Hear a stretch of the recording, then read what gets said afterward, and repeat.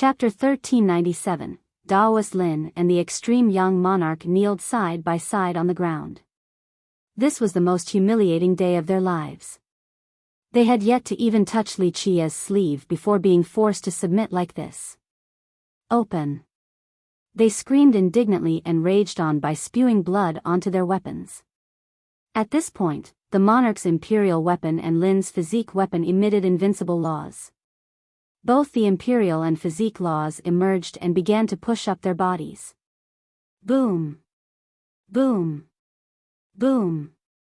The two of them started to stand up under the effects of the suppression. Each inch they rose resulted in loud explosions.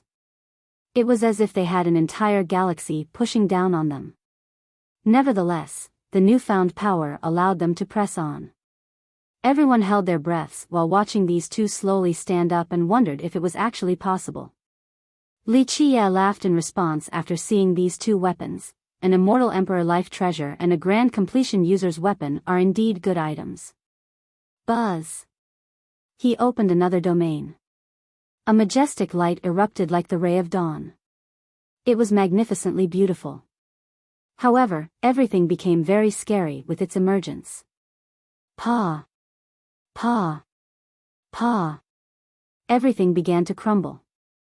The Tao laws and refined sun fire along with the holy light disintegrated and returned to their original state. These initially thick Tao laws decomposed into silk strands. The weapons also dissolved. For example, a sword would break down into a myriad of metallic particles as if it was returning to the earth.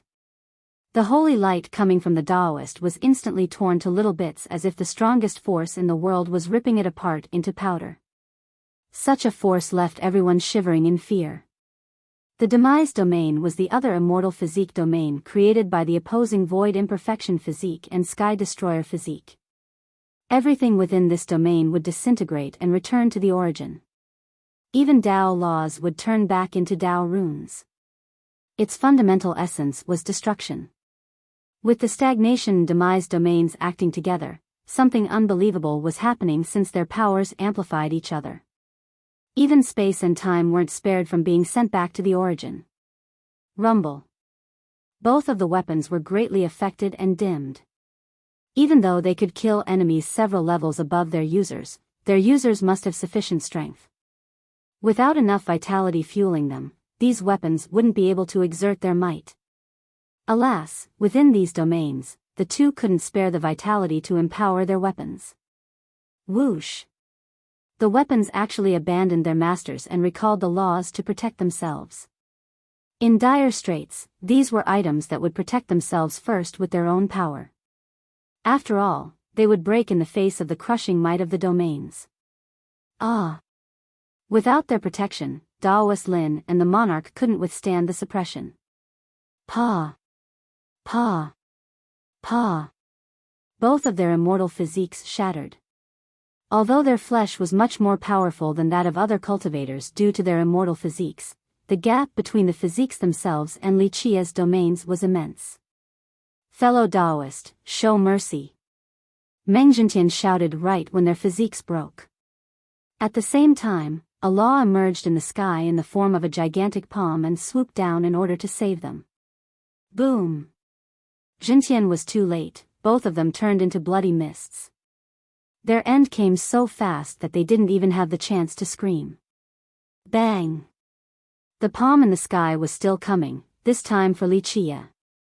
Li Qia chuckled at the incoming attack and recalled both of his domains. His body lit up with the sky destroyer physique erupting its might. Boom! He jumped, leaving deep footprints on the ground as if the earth had been trampled by a beast. Bang! In a split second, he actually grabbed the hand made out of laws in the sky. Rumble. The muscles in his arms suddenly enlarged and became as mighty as the legendary tyrannical dragon of an ancient age. The furious immortal tyrannical fist in combination with the sky destroyer physique. This strike had an unimaginable power. The physique itself was already strong enough to tear through everything in this world. When it erupted, the user would start hating the earth for not having a handle for him to show his real might. Meanwhile, the Tao fist was based on the furious immortal tyrannical physique. Its crazy outbreak could increase one's power by several hundred or even several thousand times. With both of these techniques activating at the same time, the power of his hands could even tear apart the high heavens. Buzz! The palm created by Jintian was torn asunder. It was as feeble as a piece of paper, not worth mentioning. This scene was very shocking. Some even fell to the ground in astonishment. Jintian was invincible and supreme in the minds of the charming spirits. He could destroy the world with one hand and massacre all the regions. In their minds, even if Jintian didn't go all out, his laws could still crush the heavens or murder god-kings. Alas, his palm strike was instantly destroyed by Li Qie with ease. Impossible. Some didn't want to accept this fact despite personally witnessing it. Others were stunned speechless with their mouths wide open and couldn't close them for a long time. This was something simply unthinkable until it actually happened. You want to fight? So be it. Li Qie smiled and attacked from above with a direct punch. How presumptuous. Seeing him go straight for the carriage, the driver, the Crimson Flame God King, sealed the sky in order to stop him. Li Qie didn't bother looking at Crimson Flame. His punch that encompassed the soaring, hell-suppressing, and furious immortal fists continued. Their combination carried an unimaginable power. Scram! Crimson Flame was blown flying by just one punch while vomiting blood. Even a Grand God King couldn't stop one all-out punch from Li Qie. Bang! Bang! Bang! Jintian's carriage created defensive barriers. However, they kept on dissipating before the might of incoming fist.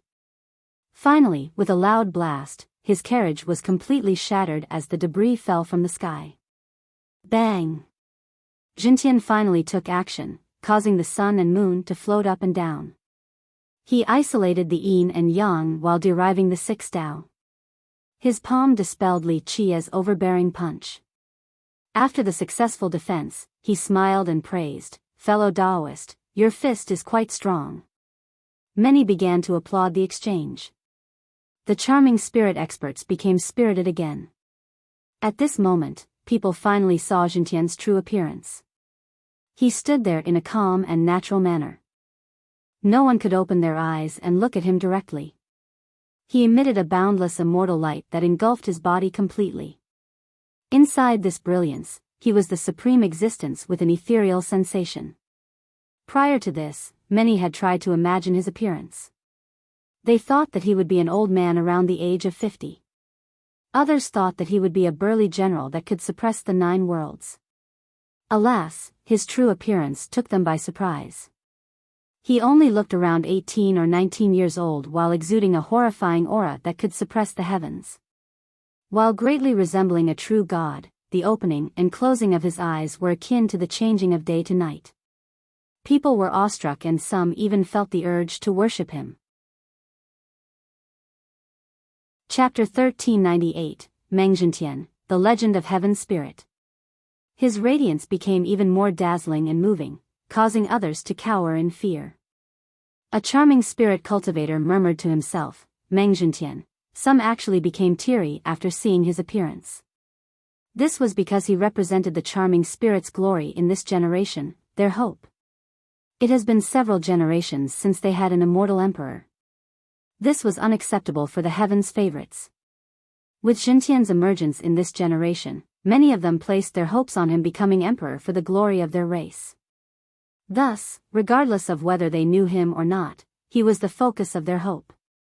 This was especially true when Li Qie appeared with his matchless ferocity. The charming spirits needed Meng Jintian to put him down and revitalize their race. Some sea demons and treants were alarmed as well. He had been famous for a long time yet few had seen his face, so they were shocked to the soul at this moment. It was because no one thought he would be so young. If it wasn't for his aura assaulting the sky vault, no one would connect this youth in front of them to the invincible Meng Jintian. His disciple, Chao Guojian, was an old man with gray hair. This created quite a gap between reality and what the people had in mind. Even the arrogant Profound turned serious after seeing Jintian. He understood the gap between the two of them and realized he wasn't Jintian's match. Jianshi and Ruyan were the same. As the saying goes, seeing once is better than hearing 100 times. This first meeting made them realize that his fame was completely well-deserved. Pure Sun, on the other hand, was still smiling nonchalantly. Unlike Profound, who was acting as if he had met a great enemy, Pure Sun didn't really mind. Jintian stood there without making needless actions. Just like that, he became the universe, the center of all gazes, an unquestionable authority. Li Qiye stared at him with little interest and shook his head. And here I thought it was your true body. A Dao avatar isn't a challenge at all. 3 to 5 moves will be enough to end this. People felt suffocated after hearing this. Not only was the statement fierce, it was also extremely overbearing and didn't give Jintian any face at all. Nevertheless, no one dared to mock or correct Li Qiye for making this comment. He had the qualifications to do so. It also made people realize and observe Jintian a second time. However, the majority couldn't see it at all. After listening to Li Qiye, they only knew that it was an avatar and not his real body. 2 different emotions rose from this. One camp was slightly regretful because it was only an avatar. At the same time, the charming spirits were especially excited and clenched their fists. Remember that an avatar, regardless of how powerful it might be, would be weaker than the real body. So if Jintian's avatar was this strong right now, wouldn't the arrival of his true body carry a momentum akin to the arrival of an immortal emperor? Just an avatar alone is enough to suppress Li Qiye. A charming spirit snorted. This development was to their delight. Jintian didn't mind the comment from Li Qiye and smiled. I was lucky enough to receive some newfound enlightenment after the Dao session, so I had to go into closed cultivation in order to ponder it. Alas, I have been an admirer of Daoist Li, so I left behind an avatar to discuss the Dao with you. Everyone understood what was going on after hearing this. Jintian still hadn't formally left his meditation. It made them quite curious about his harvest since it made him run back to cultivate some more. Li Qiye gave a carefree smile and said, "Is that so? In my eyes, not just anyone is qualified to discuss the Dao or give me pointers." He earned side eyes from the charming spirits once again. By calling Jintian unqualified, he was putting down the charming spirits as well, thus their anger was well placed. A charming spirit aggressively blurted, "Ignorant child. We'll see just how long you can act all arrogant. Senior Meng will slay you sooner or later." Meanwhile, Jintian wasn't angered by Li Qiye's comment. He had a bearing befitting an expert and smiled, "Since we're both here, why not spar for a bit to test ourselves? There's no need for a spar, just fight for real. Since you want the heavens' will, you are destined to be bones beneath my feet." Li Qiye smiled casually. It looked as if today was Li Qiye's time to infuriate all the charming spirits present. They shot furious glares at him repeatedly. "I hope that day will come. Daoist Li, get ready." Jintian laughed in response and initiated the duel. "Come." Li Qiye smiled and smashed the sky with a punch. It was a combination of the soaring, hell-suppressing, and sky-destroyer fists. The void instantly broke from this attack. Not only was it fast, it was also heavy and contained infinite force. The world shook as if nothing was impregnable before its might. "Good attack." Jintian freely smiled in the face of this attack. Thump, thump, thump. He took 3 steps back and seemingly integrating himself with the heaven and earth. 3 explosions resonated from the bone sea. It didn't come from him, it was an answer from this region to him. Others had no reaction after hearing these explosions, but Daoist Pure Sun's expression shifted. Buzz. A 4th sound came out and the world seemed to have been blown open. The bone sea seemed to be in his grasp as he became one with the heaven and earth. He actually pulled and controlled the power of the bone sea. A black light like the dark judgment earlier appeared in his palms. He formed a supreme seal and another loud blast came about. This supreme seal came crashing down as if it was from an emperor himself. Gods and devils would be completely annihilated by it. People were aghast after seeing this attack. Some slumped to the ground and even god kings were trembling. Boom! The stars collapsed. Li Qiye's fist made contact with the supreme seal. Boom! From this first exchange, Li Qiye was blown flying as blood spewed from his mouth. He heavily slammed into the ground and created a giant crater while the rest of the crowd gasped in astonishment. Nice! Numerous charming spirit experts cheered. One of them even yelled, "He's dead for sure." Ruyan and Jianshi were surprised because they didn't expect this particular outcome. Meanwhile, Profound still had a serious expression since he didn't think Xintian would be this powerful. It was no wonder why everyone believed he would become the next emperor. Only Pure Sun watched in amusement without worrying at all. He knew full well that this was only the beginning of the warm-up. Take him down. Does this Li really think he is invincible? A charming spirit heaved a sigh of relief after this first blow. Shortly after, the charming spirits were elated. Meng Xintian's attack just now regained some face for their race and brightened their expressions. Even the sea demons were happy and gloated over Li Qiye's disadvantage. After all, he has killed too many of their kind recently. You're only a human yet you still dare to compete for the heavens will against us charming spirits? You don't know your own limits. Another spirit snorted. A sea demon chimed in, this Li should look at his own reflection from a puddle of piss. He's not qualified to compete against Senior Meng for the heavens will. Someone arrogant like this will have to eventually pay for their own audacity. Many took Xintian's side and felt that he was the true invincible character, someone that could kill Li Qiye with no problem. This joyous emotion was shared by the majority of the crowd. Chapter 1399, Crash. Amidst the gloating spectators, rocks went flying and Li Qiye jumped out of the crater then landed on the ground. He was covered in mud but still looked quite natural without any signs of injury. The crowd basking in schadenfreude immediately closed their mouths and didn't dare to talk. After all, Li Qiye's notoriety was still there. Li Qiye smiled and said, a bit surprising. My leading the forbidden power here actually helped you in understanding its mysteries. Your talents aren't bad for being able to channel this power. It was only by chance. I have only touched the surface of that majestic power, it's not enough to reach the apex. Xintian calmly replied without showing any signs of complacency. Okay, warm-up is over. Let's make this quick. Li Qiye laughed and clenched his fists. Pop. The fists emitted a golden light as if they were made from gold. Eat another punch.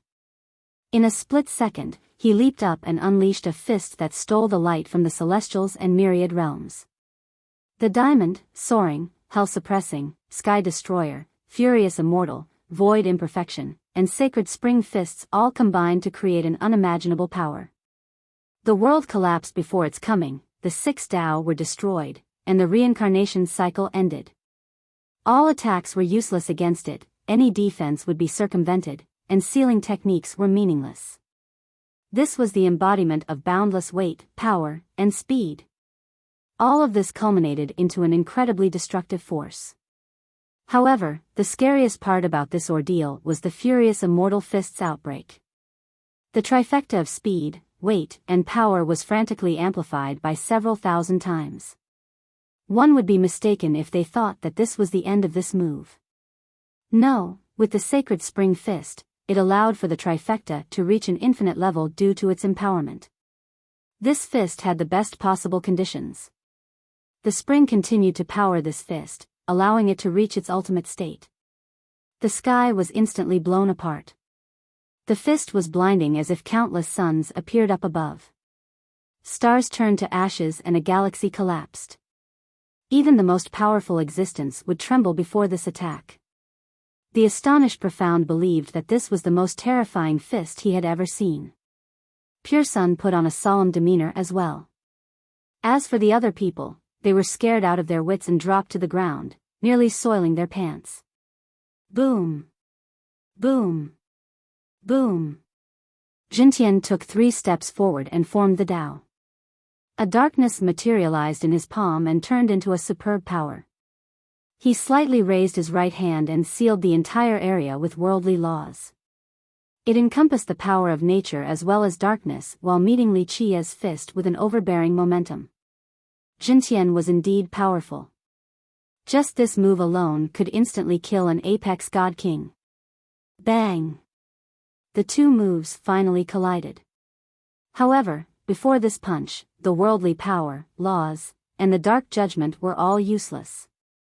Nothing could avoid destruction from a direct impact, not even Meng Jintian could seal this punch. The combination of the 7 fists meant that it was invincible. Bang! Li Qiye's destructive fist instantly pierced through Jintian's chest. A horrifying hole appeared on his chest. Even though this was only an avatar, it was still quite creepy to the spectators. His immortal light dimmed right away. The strands of radiance in the air withered as if they had lost their life force. The crowd gasped again from witnessing this astonishing scene. For a short time afterward, many eyes were wide open. The charming spirits clenched their fists and were speechless. Earlier, those who were mocking Li Qiye with great excitement turned pale. Not even in their wildest dreams would they imagine Li Qiye's powerful fist actually piercing through Jintian's chest. I can't understand it. Pure Sun gently sighed. That fist was beyond his scope of comprehension.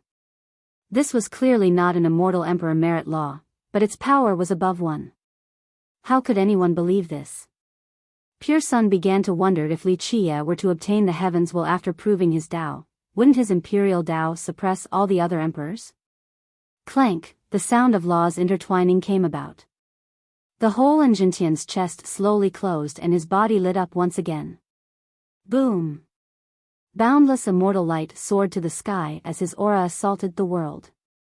His prestige could still crush the heavens and awe the gods. Good, very good. Many charming spirits raised their fists in celebration while heaving sighs of relief. Jintian's appearance showed that he wasn't defeated just yet and still had the ability to fight. If Meng Jintian lost to Li Qiye, it would be a merciless slap to the charming spirits, something completely detrimental to their prestige. Your strength is beyond my imagination. I'm afraid you will be my lifelong enemy. Jintian spoke with a tinge of emotions. Li Qiye casually smiled in response. You are indeed someone who can accept the heaven's will. Alas, you're just a bit lacking. This answer was distasteful in the minds of the spectators, especially the charming spirits. Jintian praised him as a rival, a great honor. Anyone else would be exchanging courteous words right away, but to the chagrin of the charming spirits, Li Qiye didn't care at all. It looks like we'll have to go to the death today. Without going all out, one can't show real techniques. Jintian laughed without taking Li Qiye's attitude to heart. Though their words were relatively polite, their actions were anything but that. These types of duels would often end in death. Regardless of their attitude and self-restraint, their enmity has been determined. Courteous words were one thing, but there would be no holding back in the fight. Come, show me the killer move you're hiding up your sleeve. Li Qiye smiled freely. Be careful then, fellow Taoist. Jintian was polite, but his intention was to deliver a fatal blow with this next move. Have another punch. Li Qiye jumped to the sky and unleashed another 7 fists combination. Crash. Jintian summoned a monstrous wave and sent it forward. A vast ocean appeared with great turbidity and aimed to drown Li Qiye. The Bonicia's water. Someone screamed after seeing this. This water was something everyone here was all too familiar with. They found it completely unbelievable. Many didn't even dare to touch this water, let alone try to control it. In fact, this was impossible for pretty much anyone, but Meng Jintian was able to do it. Alas, this wasn't very surprising considering that he had understood some of the mysteries of the Forbidden Zone. This allowed him to control this water for a short period of time. Of course, its full power was unattainable for him. Not even immortal emperors could do something like that. Chapter 1400, Bang. Li Qia was instantly drowned by the vast sea while punching it. Strangely enough, ordinary water would have been dried up instantly and turned into vapor by Li Qia's destructive blow. However, this expanse simply quaked once after receiving the combination fist. This world-destroying punch simply couldn't shatter this mass of water. Bang! Bang! Bang! Li Qia unleashed several more punches of this magnitude in quick succession, yet this still failed to break this bizarre expanse. The scarier part was that it seemed to be eroding Li Qia's power. After several blows, his successive fists seemed to start losing strength. People took deep breaths after seeing this. They had witnessed the power of his fist earlier.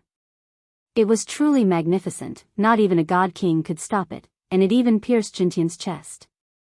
But now, not only was this expanse able to withstand it, it looked like it could drown him as well. This gave everyone a deeper understanding of the Bonicia's water.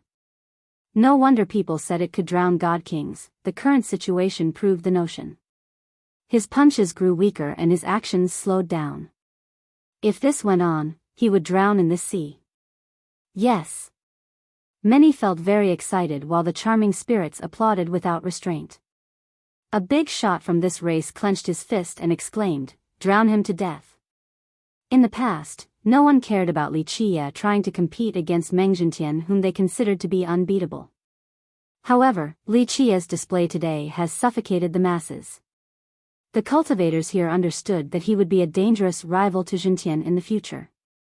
The sects that were optimistic about Jintian felt uncomfortable due to Li Qia's existence. He was like a thorn in their hearts, so it would be great news if he were to drown at this moment. Daoistly, I'm about to take action, watch yourself. Jintian smiled after seeing the water corroding both his speed and power. He immediately unleashed the Dark Judgment without any mercy in order to slay Li Qia, contrary to his polite words. Boom! Boom! Boom! In a split second, a Dark Judgment came down like a mountain into the dark expanse in order to suppress Li Qia. Meanwhile, the same form of judgment emerged from below the sea, trapping him from all sides. These separate judgments worked together well and carried a god-slaying power that was directed towards Li Qia. Under the duress and corrosion of this water, Li Qia appeared to be unable to withstand this destruction. Jianshi and Rian's hearts were hanging by a thread. They broke out in cold sweat from worrying about him. Even Profound, who disliked him, was a little worried. This type of death would be a great shame. This was someone who could fight against Jintian, so he shouldn't die here due to the suppression of the Bonicia's water. Some of the spectators happily thought to themselves, yes, just like that, end him. If this is all you know, then it is just average at best. Li Qia was still smiling in the face of imminent demise. Buzz! His body lit up as laws appeared all around him. The death chapter showed itself among these laws. Boom! A seal imprinted itself into the earth before disappearing from sight. Rumble. The unbelievable happened. A blinding primordial light engulfed this entire continent. A primordial chaos spanned as far as the eyes could see. Everyone saw an illusion that they were located in an unopened world, and this was its genesis. With a loud explosion, the entire continent trembled. Next, all of the chaos was frantically swallowed and disappeared without a trace. A Kuan Peng emerged before everyone with the sky behind its back and stars rotating around it. It was as large as a huge landmass. The sea-water drowning Li Qia was casually swept away by this beast back to the Bone Sea, true to the many tales of this beast's gigantic sweeping motion. This vast expanse seemed to be a puddle of water when met with this tail, completely trivial. With another tail whip, the Dark Judgment that seemed to be able to deal with Li Qia were instantly annihilated. Everyone was stunned to see this huge beast in the sky. Both the girls' cherry lips were wide open. They didn't dare to believe their own eyes. Both of them knew that this continent was the corpse of a Kuan Peng, but they never expected to actually see one right now. A Kuan Peng? Even some famous big shots shuddered as their knees grew weak. They couldn't stand straight any longer. Grand Primordial Tao. The Kunpeng opened its mouth with Li Qia's voice coming out from it. He was basking in this power, the force of the beginning. This was the innate gift of this monster. Back in the octagonal tower, Li Qia had researched this particular gift. At this moment, he didn't summon a dead Kunpeng with his death chapter, he was using his own knowledge to replicate the Tao. Since he has understood its innate gift, it was an easy task for him to borrow its power. The Kunpeng spoke, "You're not the only one who can borrow power in this place."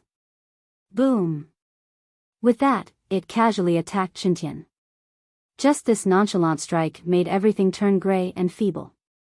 All was incredibly fragile before this behemoth. Die! Xintian was alarmed to see this incoming attack. He roared and his Tao turned into myriad laws to seal this area again. One had to admit that Xintian was quite formidable. He could borrow the power of the gods up above and control the devils from hell below. His simple gestures could shatter the stars and slay galaxies. Plucking the moon and refining myriad realms was a piece of cake to him. Alas, regardless of his efforts and might, it was all futile. If his true body was here, it could be something worth watching. Otherwise, his avatar alone simply couldn't bear the Kunpeng's attack. Rumble. His seals broke down layer by layer while his laws and grand Tao shattered to pieces. Keep in mind that according to the rumors, a living Kunpeng had the same power as an immortal emperor. Thus, Li Qia borrowing its innate gift, the grand primordial Tao, carried an unfathomable force. Bang! Everything became bleak in the end. The crushing blow extinguished Xintian's immortal light around his body like extinguishing a candle. The laws that intertwined to form his avatar body broke inch by inch and turned to ashes. Someone couldn't help but scream, "No!" This miserable and shrill scream didn't come from the avatar but from another charming spirit. The avatar became ashes and disappeared among the winds and clouds as if it had never existed in the first place. A Kunpeng hovered in the sky. This was an ancient divine beast, its very being was unreachable and distant. All existences were beneath it, weak and not worth mentioning. Chapter 1401, this time around, even Pure Sun was shocked like the rest of the spectators. No one could regain their wits for a long time. Some charming spirits eventually calmed down but were still clearly distraught and murmured, "Impossible, impossible." Prior to this, Li Qia had used the benevolent saber to kill a sea god's intent outside of the Dongting Lake. Back at the War Cliff, he easily annihilated the Regal Valley. Both of these matters left the sea demons in despair. Today, the same has been done to the charming spirits. Countless charming spirits placed their hopes on Xintian, their pride. In their minds, Xintian represented invincibility. Alas, he had been rendered to ashes by Li Qia. Even though it was only an avatar, it was still enough to shatter many's dreams. The legend of his invincibility has been broken. Those who held him in such high esteem couldn't handle this cruel truth. Some charming spirits turned pale while others dropped to the ground, unable to handle this blow. Some sea demons empathized with the charming spirits after remembering their own situation. They became dejected and had forlorn expressions. Swoosh! The Kunpeng shook its body and changed into an unimaginably large bird. When it spread its wings, the entire sky was covered. In this form, a terrifying primordial aura poured down like a waterfall. Under this ancient aura, even the most powerful would become timid. One could easily imagine that back in its era, a Kunpeng would be incredibly terrorizing and mighty. Even god-kings were speechless and awestruck before the sight of this heavenly bird. The weaker people couldn't even lift a finger under this pressure. In the blink of an eye, it disappeared into the depths of the sky only to suddenly reappear above everyone. This great bird was only inches above them. Feeling the aura of a divine beast up close horrified the crowd. This ancient aura instilled an instinctive fear in them. One splashed to create a boundless tsunami, another flap to soar towards endless heights. Li Qia emotionally commented while enjoying the beast's innate ability. People didn't dare to breathe loudly below this Kuanpeng. Just one claw attack could crush everyone here to death. In the end, this gigantic bird disappeared and only Li Chia was left in the sky. He stood there nonchalantly and naturally. His insipid demeanor left everyone in fear. What were the right words to say at this moment? Who would dare to claim that he wasn't qualified to compete against Meng Jintian? The truth was apparent to everyone. Their rivalry has been determined. Even though many charming spirits didn't want to accept this fact, they had already acknowledged it in their minds. Pure Sun eventually sighed. Who can stop him in this generation? Profound had no choice but to admit that this unlikable fella might be the most qualified candidate for the throne. He found that not attacking Li Chia to get revenge for his concubine might have been the wisest decision of his life. Li Chia stood there and told the Crimson Flame ancestor with an indifferent tone, "Go back and tell Jintian that if he stands in my way again, I'll cut down his true body." This statement would sound outrageous in the past, but a general sense of acceptance pervaded the crowd at this moment. No one dared to laugh or mock him. This casual declaration was very oppressive for the crowd. He made it sound as if Jintian was a random nobody that could be killed whenever he wished. Crimson Flame was grievously wounded and pale. If someone else told him this in the past, he would scold or even kill the person, but at this moment, he didn't even dare to let out a fart. Even if he was 10 times more courageous, he wouldn't dare to retort against Li Chia. Even his master had been crushed, so what could a mere driver like him do? That's the pride and glory of our human race. The few human cultivators here felt their blood boil and their eyes tear up. The scene turned quiet because people felt suffocated in Li Chia's presence even when he didn't have an aura that ravaged the sky. Li Chia ignored everyone and returned to his ship before smiling. "Okay ladies, you have gotten what you wanted and looked at the sceneries too, it's time to leave now."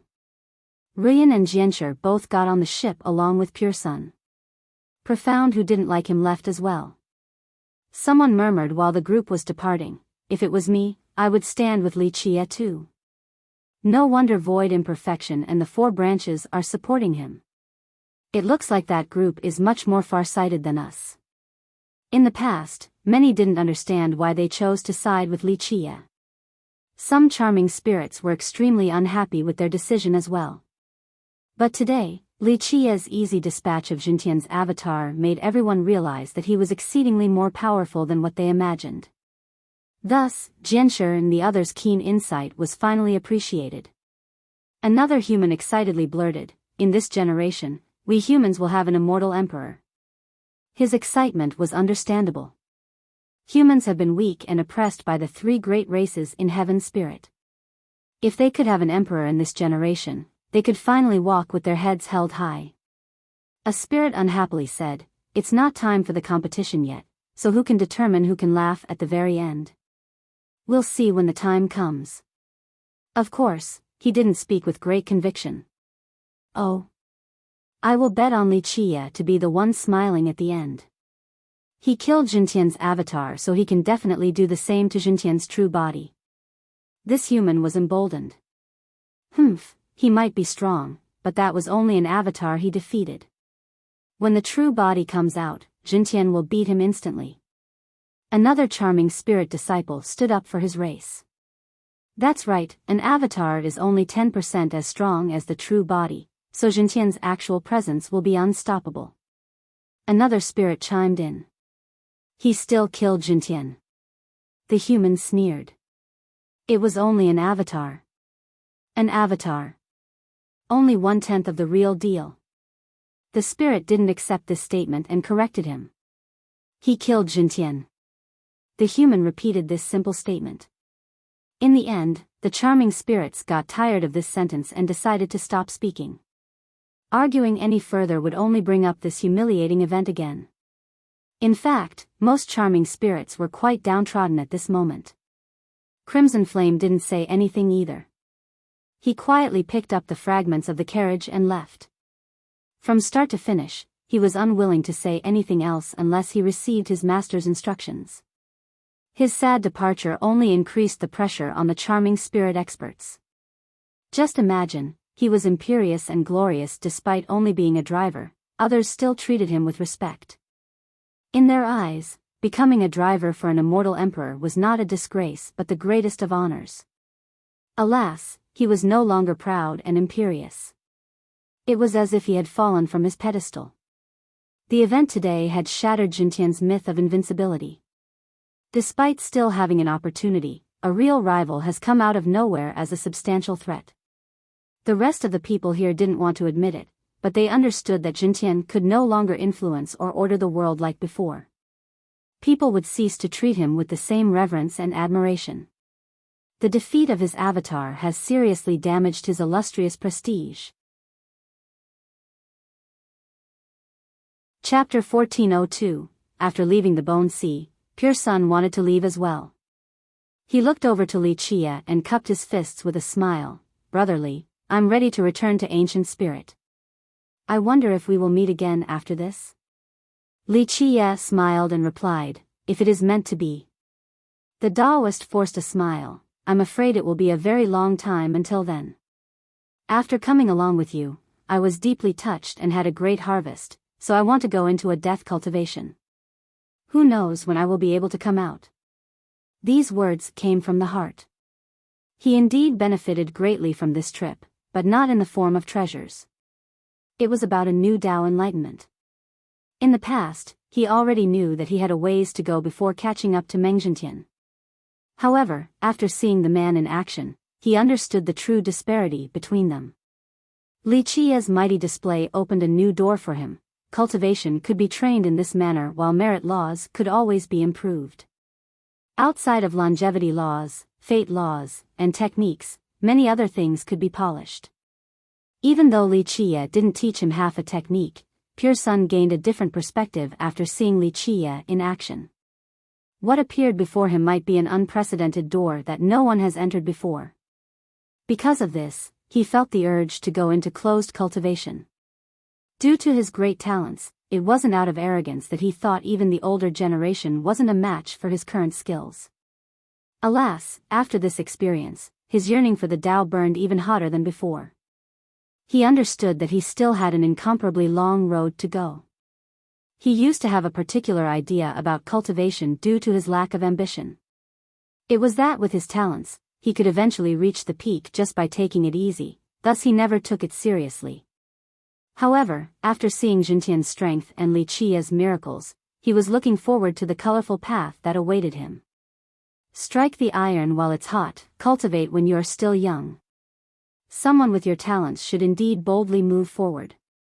Even if you don't become emperor, you will find that there are many surprises ahead while you are traveling at the apex. Li Chia understood Pure Sun and smiled.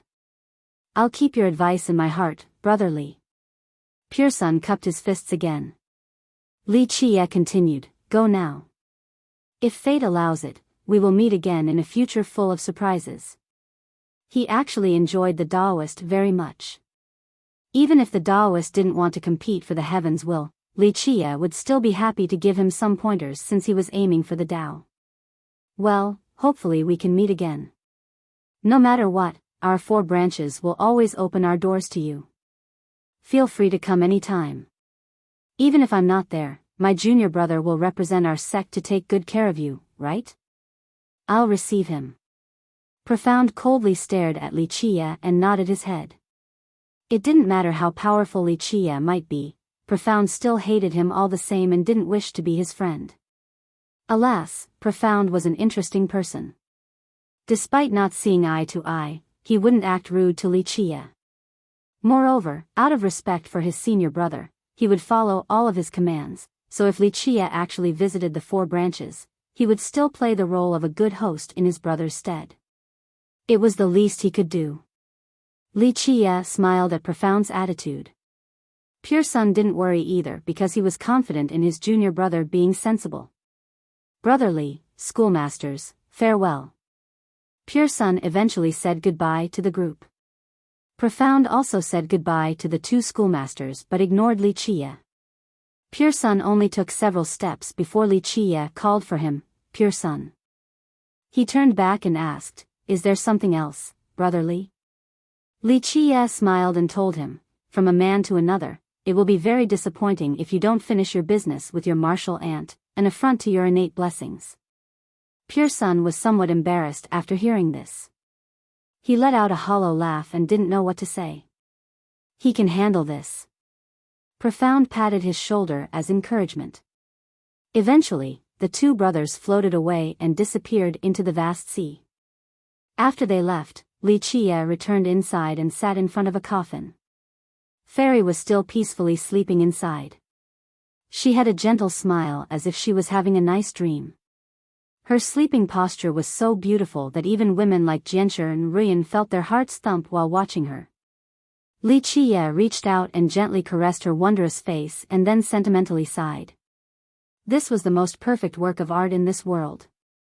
In the end, he held her right hand and their fingers intertwined before he closed his eyes to fall asleep as well. The two girls breathed slower as if afraid of waking these two up. Just like that, Li Qie rested next to Fairy. In the beginning, Ruyan and Jianshi didn't notice anything. However, they heard a heartbeat after a while. They thought they were just hearing things, but after paying more attention, there were two separate heartbeats coming from Li Qie and Fairy in complete harmony. This heartbeats made the world sound quiet and seemed to be slowing down all of a sudden. They thought they were now in a whole different world. This was a magnificent world with a surging momentum, a colorful place as if it was a land of immortals. A boundless aura existed alongside an exceedingly pure and vast primordial atmosphere. This breath left others extremely energetic and feeling much younger. Moreover, they would feel their bodies being filled with power as if they had rose several levels. In a split second, all of this occurred for Ruyan and Jianshi. A mythical realm of immortals wouldn't be much different from this. Alas, such a beautiful world had a crisis unknown to others, a potential existential eradication. They blinked and in the next second, they were back inside the ship while the immortal realm was nowhere to be seen. Fairy woke at this time. She slowly opened her unbelievably beautiful eyes to look at Li Qie. "Thank you." Li Qie withdrew his right hand and casually smiled. "It's no big deal, you will still have to take the final road alone." Fairy stood up from the coffin and said, "I must return now." Li Qie nodded. "I know. There isn't much time left since the disaster is inevitable. Perhaps this will be an entirely different era, a future contradiction to all expectations." Fairy didn't answer. She stared at him quietly as if she understood what he was referring to. Li Qie gently touched her hair and showed a rare gentle side. "I have prepared an ace for you, just in case. When that day comes, it will be useful." Fairy slightly tilted her head and stared at him in confusion. "What changed your mind?" Li Qie answered in a serious manner, "I don't know either. Maybe I'm too used to being evil and suddenly got the urge to do something good. Who can really understand people? It is human nature to be perplexing." "Human nature," she repeated while carefully savoring his meaningful words. Ruyan and Jianshi had grown accustomed to these confusing conversations from the two. Nevertheless, they still attentively listened. This is a term that makes more sense for Wuxia because of shorter lifespans. Death cultivation just means a meditation session until death, until they receive a great injury, or they reach the end of their lifespan before they manage to break through. Just a more serious session than regular isolated cultivation. Chapter 1403. After a while, Fairy regained her wits and softly said, "Thank you, you are the one that will bring hope to this world. No, I do not dare to claim your credit. Without you, there is no hope. What I have done is no big deal. I'm afraid I won't be able to help you at all in the tough future." He smiled and shook his head. She nodded and earnestly said, "I understand. Go. After another eon, it will come and perhaps closure shall be found." He eventually sighed. Fairy lifted the wooden coffin and went on her way. She didn't make it far before turning back to look at him. "Will we meet again?" Li Qie pondered for a moment before cheerfully answering, "I don't know. Perhaps.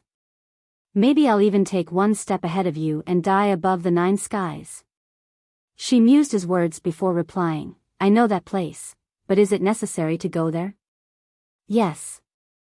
Li Qiye seriously nodded. This has been my lifelong goal, my sole aspiration. Many bones already pave this path. Countless ancestors never gave up, numerous others have agreed to fight to the end, and I'm no exception. That place is where I belong, just like how you have your own place that you belong. Where I belong, she murmured to herself and was lost in thought for a long time. Eventually, she stepped off the ship and casually tore apart the void to reveal a portal. The inside of the portal was full of immortal shimmers and mysterious floating laws. It looked like a portal to the immortal world. She entered it and disappeared right away. Next, the portal closed as if nothing had happened. Li Qiye only smiled without commenting. Jianshi quietly asked a bit later, "Young noble, why didn't you try and convince her to stay?" Li Qiye withdrew his gaze and reiterated, "Keep her here?" Ruyan chimed in, "Right, if you asked her, maybe she would have agreed to stay." Fairy's style was impeccable.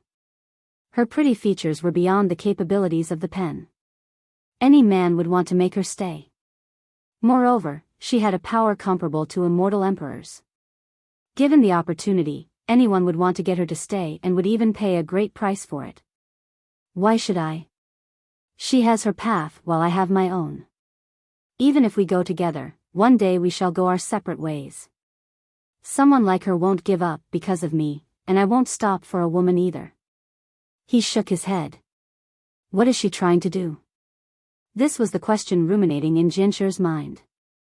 What other things did Fairy want when she was already this invincible, even across the entire 9 worlds? Li Qiye went silent for a bit before answering, maybe one day, you two will have a chance to see what she must do. Really? The 2 sisters glanced at each other. His expression gave them an uneasy feeling. Li Qiye gently brushed Jinshi's slightly messy hair that was draping down and sighed, I hope you two won't get to see that day. May it stay far away. The 2 blurted in unison, why? He chose not to answer directly, because it won't be a good thing when that day comes. He couldn't change the inevitable. Like he said before, Fairy won't give up because of him and he won't stop his journey for her or Heaven Spirit. In the end, both Fairy and Heaven Spirit must rely on themselves. As for him, he must go far to the end of the world. He had no time to worry about Heaven Spirit. The ultimate war was his mission, for too many sacrifices have been made along the way. He would never give it up. Countless questions ran rampant in their minds, but both the girls couldn't ask when he stood there in silence. Speak. He stared at the 2 of them and lightly smiled. With an indescribable melancholy, Jinsher had a hard time expressing herself. Ruyan, on the other hand, was feeling better.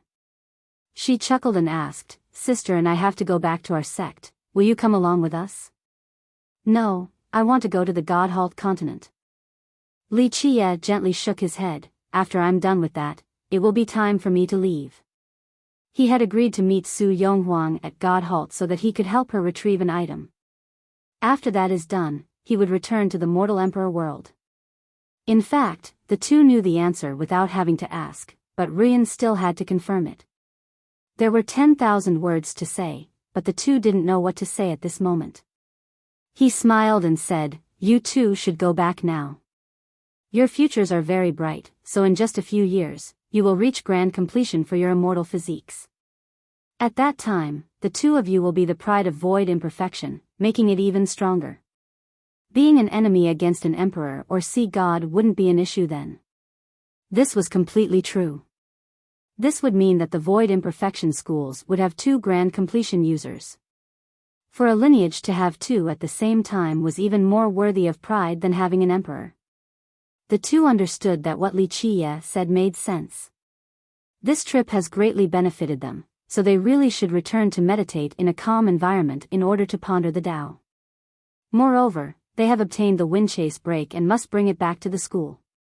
This was the time for them to say goodbye. After a long time, Jinsher mustered her courage and stated, we are willing to follow you. It wasn't easy for a reserved woman like her to say this. Li Qiye happily smiled in response, I know, this is how it is for the Grand Tao. I had a good time with you two following me in the recent days. The truth is that if you want to follow me, I would be glad to take you along. However, that would be too selfish of me since I haven't left anything for your school. He shook his head and refused. This was not due to his unwillingness to accept them. He simply didn't want to break the serenity of the Void Imperfection schools and tie it to his war chariot. The two had more to say, but in the end, they could only sigh. It's not like there won't be chances in the future. Li Qiye turned soft after seeing their sad and disappointed demeanors. Wait until you two reach grand completion, then I'll take the two of you out of this world. But be ready, there is no beautiful world full of immortals or a peaceful paradise. What awaits us is a larger and crueler world. Okay, it's a deal then. The disappointed Ruyan smiled right away. Her smile was dazzling and beautiful like fireworks at night. Even Jianshi was smiling cheerfully. All right, it's time for you to go now. Wait, I should be the one leaving.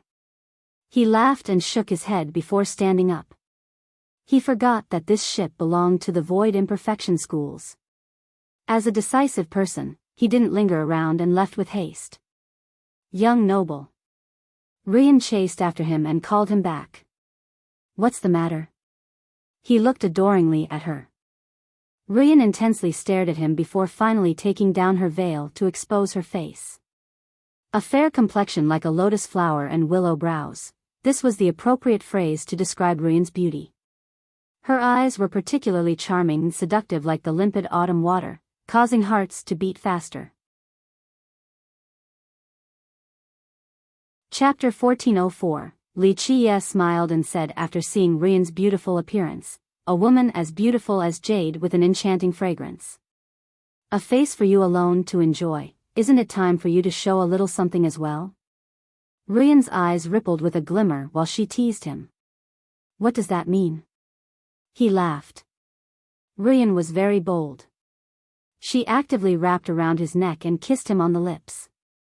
Though her actions seemed amateurish, she was still bold and persistent and let caution to the wind. Li Qiye simply smiled and held her face while gently sucking on her lips. Ruyan's lady soul nearly left her body as she felt a numbing sensation throughout her body. It was as if she was melting. She went even deeper into his embrace, her pair of eyes showing how intoxicated and charmed she was. This scene felt like the coming of spring. She pouted, "Young noble, you must be a veteran in love." This appearance of hers was incredibly seductive. Li Qiye softly played with her nose without saying anything. Ruyan was a cheerful woman.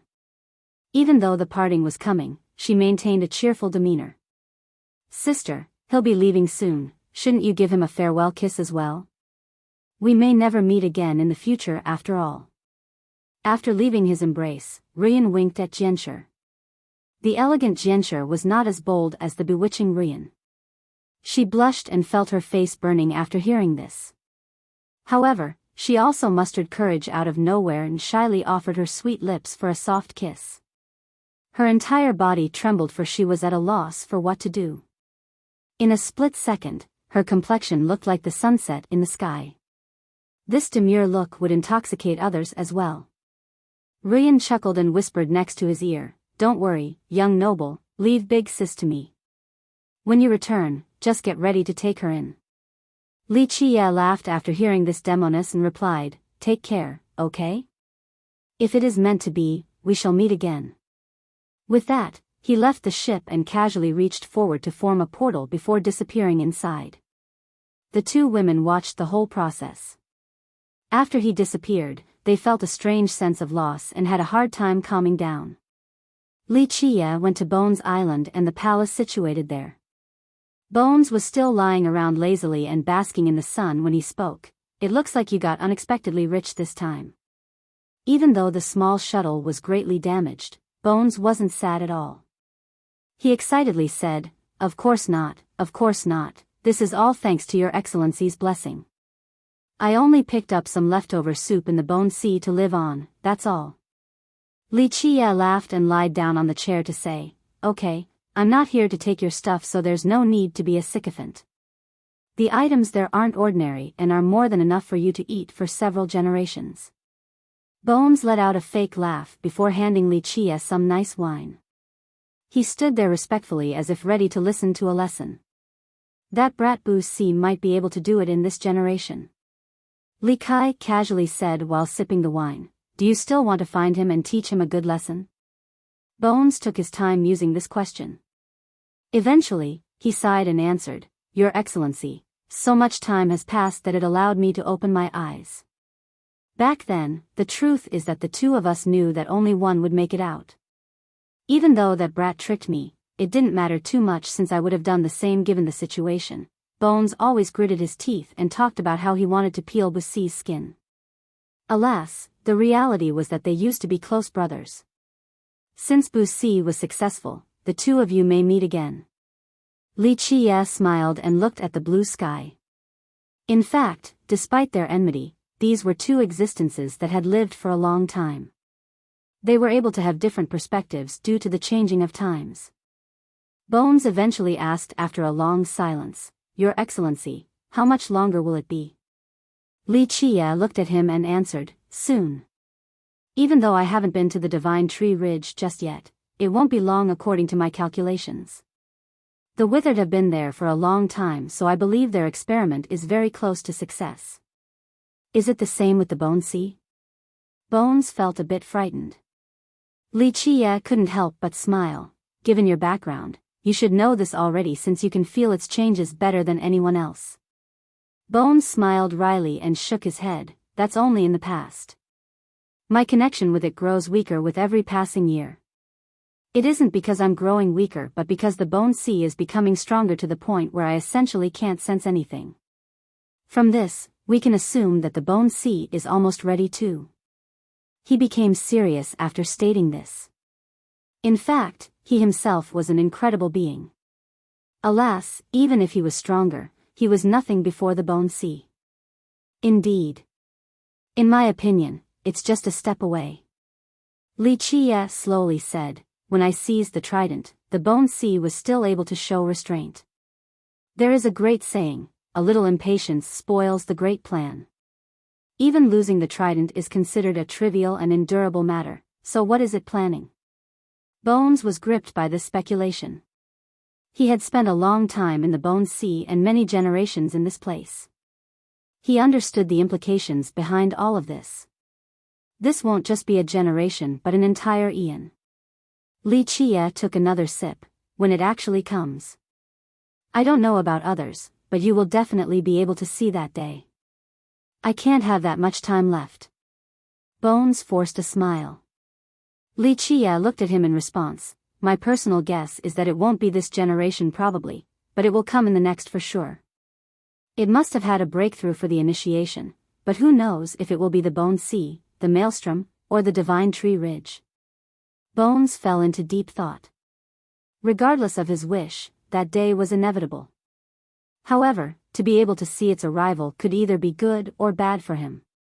"What are you worried about?" Wuxia smiled. "I don't even need to see your treasures to know how much you have harvested this time. To be a bit harsh, you better work harder with all of these things to get a chance to leave this place. That is when the sky will open its doors for you." "Maybe." Bones murmured and sighed. "Leaving here will definitely be nice.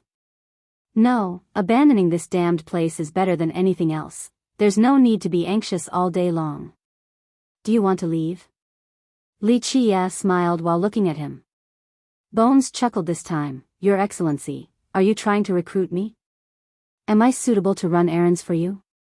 Wuxia laughed and shook his head. "Forget it." Chapter 1405. Wuxia disagreed with Bones' sentiment. "Don't drown in despair and be so pessimistic. There is still hope in this world due to the numerous wise sages that took root here. Both tree fathers and sea gods have yet to give up. They have tried their best, but since that day still hasn't come, the world has yet to see their efforts."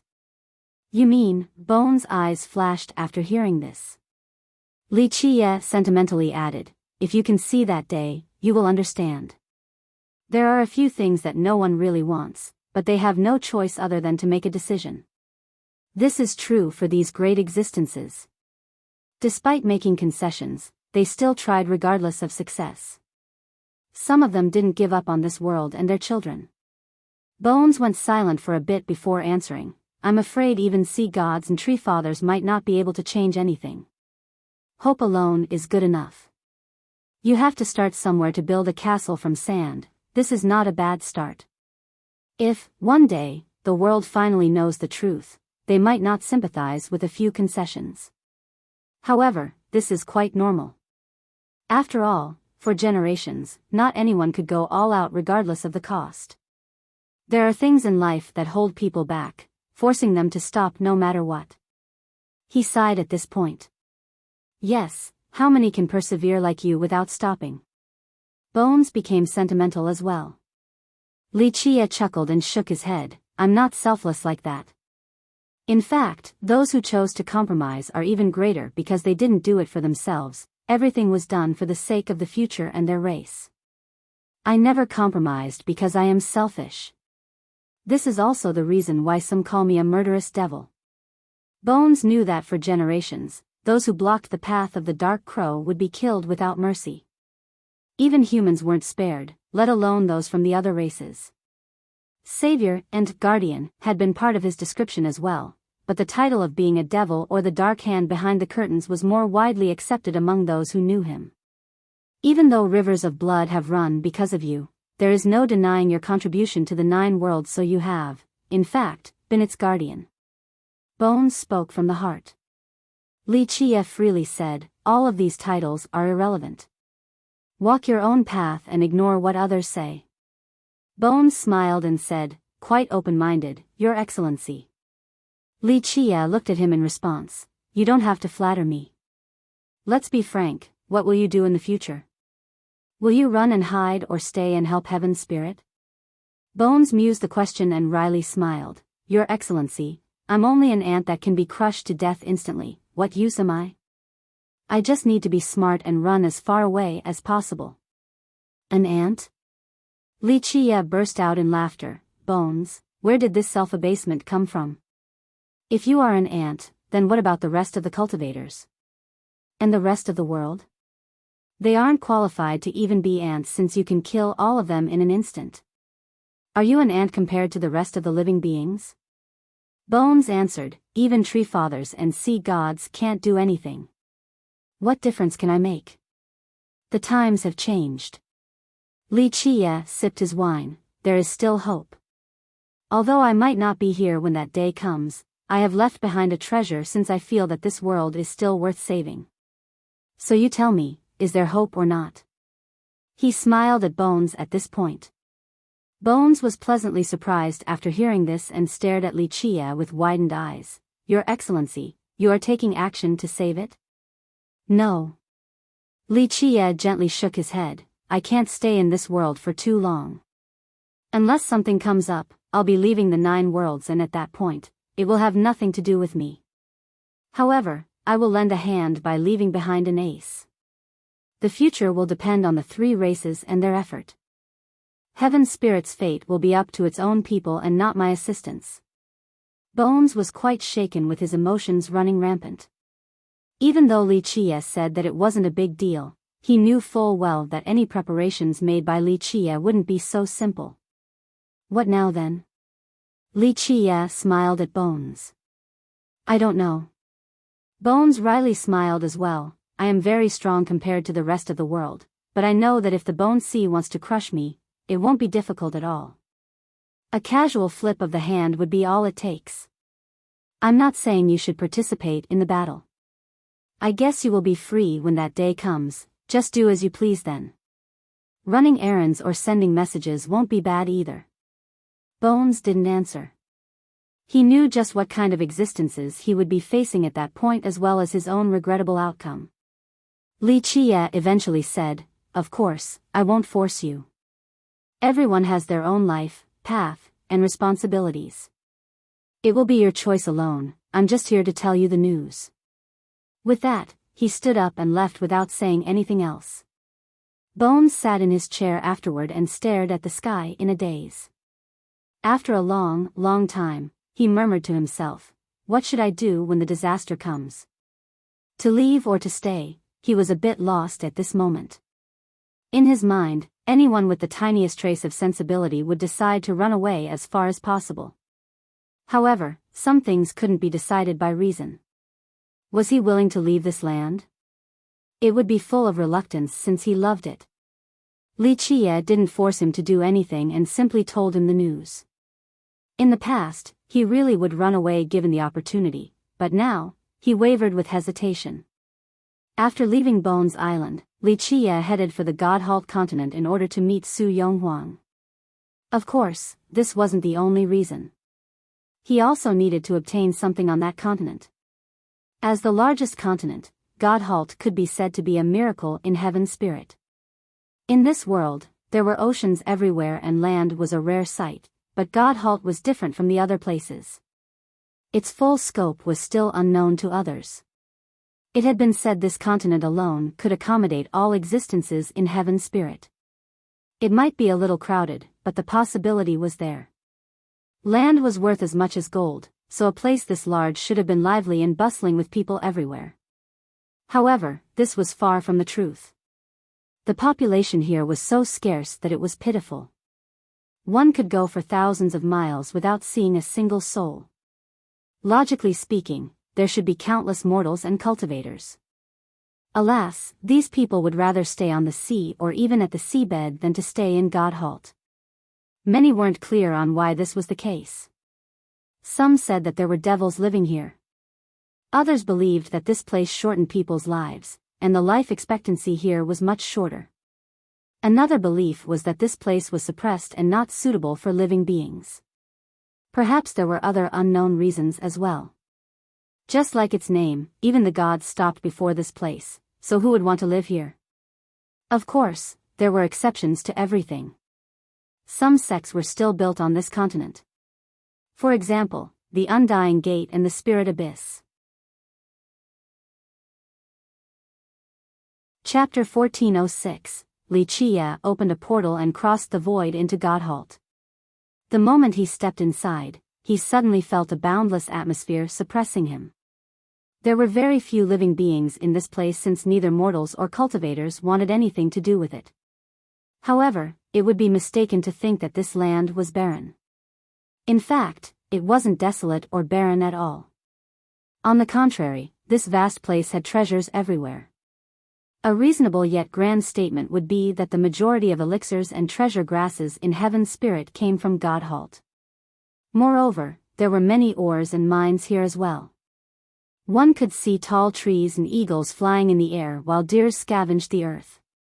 It was clear that this place was full of life. Who could imagine that people would rather stay in the sea than this place? A surge of boundless majestic life force could be felt in the air. It seemed that since the beginning of time, God-Halt had never experienced destruction or development before. It has stayed the same all this time. This was a feeling unique to this place. Other locations might have the same vast aura with dense worldly energy, but it was different from God-Halt's primordial sensation. It really is a good location. Li Qie murmured while walking through this continent. This place could nourish many things in this world, but it is abandoned for a variety of reasons. What a shame. Li Qie wasn't the only one who thought so. This was a common belief across heaven's spirit, but even those who chose to take root here would have to leave eventually. Even immortal emperors wouldn't want to establish their sect here outside of one exception, Immortal Emperor Buxi. There were certain acceptable explanations for why cultivators didn't want to stay here. A force of suppression existed. Anyone who came would be subjected to this. A paragon visiting God-Halt would be dropped down to Heavenly King or an even weaker cultivation. The suppression people felt varied on a case-by-case basis. Some actually never experienced this suppression. Of course, this group of people was fewer than few. This suppression was precisely why cultivating here was much slower than the other places. For example, in the Jade Sea, one could take 10 years to cultivate one level, but it would require several decades or even centuries to replicate this task on God-Halt. Because of this, without solving this problem, no cultivator would want to stay here despite how great of a place it was.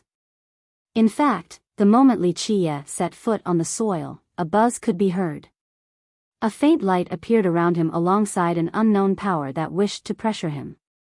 However, Li Qia's 13 palaces slightly pulsed and the light dissipated along with the pressure. For Li Qia, this continent had no effect on him. His 13 palaces could surpass everything. He took his time strolling through the continent. Along the way, one of his palaces reacted, so he opened it to release the group of immortal medicines. After the Yang Vine and Ginseng ancestor came out, they seemed extremely excited and jumped up in joy. The Yang Vine cheered, "What a nice place, immortal medicines like us would love to stay here." "That's right, I'm willing to take root here. If we can seize this place, it would be an amazing opportunity." The Ginseng ancestor agreed. Li Qia laughed and shook his head after hearing this. "This is indeed a treasure ground, a great creation of the world. Unfortunately, it isn't your turn to have it. We can take a step back and say you all take root here. One day, after growing to an unmatched level, you will find that all of this would have only been benefiting someone else. This place already has a master." His eyes turned profound as he gazed into the vast continent and the forest full of life. Who can actually try to seize it? After everyone matures here, you will only act as supplements for this land.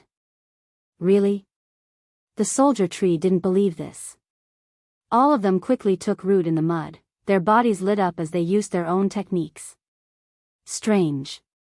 The soldier tree said, "I can't move this particular vein. It looks like it's already rooted. Indeed, I'm unable to absorb the worldly energy in mass. It appears that this land is sealed." The Yang Vine agreed. "What a bizarre place, it's different from all the others. My roots can't reach an end, this land is vast and fertile to an unimaginable extent. This doesn't look like soil and earth at all, it must be the remnants of something," the immortal injury peony chimed in. Shortly afterward, these medicines began debating with each other. If anyone could see such a large group of immortal medicines talking, their mouths would be wide open and their jaws would inadvertently drop to the ground. Even though these roots were all at the immortal level and were quite strong, they had no method against Godhalt. The Yang Vine concluded, "Even a true immortal medicine is helpless before this place, let alone me. Unless we plan on staying here for a long time and take root for an entire eon, no one can really get this land." The other medicines busily nodded their heads in agreement. The Ginseng ancestor couldn't help but ask, "Young noble, what is going on here?" Li Qia showed a carefree smile. "Nothing else can really happen because this land already has a master. Like I said earlier, growing here will only benefit someone else. Judging by the vastness of this place with veins that span tens of thousands of miles like dragons, even a true immortal medicine can't seize it all." The soldier tree measured the earth and was startled. "Anyone who can control this place should be similar to us, a type of plant. Just how horrifying is this existence capable of controlling this earth? It has to be far above a true immortal medicine, but I have never heard of a plant like that before." It continued to speculate in a daze and felt quite frightened. "Just because you haven't heard of it doesn't mean it doesn't exist." Li Qia chuckled, "The world is vast and full of wonders. There are things far beyond your imagination." Having said that, he stared towards the horizon and slowly said, "From the point of view plants or alchemy rather, true immortal medicines are considered the highest form of existence, the top of the pyramid. However, in a broader sense, this isn't quite right. There's something above even true immortal medicines?" "What is it then?" The Ginseng ancestor was quite curious. Li Qia smiled. "With regards to both spirit medicines and plants, they do exist. True immortal medicines might be at the apex of the 9 worlds, but this isn't the case outside of these realms." The dragon silkworm soulgrass asked, "And the existence here is one of them?" "The existence here isn't a spirit plant, it's only the ruler of this place." Li Qia said, "It is extremely ancient and impossible to trace." With that, he stared into the distance. Godhalt's deepest location contained too many secrets unknown to the rest of the world. The Ginseng ancestor reckoned, "From our point of view, if such a powerful existence exists, if we could seize its creation, then we can actually reach immortality. Immortality is too difficult." Li Qia said, but if one could really obtain it, it would allow them to live for a very long time. Alas, it is impossible even for immortal emperors. Li Qia would have gone for the grand creations in this place long ago if it was possible. Chapter 1407. While Li Qia had just entered Godhalt, an explosive piece of news spread across Heaven's spirit. The celestial pavilion has entered the world with the lunar grasp fairy coming out. This news hastily spread and the entire world couldn't react in time. Really? Many big shots were stunned and in disbelief. I think so, the pavilion itself sent this message. Someone quickly tried to confirm and received a credible response. People immediately went to visit the celestial pavilion. The lunar grasp fairy has actually come into being. I saw it with my own eyes. A great character swore after returning. In fact, it wasn't just one or two great characters that confirmed this information. People swore the moment they visited the pavilion, they saw a woman standing beneath the full moon. She stood there as if she was on top of the world as an incredible immortal. Even though they couldn't see her appearance clearly, many were still shocked all the same. Some even said that god kings were bowing in the distance with great reverence. Lunar grasp fairy, many people were lost in a daze. Even some slumbering old monsters woke from fear. Heaven's spirit was full of incredible masters and this generation was destined to be a brilliant one. Some ancestors and even older monsters couldn't contain the temptation to come into being. However, after hearing the emergence of the fairy, these ancestors quivered along with the old monsters. They crawled back into their coffins and discarded all thoughts of coming out. Even lunar grasp is coming out. A dust-laden ancestor murmured in a daze with a long mental lapse. Cultivators in the present and even those from several generations ago don't understand the significance of the name lunar grasp. However, the ancestors that had shared this world with her understood full well. The reclusive fairy had come out to the dismay of the slumbering ancestors. Not good, something grand will happen in this generation. An ancestor didn't dare to think further after shuddering. He holed himself up instead of running out this time. What kind of generation is this? What is special about this one? The influential characters didn't understand why the fairy chose to come out. One of them said, first Meng Jintian and now lunar grasp. Will more era evaders come out?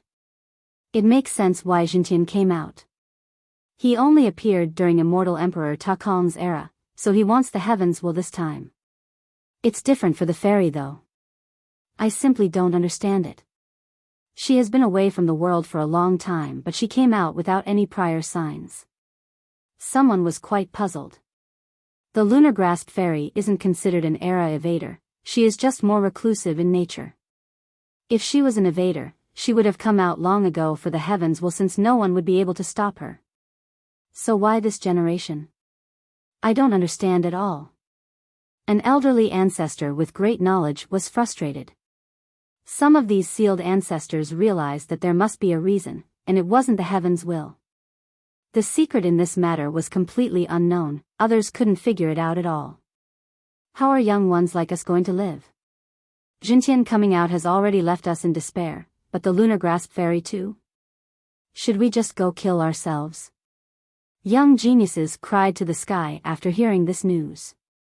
If the fairy came out for the heavens' will, who will be unbeatable and become the next emperor? Jintian or the lunar grasp fairy? Some grew excited and began to speculate. He'll meet his match. It won't be easy for him at all with her around. I'm sure he won't be sleeping too soundly from now on. Others gloated about Jintian's misfortune. Of course, not everyone shared this thought, especially the ancestors who knew about the fairy's strength. They shook their heads and lamented, if lunar grasp is out for the throne, Jintian won't be able to do anything. Even emperor assailants aren't willing to oppose her. Her old rival was Empress Hong Tian. The storm of her coming raged across heaven's spirit, resulting in an uproar with countless people discussing this matter. Even Jintian, who was in closed cultivation, turned silent after hearing this news. In the end, he came out early and ordered, prepare some gifts for a trip to Godhalt. It is time for us to visit the spirit abyss.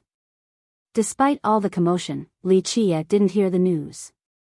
He was still walking through Godhalt one step at a time as if he was enjoying the beauty of this continent. A long time later, he finally stopped and turned around. Come out or I'll force you out myself. A shadow flashed and a person appeared not far from Li Qie. It was Sima Yujian, the famous assassin. She appeared out of nowhere and showed her bloodthirst. She was still as calm as ever with an aura that made others shudder uncontrollably in fear. He glanced at her and flatly said, "So? Still haven't given up? I spared your life last time for a reason, but I won't be so merciful this time around." She glared at him and coldly said, "I'm not here because of you. It is only a coincidence." This was indeed the case since she had another mission on Godhalt. However, after arriving, she found Li Qie here. An assassin shouldn't have a curious mind, and she was indifferent to everything else besides killing. Alas, his sudden entrance piqued her interest, so she couldn't help but follow and find out what he was up to. "After the failure last time, I thought you would be in closed cultivation. I didn't expect for you to run out again." Li Qie smiled. She retorted, "An assassin does not craft their art behind closed doors." She also didn't know why she chose to entertain him. Ever since embarking on this journey, she had never answered anyone. Nevertheless, she committed a taboo of the assassination doctrine. Not only did she track him for no reason, she also chose to answer him. In fact, there were some questions looming in her mind. However, due to her proud personality and occupation, she wouldn't ask Li Qie for advice. Li Qie nodded, "That's true. An assassin should accumulate experience from a baptism of blood and death in order to improve." With that, he looked at her and smiled, "Since you are here to train, who is your target if not me? Who is paying the high price?" No comment. She coldly refused to answer. Li Qie accepted this attitude since an assassin naturally wouldn't reveal such sensitive information. He smiled and said, "If I wanted to, I can find the answer even if you don't tell me. It all depends on my whim." Such words made Yujian raise her eyes. She didn't doubt Li Qie's abilities. In fact, she was fully aware of his superiority. The spirit abyss. In the end, she finally revealed her goal. She made it easier for both of them instead of making him investigate because she understood that he would be able to find the right answer and that might negatively affect her mission. "It's not that I'm underestimating you." Li Qie gently shook his head, "But if you are aware of the gravity of the situation, you should know that this is not a wise move at all. Your Tao of assassination hasn't reached perfection just yet. If you were qualified to have the coiling dragon sword, then I'm sure you would succeed even if the target is inside the spirit abyss. But you right now? You are only going to meet your demise, there is zero chance of success. The abyss is not only strong, it also makes it so that you will have nowhere to hide. A single misstep and you will certainly end up dead." Chapter 1408. She didn't overreact to his analysis and coldly replied, "An assassin is never afraid of death." Li Qie disagreed, "Wrong. What are the rules of an assassin? The first is to stay alive, the second is to complete the mission. Only by staying alive would you be able to complete your mission." He slowly continued, "Any assassin must make ample preparation before a mission. For example, knowing the target's identity, strength, habits, weaknesses, and so on and so forth. By knowing the enemy, you will emerge victorious 100 times in 100 battles. It is meaningless to sacrifice oneself to complete a mission. That would render you a puppet, a tool for murder. You would be unable to go further on the Tao of assassination." He turned dignified and said in a serious manner, "I won't comment on the other assassin groups, but in my eyes, this Tao is a type of cultivation, a study, or even a strategy. It is not only about killing the target regardless of the price. The most important aspect about this Tao is whether the user can carry out the overall strategy while evaluating whether it is worth doing. This is the rule of the god-slaying Knight Corps and the reason for its glorious exploits." Yujian's expression changed after hearing this. Not only was this person familiar with assassins, the scary part was him revealing her lineage.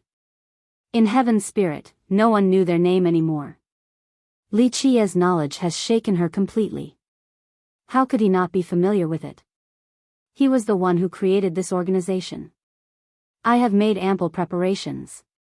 She was as cold as ice. A qualified assassin would never be stirred by others. I don't care who you are trying to take down from the spirit abyss, but I can assure you that you don't understand it well enough. I don't know who is in charge of the core right now either, but your information regarding the abyss is lacking.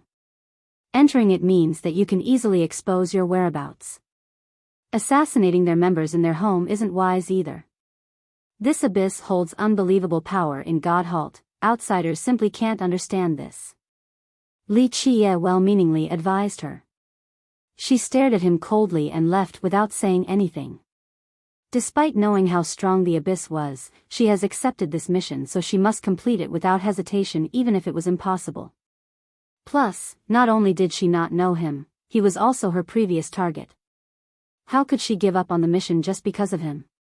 Take this drop of blood with you. He called her back and took out his own blood, then flatly said, "You can find me or communicate with me through it if you are in danger."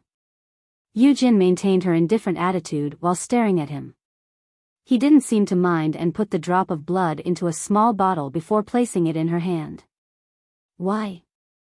she uttered emotionlessly, not knowing why this person was suddenly being so nice to her. Of course, she wouldn't think that it was out of infatuation. Li Qie had no lack of women, and furthermore, who would like an assassin?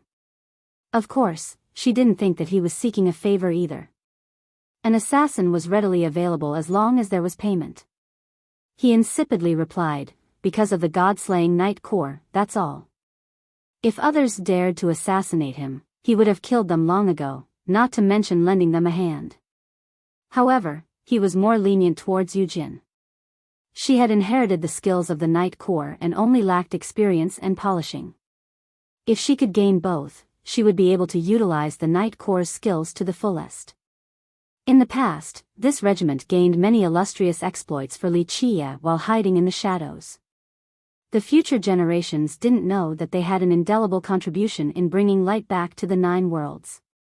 They retired after the end of the ancient Ming era. They never asked for anything, and the members either retired to live a mortal life or died from old age. Some hid in the mountains to never appear in the world again. Thus, if the situation permits, he would help Yujin, who was a successor of the Night Core. She emotionlessly looked at him one last time before leaving. However, she stopped and told him a piece of information. The lunar grasp fairy of the Celestial Pavilion has come into being. She will surely be a great opponent for you. She flew and left afterward. Yujin thought that these two would compete for the heaven's will. Anyone would be wary of a terrifying existence like lunar grasp. After receiving the message, Li Qie turned silent as his eyes glazed over while staring into the distance. He eventually murmured, "The inevitable will come, no one can escape." With that, he began his journey once more. His destination was the Divine Tree Ridge. However, his goal was not for treasures this time, he was only going to observe. Step by step, he walked towards the ridge as if he needed to walk across the entire continent first. Unfortunately for him, he didn't get far before becoming the victim of a robbery. In fact, this was a very strange event. In the cultivation world, robbery was quite rare. It was even more incredible when it took place near the Divine Tree Ridge. Everyone knew that the God-Halt continent was sparsely populated. Finding a fat sheep to rob along the way had a lower probability than randomly finding gold on the street. Only an idiot would carry out this operation at God-Halt. Alas, there was indeed such a stupid person in this world. Bang! In front of his path, a figure suddenly jumped down from a tree and blocked him. It was a tall tree ant with branches growing from its body. On the main trunk were two huge eyes that looked like they belonged on an ox. "I opened this road and planted the trees here. If you want to pass, you must pay the toll." The tree ant shouted with the cliché line of a common robber. After saying these lines, it looked at Li Qie and said, "Li, you hand the fee over. Li Qie smiled and looked at the treant from top to bottom. You, hurry up and leave your money behind. The treant shouted again since Li Qie didn't answer. He continued smiling as he said, Okay little girl, don't try to trick me. Little girl? What little girl? The treant looked at him in a daze with a confused expression. Little Yi Xiao Xiao, you may be hiding your true form, but it can't fool my eyes. Li Qie shook his head. Humph, you're not fun at all. The treant snorted and shook its body to transform. It was the young lady from the Golden Isle, Yi Xiao Xiao. Li Qie didn't know what to say to this 14-year-old girl. Hey, how did you see through me? It can't be a wild guess, right? I robbed some cultivators already and they couldn't recognize me. She was very unhappy with him, evident by her glare. Li Qie chuckled in response, Nothing in this world can elude my eyes. Ugh, so narcissistic and shameless, always bragging. In my opinion, you were definitely guessing. My concealment art is peerless in this world, no one can see through it. She had a disdainful look on her face. He leisurely smiled and said, It's good that you are here, it will save me a lot of effort. In fact, he planned on bringing her to God Halt eventually, but it wasn't a pressing matter. Therefore, her being here already couldn't be more convenient. Chapter 1409, What do you mean by that? Yi Xiao Xiao held her little waist and fiercely asked, Don't tell me you're plotting something devious against me? Plotting? Li Qie couldn't help but smile and leisurely answered, Who was it that cried and begged to marry me? Like you said, I am your husband, so do you think I will plot against you? I can do whatever I want already. Bah. Bah. Xiao Xiao spoke with disdain, Don't daydream so much, who would want to marry you? Please, I don't like you at all. I'm only doing this to make Jinsher and the others mad. Humph, trying to steal my man? Don't even think about it. Despite her tender age, this little girl had a fiery temper and would dare to back her words up in a lawless manner. That's good, that's good. I'm really lucky that we aren't married. Li Qie acted completely relieved while patting his chest, would be incredibly miserable if you kept on crying and begging. Look at you, no figure at all and no hint of gentleness. As for the allure of a woman, where? If I marry such a deficient girl, the remaining half of my life would be very sad. Having said that, he intentionally looked her up and down before clicking his tongue as if saying that her figure wasn't worth a single coin. She was aware that he was deliberately teasing her, but her temper couldn't let this go. She rushed over and arched her slightly visible cleavage while glaring at him. Look, tell me, what's wrong with me? Please, I am the prettiest girl in the Jade Sea and loved by the people. Even flowers bloom at my sight, she was speaking while poking his chest. Her hot temperament was made clear as day from the first glance. The truth was that Yi Xiao Xiao was indeed very pretty. Even though calling her the #1 beauty in the Jade Sea might be an exaggeration, she still grew up quite well with a pair of clear, moist eyes and a flawless nose. Her young age didn't prevent a valley forming between her breasts. No matter how one looked at it, she was an incredible looker and enough to be praised as kingdom-toppling even if she wasn't going to be the most beautiful. Li Qie didn't mind her outburst and rubbed his chin while quipping, I'm a person who likes girls with big breasts. Of course, a gentle nature is a win as well. Freak. Pervert. Watch how I'll deal with you to rid the world of your evil. The livid girl turned red and unleashed a barrage of punches and kicks at him. She detested hearing people talk about her modest chest the most. Okay, little girl, I'm just playing with you. Li Qie smiled and stopped her while shaking his head. Why did you come here? Why should I tell you? She gave him an annoyed side glance. Never mind, I don't want to know anyway. Li Qie shrugged with a smile. I'll make sure you know then. She wanted to go against him. I was on the way to the Dragon Demon Sea, but just a bunch of sea monsters aren't fun at all, so God Halt seemed better. Sure enough, I found that there are many interesting things here. Li Qie joked, Are you sure you didn't get lost and run to the wrong place? Her fair face suddenly revealed the truth as she angrily exclaimed, "Bah! You're the one who's lost." Li Qie guessed correctly. Xiao Xiao heard that the Bone Sea was very lively, so she initially ran there to play. Alas, she didn't expect to enter the wrong coordinates into the portal, so she was directly teleported to Godhalt. She didn't seem to mind going to the wrong place and decided to have her fun on this continent by robbing people. Many cultivators fell victim to her, especially the disciples from the Spirit Abyss. She looked at him and asked, "Ey, why are you here? Didn't you go show off at the Dragon Demon Sea? I heard you were being accompanied by beauties all day long. Why willingly run to Godhalt, a place where even birds don't want to lay eggs at?" "Oh. Jealous?" He leisurely looked at her and grinned. She retorted with contempt, "Bah! Stop being so narcissistic all the time. Who would be jealous of you?" Having grown accustomed to her fiery temper, he continued to smile. "Ey, out with it already, why are you here? Is a treasure about to appear at Godhalt? I heard there were some at the Bone Sea too, did you obtain any?" She unleashed a barrage of questions. "First of all, my name is not Ey. Second of all, I don't know if treasures are coming out or not." She glared at him in response, "If your name is not Ey, what should I call you then?" Li Qie laughed and replied, "I suppose I don't mind you calling me husband since I've been dabbling in romance recently. Letting you have this honor is still acceptable. Bah, have you no shame?" She stomped on his foot before changing her mood right away with a coquettish blink. "I won't call you Ey from now on. You will be Ego King instead, since all you do is act all domineering and narcissistic." Li Qie chuckled. He didn't mind what Xiao Xiao addressed him with since he only wanted to tease her. He looked into the distance and asked, "Is Godhalt fun?" "Of course, there's so much fun going on here." Her eyes twinkled as she spoke with some excitement and a hint of mystery. "It was lucky that I didn't go to the Bone Sea, I would have missed out on many interesting things.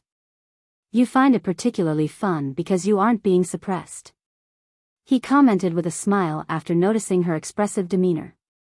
"How do you know?" She was shaken and looked at him in astonishment. "You found yourself just fine, so you chose to go crazy and rob people in order to have some fun. In your mind, you can even defeat a god king in Godhalt. How does it feel being the king of bandits?" He amusingly stared at the startled girl.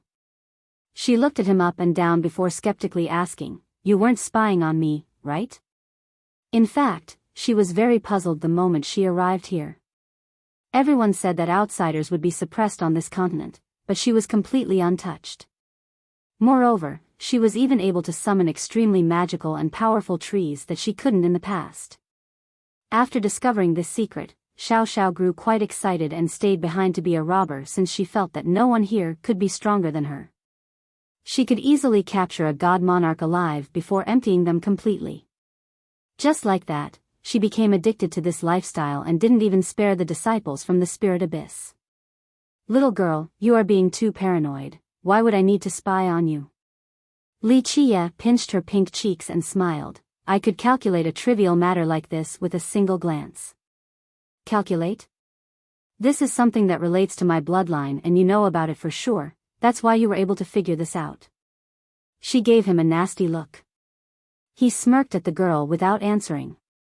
However, he agreed in his mind. This was indeed related to her bloodline that contained a great secret. She stared at him and fiercely demanded, "Come on, what is my bloodline?" In fact, her bloodline had always been a mystery. The Golden Isle had 2 tree fathers, so they understood their race very well. Alas, even the most knowledgeable ancestors failed to figure out her bloodline.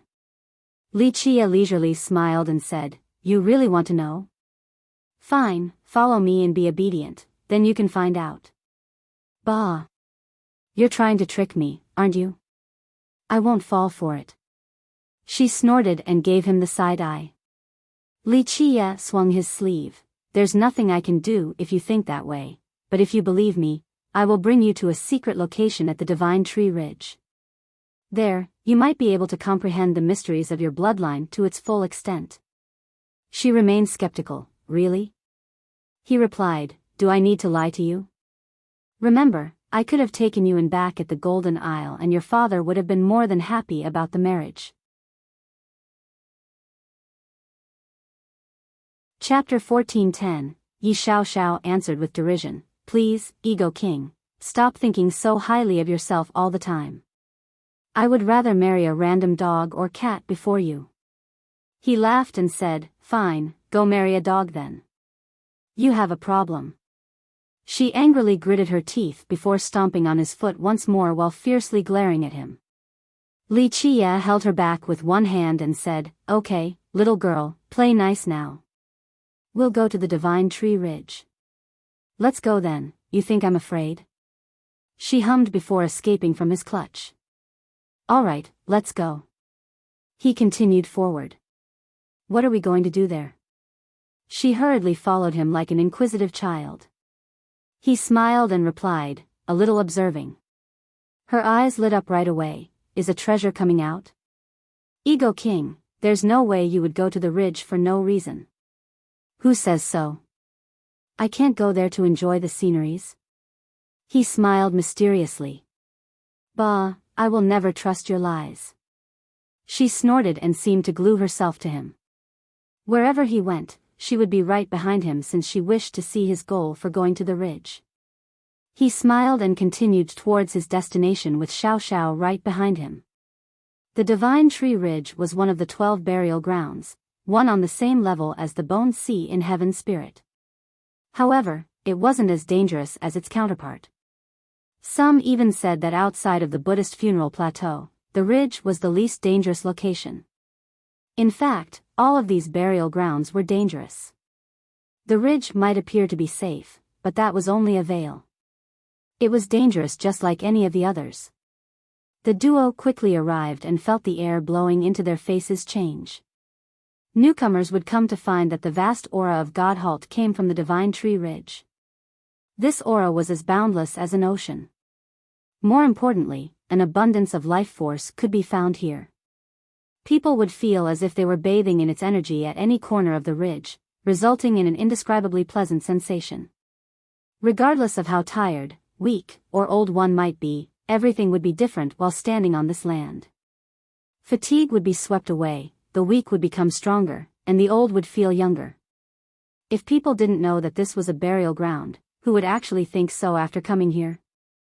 Xiao Xiao stood on a peak and took a deep, relaxing breath. Her body was immersed in this life force as if she was bathing in an ocean. It was comfortable and full of vitality. Li Qia simply smiled and looked over at the village below the peak. His eyes turned quite profound. If anyone could see the place these two were standing on, they would certainly be astonished. This was a huge mountain range with rolling peaks full of lush vegetation and life. Of course, a huge mountain range with many peaks would look ordinary even when it was on a great scale. Alas, it was different here at the Divine Tree Ridge because this large mountain range was not situated on the ground but rather pinned itself to the ground. Just imagine, a mountain range that stretched for thousands or even tens of thousands of miles was lying upside down.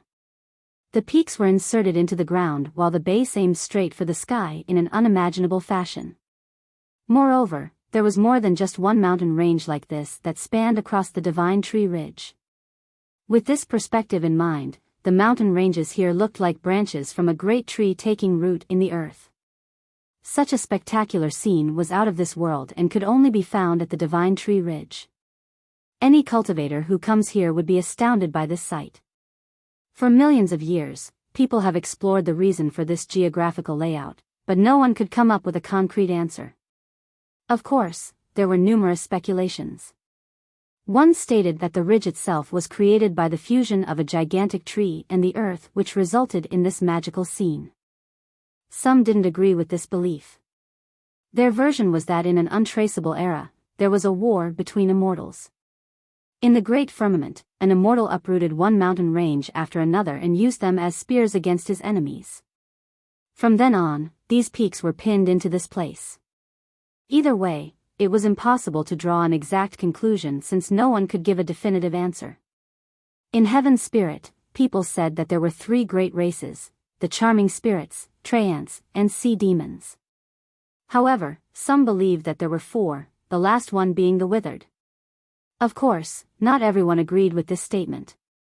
They considered the withered to not be living existences, so they couldn't be a race. The withered was a race only found in the Divine Tree Ridge and also the only one that could inhabit this land. It was unthinkable that people were living in one of the burial grounds. Of course, that was why people also considered them to be corpses. The duo went to the village beneath the previous peak. It was a fair-sized village with only around 100 people. Smoke from cooking pots was flying with chickens and dogs making their noises, a life of simplicity. Such an ordinary village could be found everywhere in Heaven Spirit. If it wasn't inhabited by the withered, then the only distinguishing factor between this particular village and the other villages would be their architecture. All the buildings here had a rough feeling. They were all made with pragmatism in mind and lacked any sort of decoration. It harkened back to the prehistoric days. All kinds of creatures back in the distant era also did the same. It was as if the withered shared the same lifestyle. They didn't understand or appreciate art and beauty, everything had to be practical in nature. What kind of race is the withered? Xiao Xiao became curious. He glanced at her and asked, "You have been here for so long but you haven't seen their transformation yet?" She asked with confusion, "What do you mean by transformation?" He smiled and replied, "That's a shame. Their transformation is a very interesting process. If we have a chance, we'll definitely go so you can see it." "What is this process? Just tell me already." She was unsatisfied and glared at him. Even though she has been here for a while, the majority of her time was spent on satiating her robbing addiction, so how could she care about other things? "I'll take you there when a chance presents itself." He smiled and continued to go down. Xiao Xiao wasn't happy, but there was nothing she could do other than to continue following him. They didn't get too far before they were stopped. It was a young cultivator and obviously a charming spirit. However, he emitted a faint radiance that differentiated him from ordinary charming spirits. It made him look somewhat saintly.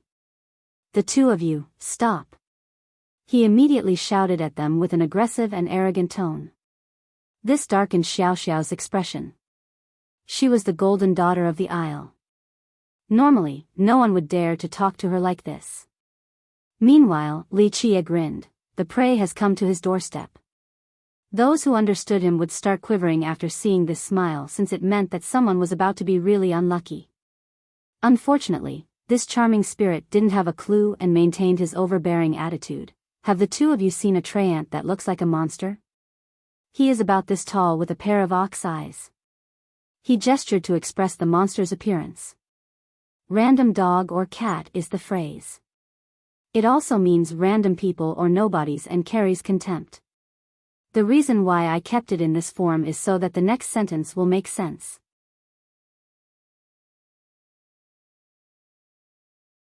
Chapter 14:11. Xiao Xiao wanted to laugh at this charming spirit's description because it was her bandit appearance. Of course, she managed to restrain herself.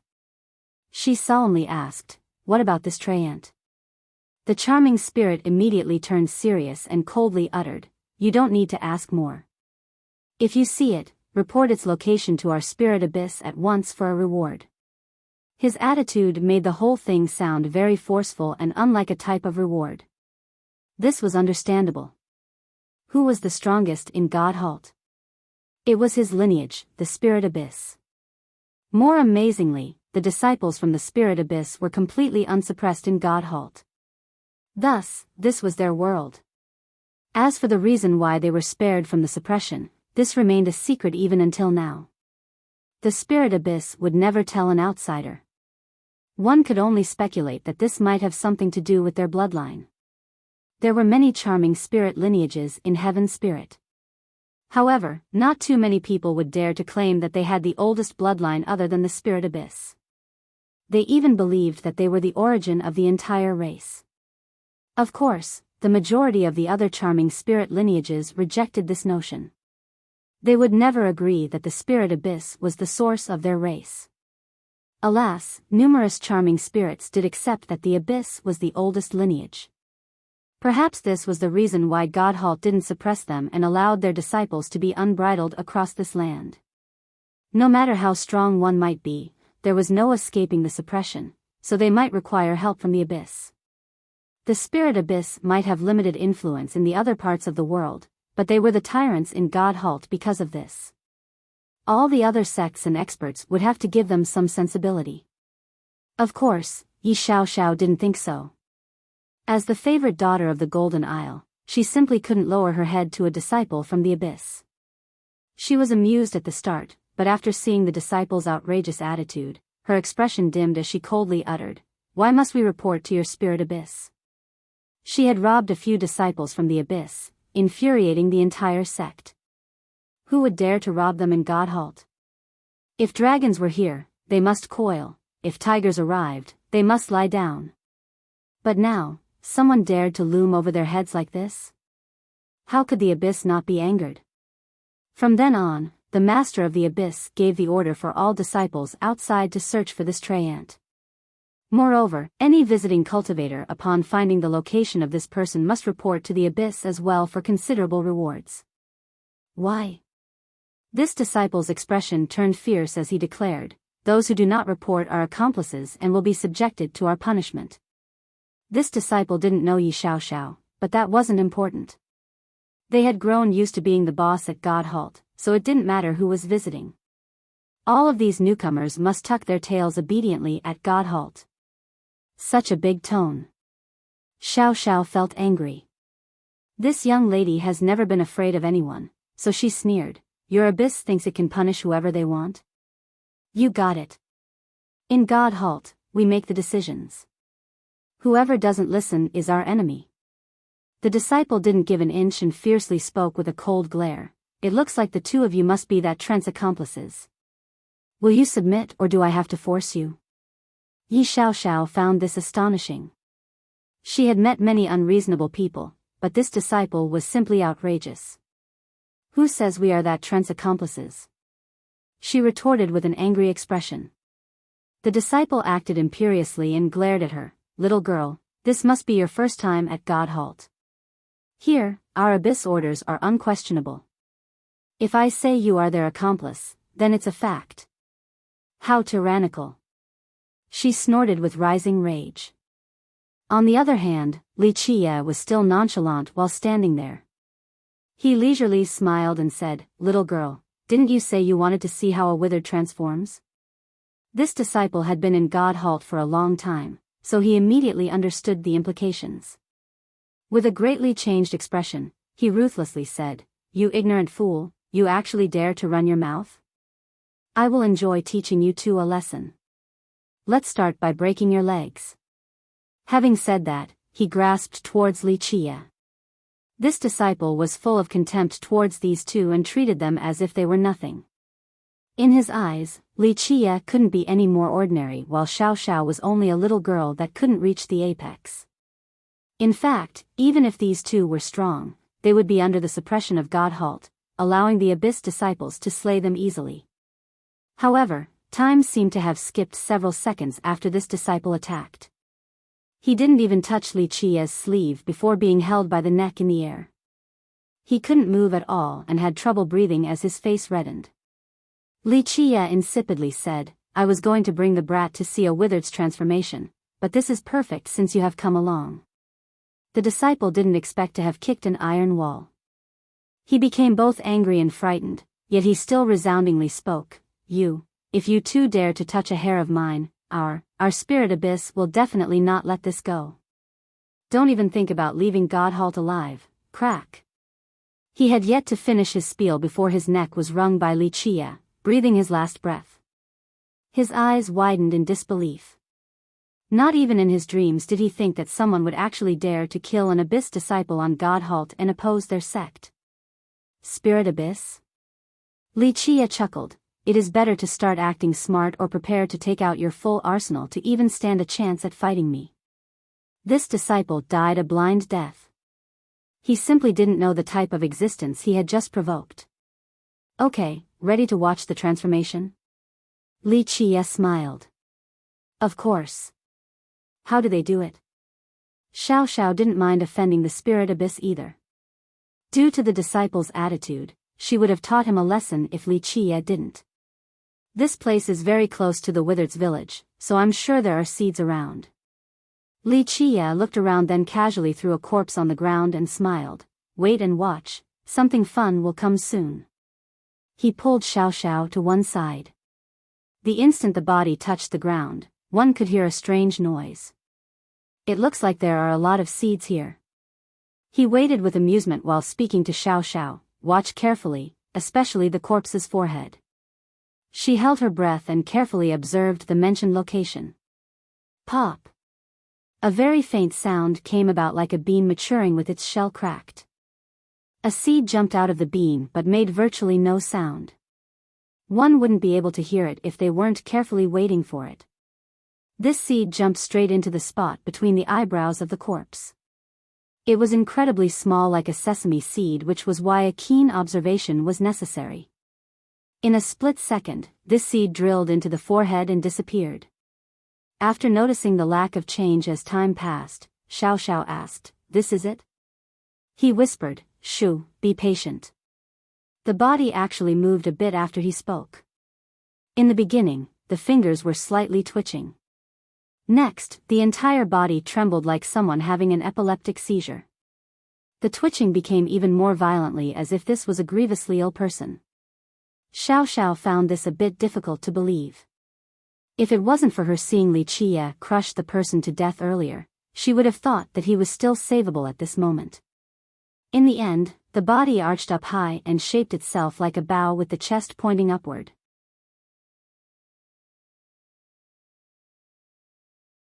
Chapter 14:12. Others would fear that this body would break its spine from the current arching posture.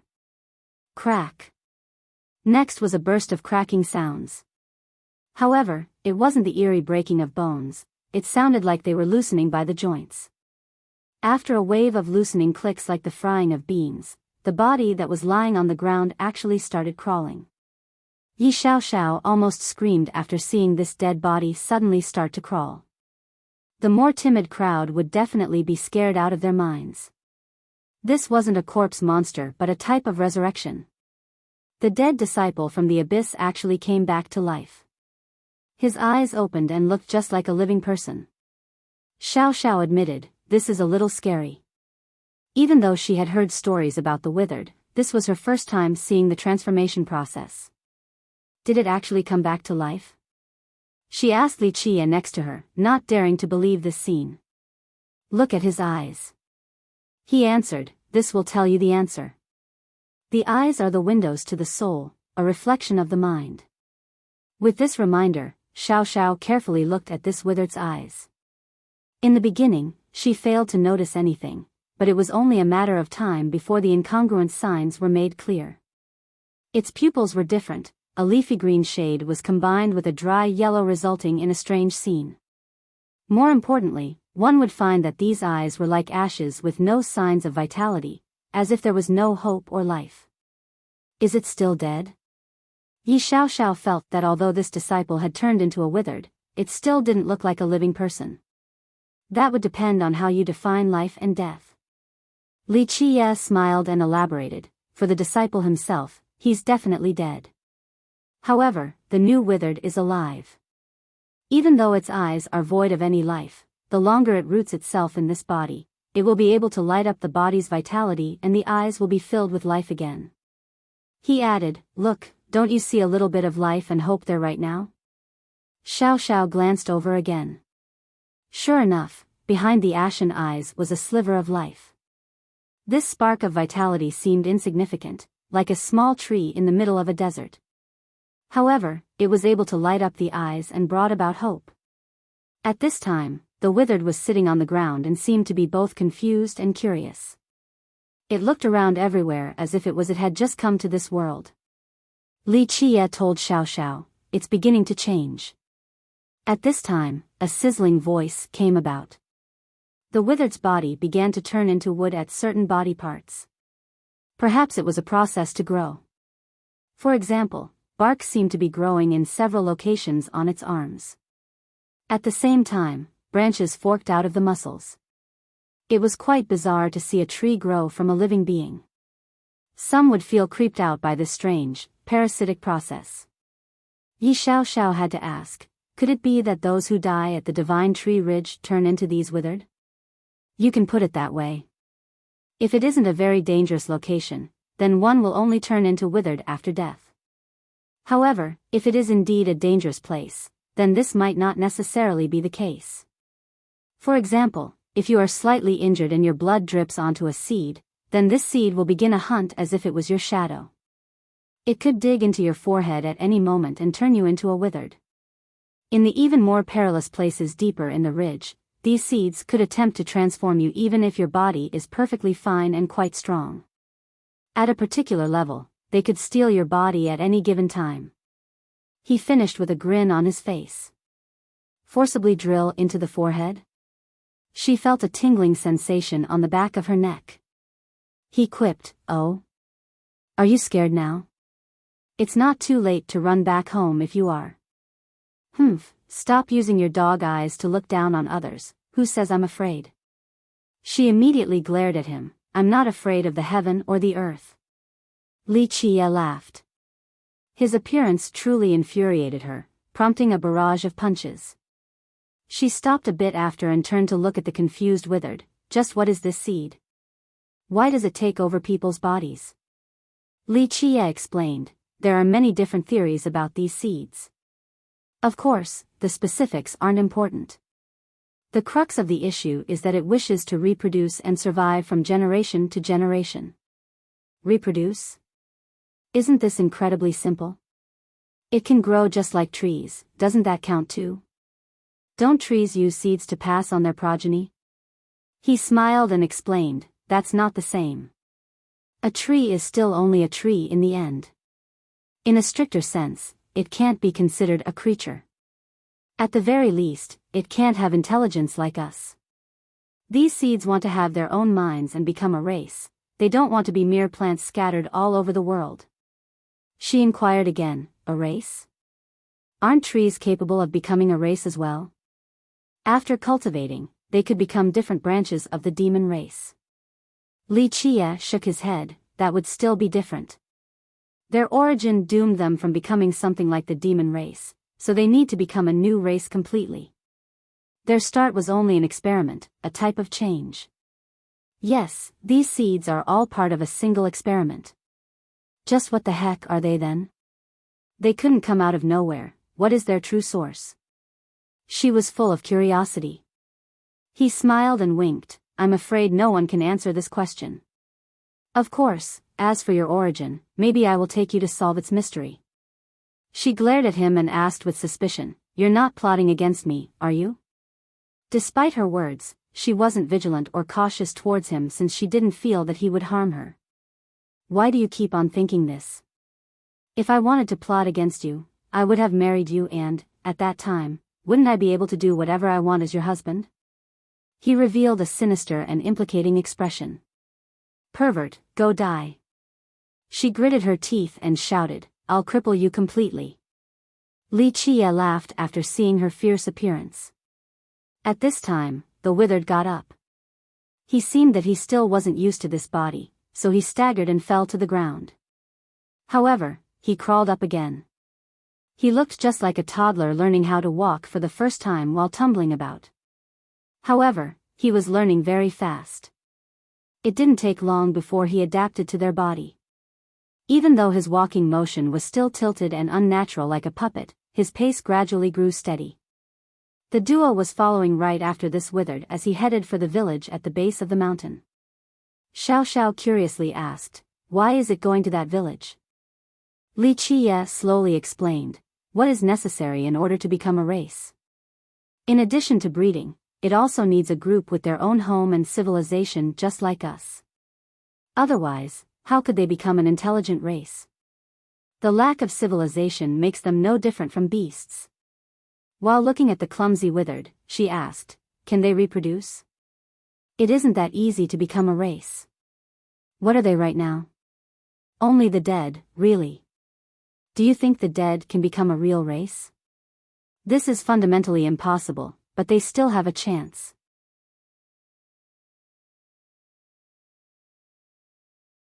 Chapter 14:13, Yi Xiaoxiao asked, "What do you mean?" Li Qiye slowly explained, "Strictly speaking, no one can create a race out of thin air.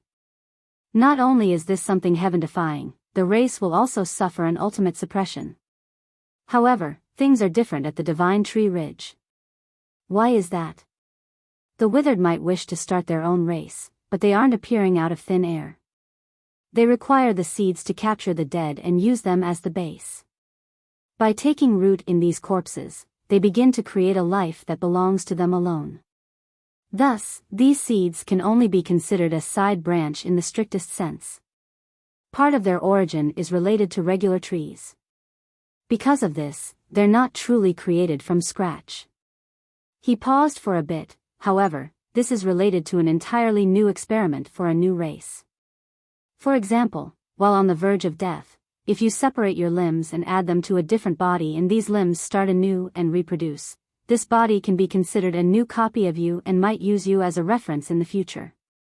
She wondered, so in a sense, these withered are a type of puppets made from parts? One could still trace back and find their origin. Li Qiye shook his head, yes and no.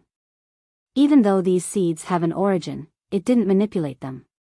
This was simply a test to see if they could live again and perhaps form a race and civilization. Their origin is only using them as a reference. As for how these withered got here in the first place, it's still highly debatable. Then will they become a race? This was the question to ask.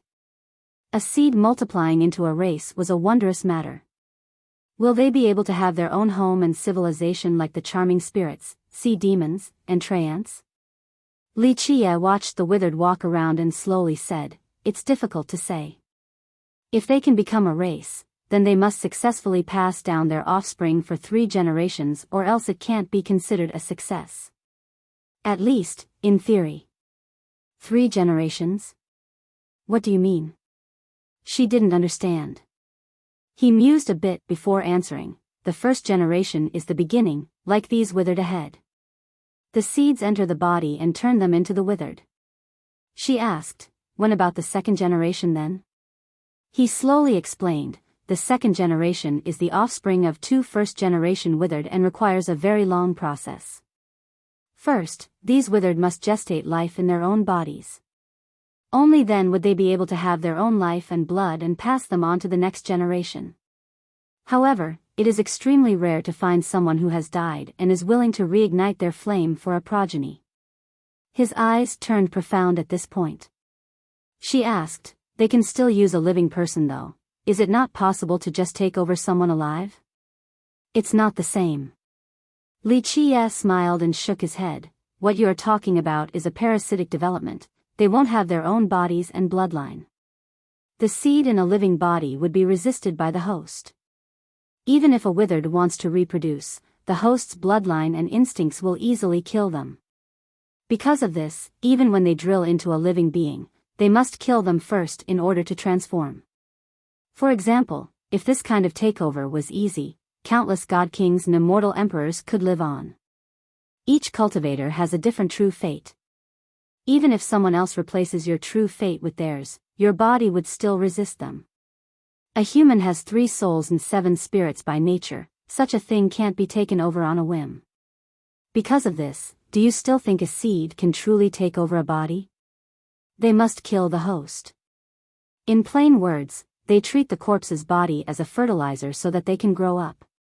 These are the fundamentals. You still haven't talked about the second generation." Yi Xiaoxiao was still confused.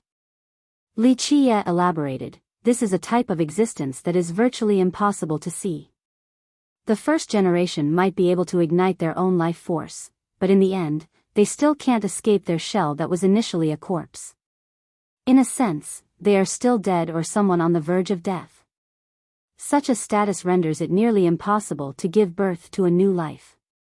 This probability is low enough to be ignored completely and, given the circumstances, the second generation won't be an intelligent being. From then on, they will be called tree corpses, a different type of existence." "Tree corpse," she repeated the name and took a deep breath. Li Qiye nodded, "Yes, tree corpses are the failed offspring of the withered. However, they are very powerful. Meeting them will put you in great peril. Remember, they do not have intelligence and are just moving corpses. So what if these tree corpses give birth? He solemnly said, if the second generation can do so successfully, they will produce an existence with flesh. It means that they will have their own soul. This is the biggest difference between them and their parents. The second generation is probably the first form of a race. Of course, all of the prerequisites must be met.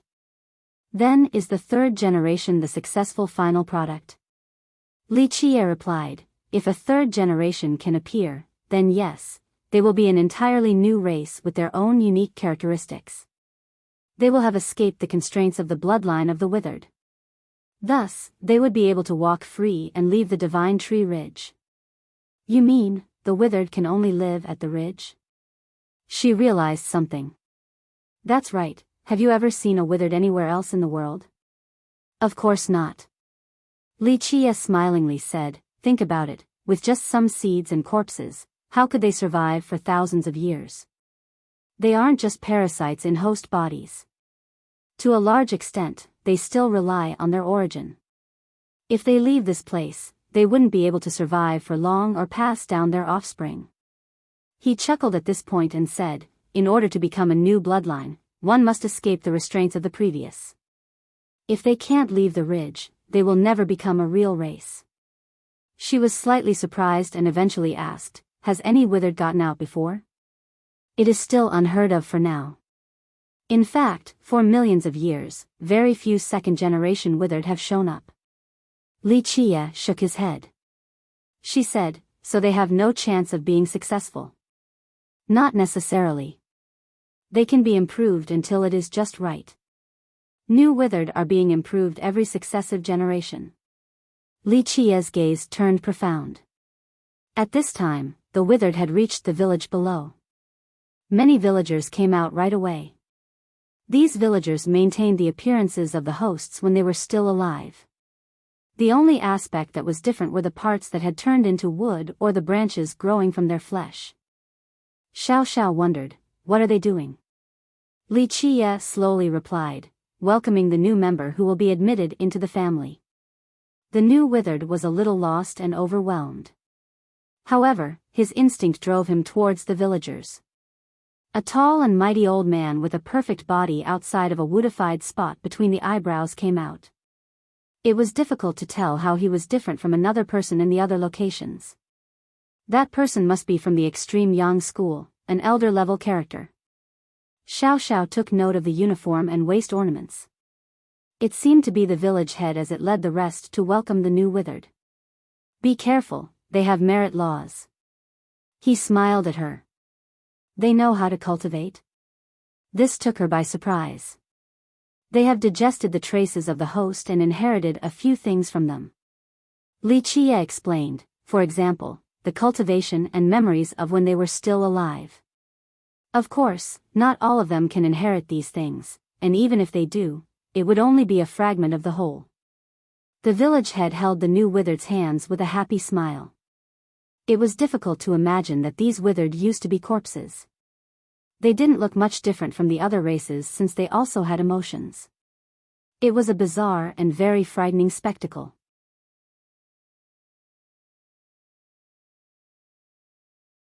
Chapter 14:14. Li Qie walked up when this village head wanted to bring the withered into the village. The villagers were alarmed after seeing an outsider approach and didn't hide their hostility at all. He smiled and said, gentlemen, I am sorry to disturb your fun event, but I have to do something. My apologies. They maintained their unfriendly stares at Li Qie. Li Qie didn't mind at all and reached for the new withered.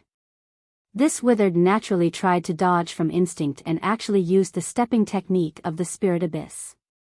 However, the application was very clumsy and had 1,000 openings. How could it dodge Li Qie? It was captured right away. Roar! The village head shouted and attacked Li Qie with the wrath of a lion. Its speed was amazing and tore through the wind. This was a great technique from the extreme Yang school. I want to catch you too. He smiled and immediately suppressed the village head with a single palm. Despite the extraordinary move, it was still no match for Wuxia and was subdued. Roar! The rest of the villagers screamed and had furious expressions. All of them launched themselves at him. Wuxia didn't give them a second glance and casually pointed forward. In the blink of an eye, space quarantine emerged. They looked like they were very close to him, but their space was isolated and couldn't close the distance. Clank! In a split second, Wuxia used laws to pin both the new withered and the village head to a tree. He summoned the myriad heavenly cauldron and created a knife made out of fire that he then used to cut up the two withered. What are you doing? The dissection was so grotesque that Yi Xiaoxiao couldn't bear to watch any longer. This didn't mean that she was a coward. In fact, she had been trained in this regard before as a member of the Golden Isle. She definitely had no fear of death or murder, let alone the sight of blood. However, Wuxia's mastery of the knife left her in fear. Not only was each cut accurate, they were exquisite and refined. It looked like he had dissected living beings of other races before. With the knife in his hand, he gave off the sensation that he was a great butcher. His mastery of the knife was perfect and would instill chills in any spectator that were to watch, letting them catch a whiff of the carnage. In fact, Xiaoxiao's instinct was on point.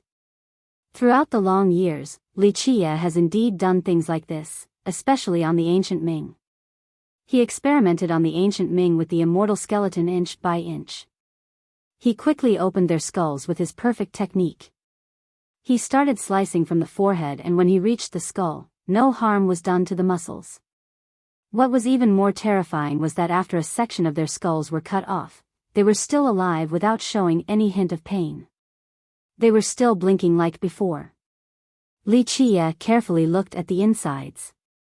After a while, he smiled and told Xiaoxiao, "Do you see what is missing here?" Xiaoxiao didn't want to look at all. Even though blood didn't even come out from this dissection, its stench was still present in her mind. She had to take a look after being asked, and resulted in her taking a deep breath. Both the village head and the new withered had something growing inside their skulls. It was a plant that looked like a ginseng with roots. The most bizarre part was that this ginseng had eyes just like a person. Such a creature was taking root inside the brain of these two, as if its roots also grew to the joints of the body. What is this? She felt nauseous after seeing the ginseng. You can consider it the soul of a withered, something similar to our true fate. Wuxia chuckled. The body is only a physical entity, the most important aspect to us is the true fate. What's the difference between them? She didn't have a strong understanding of this particular subject. In fact, few people were privy to this knowledge. Wuxia only knew because he had always been paying attention to the withered. Each time he came here, he would dissect these withered for a bit. There is a big difference. In my eyes, a remarkable improvement has been made in the last 1 or 2 generations. Wuxia smiled and explained, "Look, the village head's soul clearly grew all the way to every part of the body from instinct. Meanwhile, this new withered is different. Even though it is still trying to grow to the rest of the body, it is mainly situated in the brain, very similar to our 3 souls and 7 spirits. Their souls are improving and can eventually become something like ours." After this explanation, Xiaoxiao finally saw the difference between the two. What's the significance behind this? She asked while looking at the ginsengs growing in their heads. It means that success is near. Wuxia spoke with certainty. If they can become like us with 3 souls and 7 spirits, a true fate, then it would be a perfect transformation. He gazed towards the distance and continued, "I don't know whether they can be successful or not, and I might not be able to see it, but that day will surely come." What day? She was puzzled. He smiled in response, "Heaven spirit's disaster or blessing, hard to say." What kind of disaster? She grew curious as she never heard about this in the past. He shook his head, "You don't need to know. You will follow me in the future, so you won't see it either." "Bah, who wants to go with you?" She grumpily glared at him. Li Chia leisurely smiled and created a fiery string from his cauldron in order to stitch up the open skulls. His actions so far have incited the wrath of the villagers. They howled and wanted to attack him, but Li Chia's space quarantine rendered them unable to do so. Even if he was only an inch away from them, their attacks could only hit thin air. After the stitching job was finished, not even a mark could be seen on the skulls. It was as if nothing had happened. "You deviant, don't tell me you do this quite often?" She couldn't help but ask after seeing his skillful method. "You're right, the number of those I have dissected might not reach 1 million, but it would be at least 800,000. He grinned. "Ugh." She made a disgusted face and exclaimed, "Stay away from me, I'm sure you must have a perverted mindset." Li Chia laughed and let go of the new withered and village head. "Sorry for the trouble, forgive me. I'll be taking my leave now." Xiao Xiao had no words for his current attitude. Being respectful after opening their skulls, this was simply too unreasonable. Li Chia coolly left before the withered could react. Even though Xiao Xiao told him to stay away, she quickly gave chase after him. The villagers were extremely excited to see that the duo was fine despite their vacant stares and quickly took them inside the village. Xiao Xiao and Li Chia walked on. Along the way, they saw many villages and even small towns. They were all created and occupied by the withered. Moreover, these beings more or less inherited some memories, instincts, and even merit laws from their hosts. Because of this, powerful withered presided over the positions of the village heads and town lords. As they moved forward, Xiao Xiao even saw an extremely powerful town lord with the power of a virtuous paragon. This was because the host used to be an amazing god monarch. After seeing this withered, she commented, "Many experts died in the Divine Tree Ridge. I heard even god kings died here. If all of them become withered and gather, wouldn't that be quite a frightening force? The strength of their former bodies isn't why they're scary. Them being able to rely on the ridge itself is the most powerful force." Li Chia flatly responded, "In fact, the withered aren't evil, they just want to survive. Even though they don't mingle with other creatures and even deny cultivators from integrating with them, they do not attack people under ordinary circumstances. The scary beings are the tree corpses. They are even stronger than the withered and have greater numbers as well." Tree corpses? Aren't they the offspring of the withered? How come this failed generation doesn't live together with their parents? She was a bit stunned. "No, they do not live together." Li Chia gently shook his head. "If a withered is a near dead, then the tree corpses are truly dead beings. The dead and the near dead won't live together, so the tree corpses stay together far away from the withered." She asked, "How come we haven't seen any yet?" "No rush, we'll see them soon." He chuckled, "At that point, you will see many, many tree corpses. If you go close to them, they will attack you first."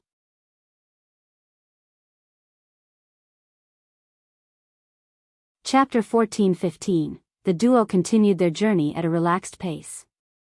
Li Chia seemed to be measuring the area during the trip.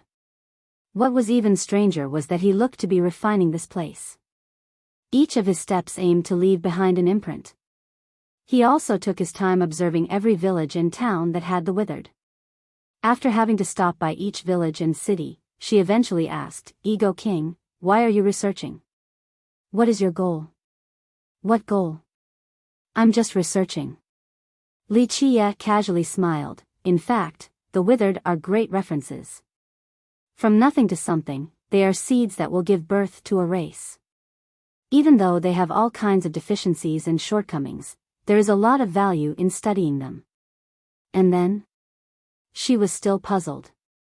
In fact, most cultivators wouldn't care about this issue even if they knew that the withered started from seedlings. The majority of them would worry about how to obtain treasures or how to cultivate certain merit laws. Thus, who would care about this trivial matter of the withered and their origin?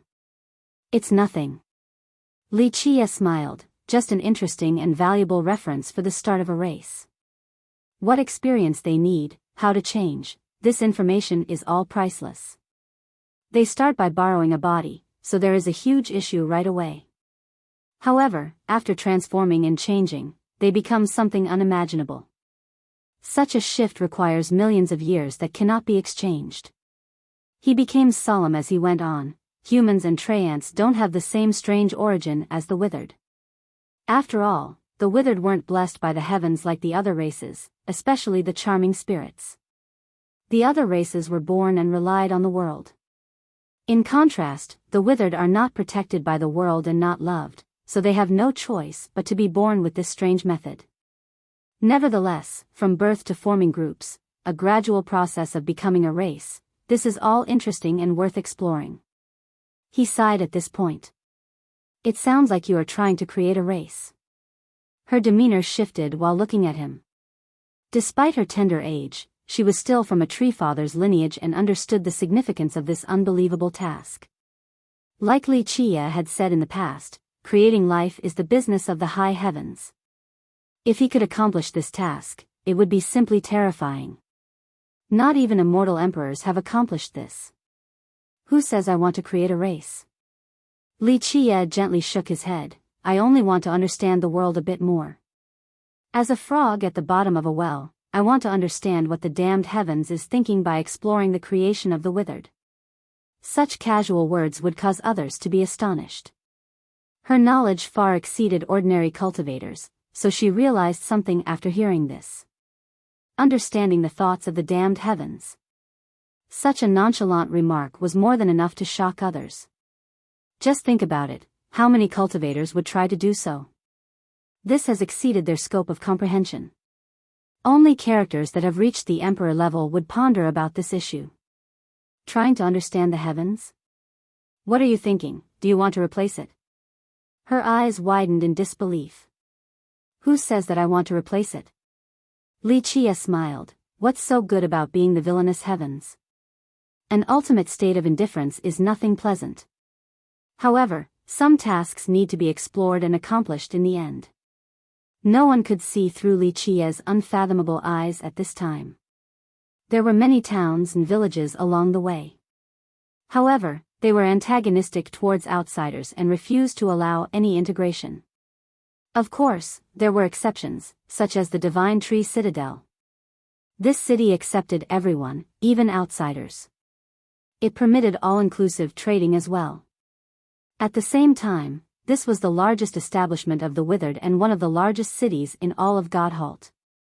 It was built at the intersection of two mountain ranges. If one could see the city with their own eyes, they would definitely be shocked by the spectacle. This place had two mountains pierced into the earth and crossed each other all the way to the sky. The city itself was built in this intersection by the withered, so it was hanging spectacularly in the air. Yi Xiaoxiao grew excited at the sight of the city and cultivators coming and going, so the Divine Tree Citadel is built here. I had always thought that it would be on the ground. Li Chia smiled and brought her to climb along the mountain range. There were a few withered heading for the city along the way as well. Xiaoxiao asked Li Chia, why do the withered here interact with outsiders and even trade with them? Up until now, she had always asked Li Chia whenever a question came up.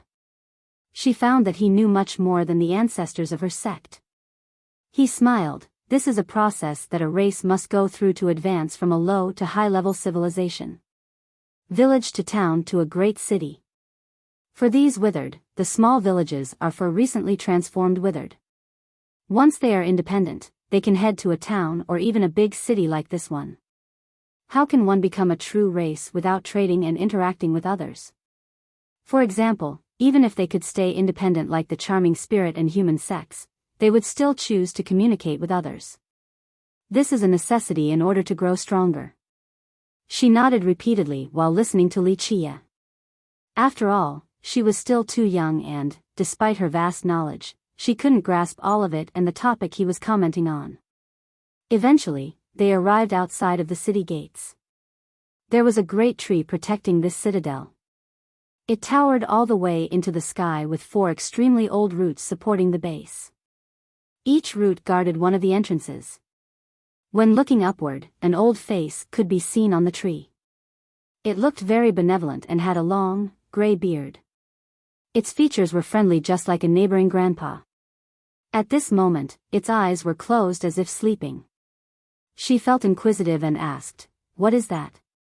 Another withered?" "Yes and no. It can be said to be a withered but also something else entirely. It is the city lord of this place as well as the divine guardian of the withered." He smiled.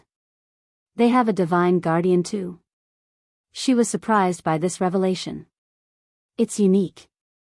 The other withered all transformed from corpses. Before becoming a divine guardian, it was already famous and was referred to by others as the Terminus Divine Ancestor. Its prestige once deterred the rest of the world. Terminus Divine Ancestor.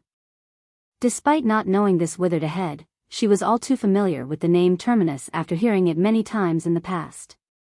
She asked with astonishment, "Isn't this one of the most powerful geniuses during the generation of the Golden Bamboo Ancestor?" She knew this name very well because Terminus used to be the strongest rival of her own ancestor, the Golden Bamboo Ancestor. Even though Terminus couldn't become a tree father in the end, their illustrious achievements still shone across the 9 worlds. Since she grew up in the Golden Isle, she had heard of the progenitors' tales, hence her familiarity with the name Terminus. "Yes, that's the Terminus Divine Ancestor, your progenitor's rival." Wuxia smiled. After failing to become a tree father, he voluntarily merged with a seed here at the ridge. The most incredible part of this whole thing was that he stayed alive after fusing with one. Ultimately, he took root here and became the guardian of the withered and this city.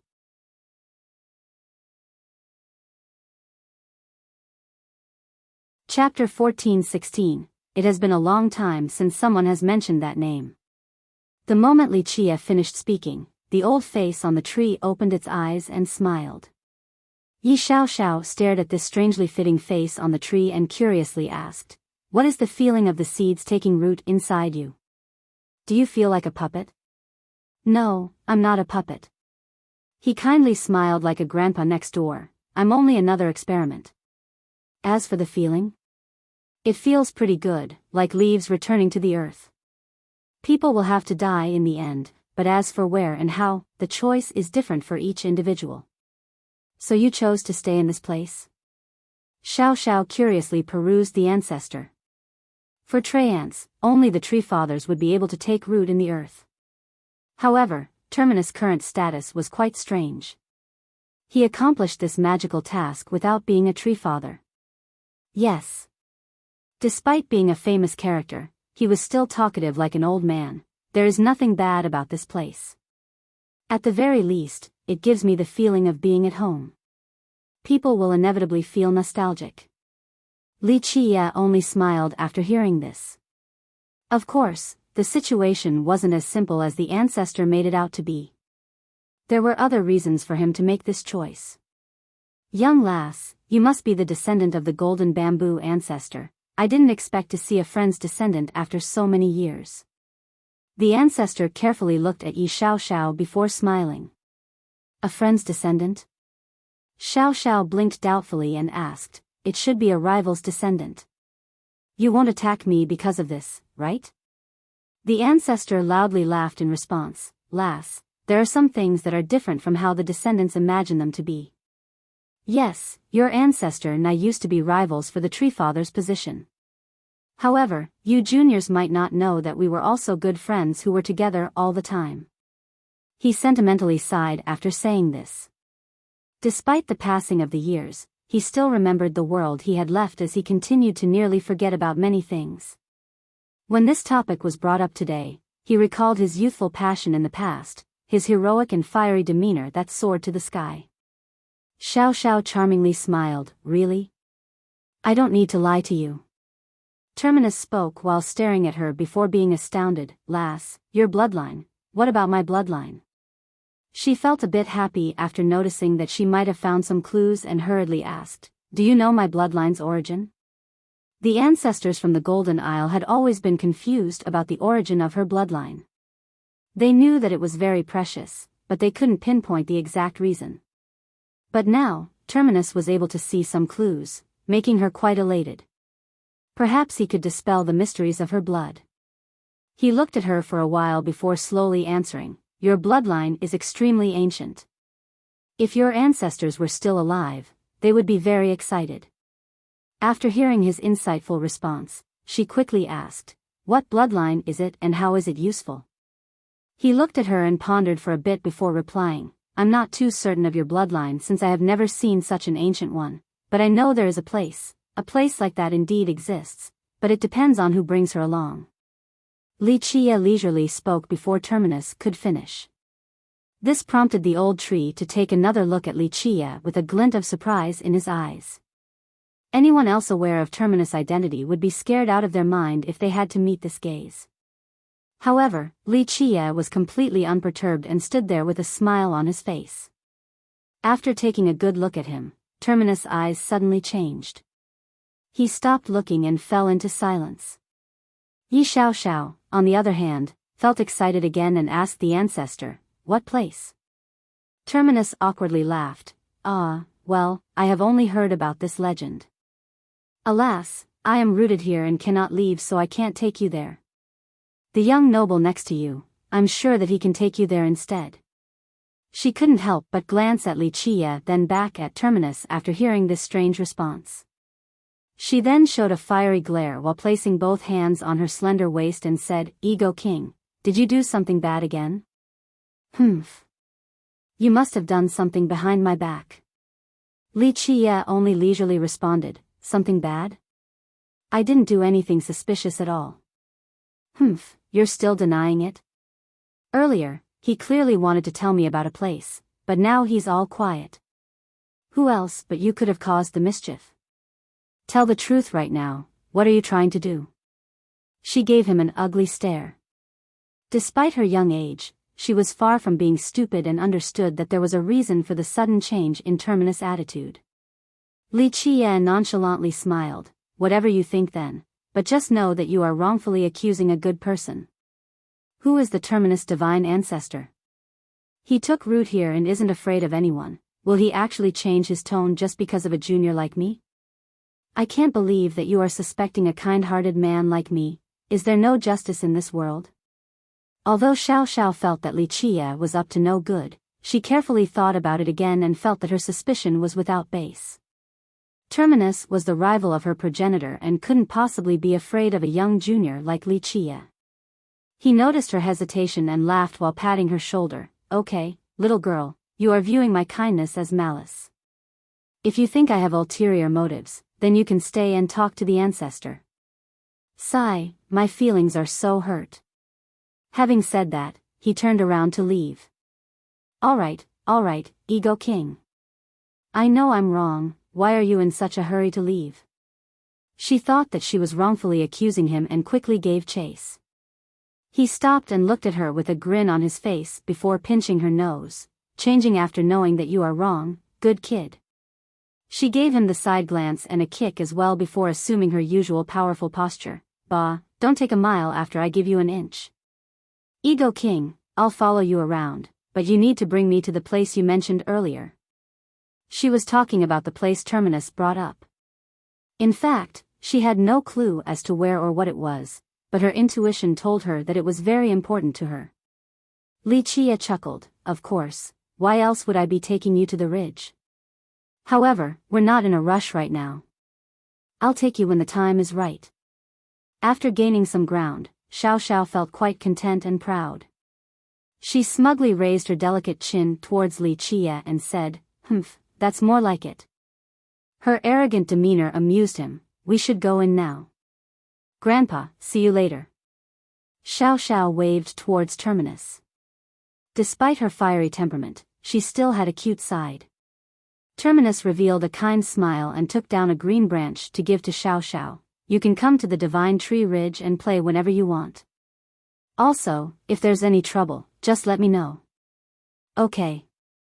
She didn't think much of it and casually accepted the branch. She naturally didn't know of its importance.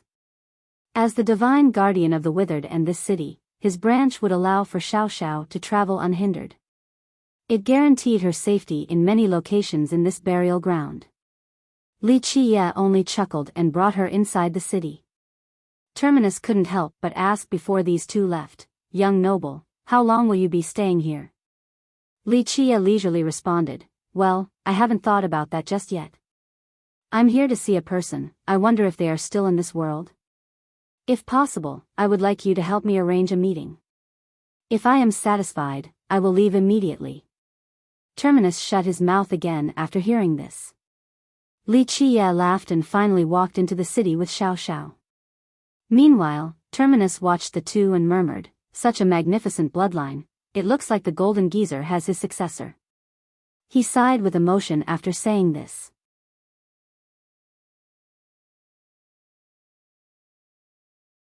Chapter 14-17. Even though he wasn't completely sure of Yi Xiaoxiao's bloodline, he could still tell that it was absolutely marvelous. If it was any other occasion, he would definitely try to guide her. Alas, today wasn't his day because he understood that she had been chosen by someone else. Even if he was stronger, he still wouldn't dare to try and steal her away. Terminus was an existence untouchable by even immortal emperors since he was rooted at the Divine Tree Ridge. However, he was aware that the most terrifying existence in this world wasn't an immortal emperor. Their wrath didn't make all others tremble. He knew a bit about the darkness. This was a horrifying secret only privy to characters of his level. The more one was exposed to this type of secret, the more they understood about the inviolable taboo of this world. Because of this, despite knowing full well of her great bloodline, he still didn't dare to teach her. Terminus murmured, "I hope Heaven's spirit will be peaceful for a bit longer. A few people better start praying.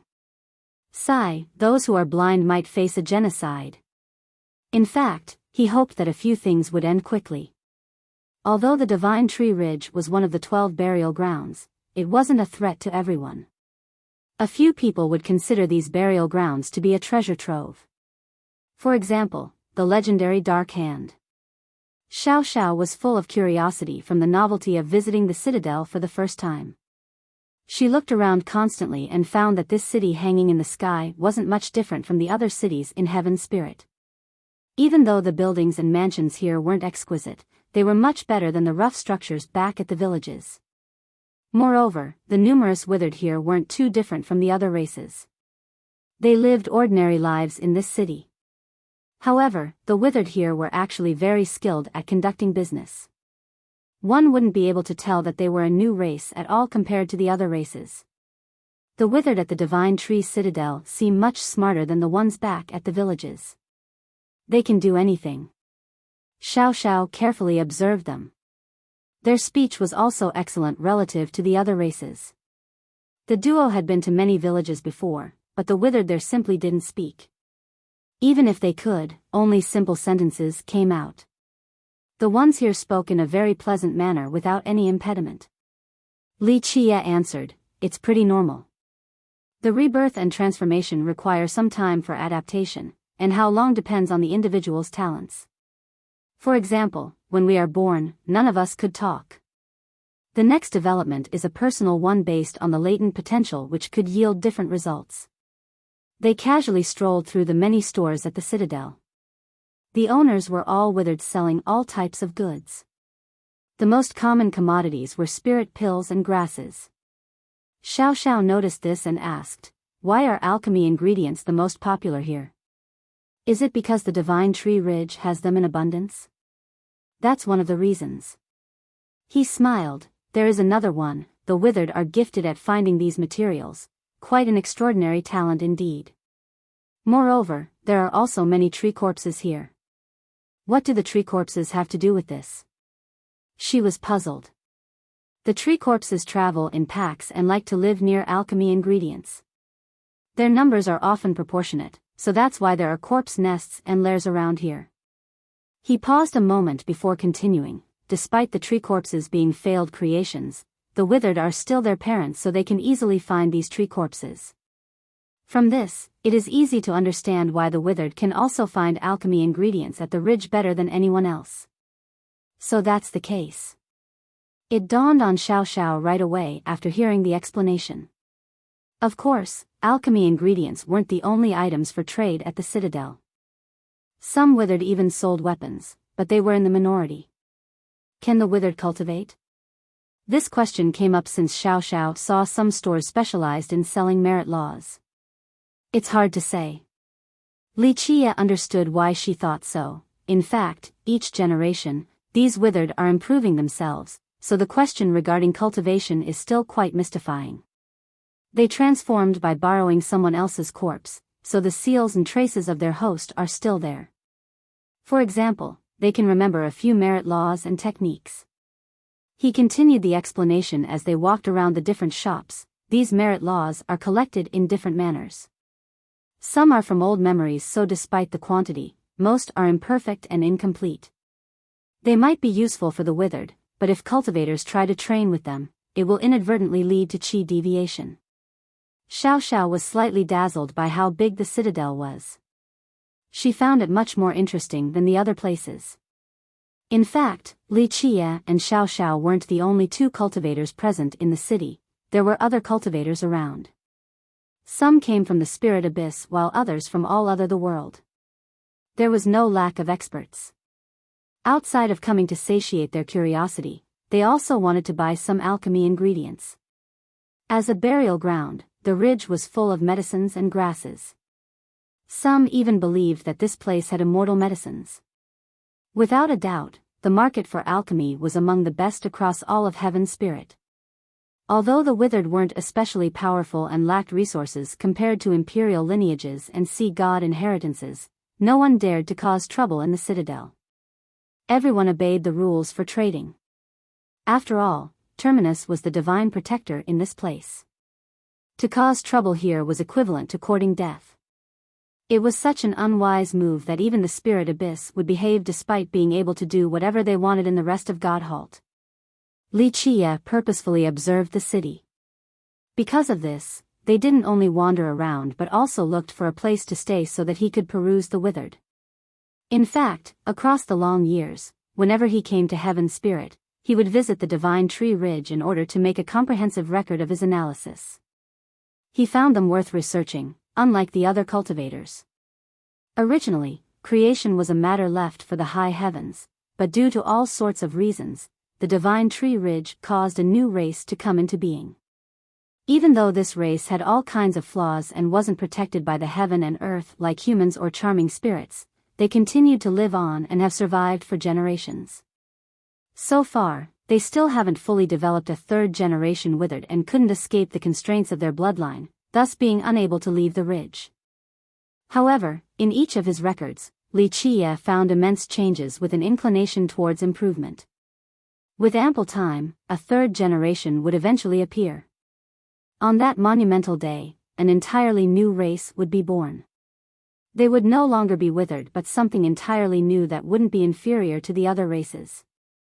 It was completely unfathomable that something like this could happen without the involvement of the heavens. Therefore, these records of the withered would help Li Qie understand the mysteries of life. Moreover, he knew one more thing. If the third generation could successfully appear, a shift will occur within the ridge that shatters the balance of Heaven's Spirit, helping it gain an advantage over the Maelstrom and the Bone Sea. Xiao Xiao noticed that he had been studying in the last few days, so she smiled and asked, "Don't tell me you want to capture a withered for research?"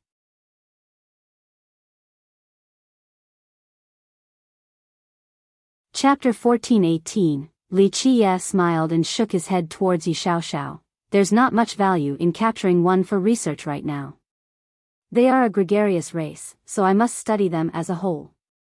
She pried, "Why are you so interested in these withered?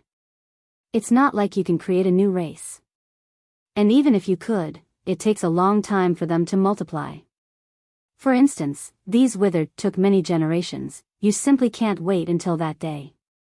Li Qie only smiled without answering. She was too young to understand his purpose. Plus, there was no need for her to face this problem. They walked around for several more days while Li Qie carried on his research of the withered instead of worrying about alchemy or treasures. Today, they stopped at a withered's restaurant to rest. There were a few cultivators from all over the world in groups of 3 or 5 chatting it up. Li Qie sat by a window and had fun watching the waiters, bartenders, and manager being quite busy. In fact, there was nothing worth watching here. Such a common restaurant could be found anywhere in Heaven's Spirit. Nothing stood out in particular about this restaurant.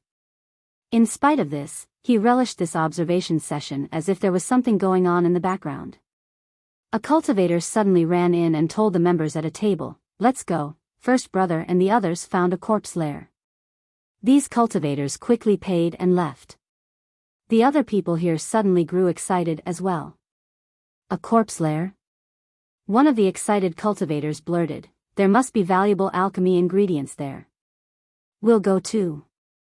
He also paid and left with his crew. In just a short moment, the cultivators here left one after another. The majority of the visitors came for materials, so when someone finds a lair, it meant that there must be incredible spirit ingredients there. Xiao Xiao naturally felt excited and quickly asked Li Qia, "Should we go take a look too?" She had never seen a tree corpse or a lair before, so her inquisitive nature went into full play. "Fine, let's go then." Li Qia smiled and paid the bill. The lair was found in a valley not far from the citadel. It was quite deep with old vines and pillaring trees resulting in a verdant scene. No one had a panoramic view of the valley due to the abundance of vegetation blocking their sight. Many cultivators were already here when the duo arrived. They stood right at the entrance while gazing inside. Many groups of tree corpses were entering as well, coming from some unknown direction. They looked like different groups going to a party since it was clear that they didn't come from the same place. Tree corpses weren't that different from the first generation withered. The majority had human forms with some wooden parts. Of course, there was a clear distinction. A tree corpse's wooden parts were natural, unlike the withered that have undergone a change from flesh to wood. For example, a withered's wooden arm looked very stiff, as if it had been embedded and not something that was a part of its body. This wasn't the case for tree corpses. Their wooden arms looked just like growing branches, full of life and very natural. Xiao Xiao thought of a particular question and asked Li Qia while watching the groups of corpses enter the valley, "What are the differences between tree corpses and second-generation withered?" "Nothing in terms of appearance." Li Qia answered, "Tree corpses might be dead, but from another perspective, they aren't really corpses. Their bodies still have a hint of life in them. Of course, it is easy to distinguish a second-generation withered and a tree corpse. Look at their eyes, the ones without life belong to the tree corpses." With his reminder, she carefully looked and found that the eyes of the tree corpses were different. They were hollow as if nothing was there, a pair of eyes engulfed by death energy.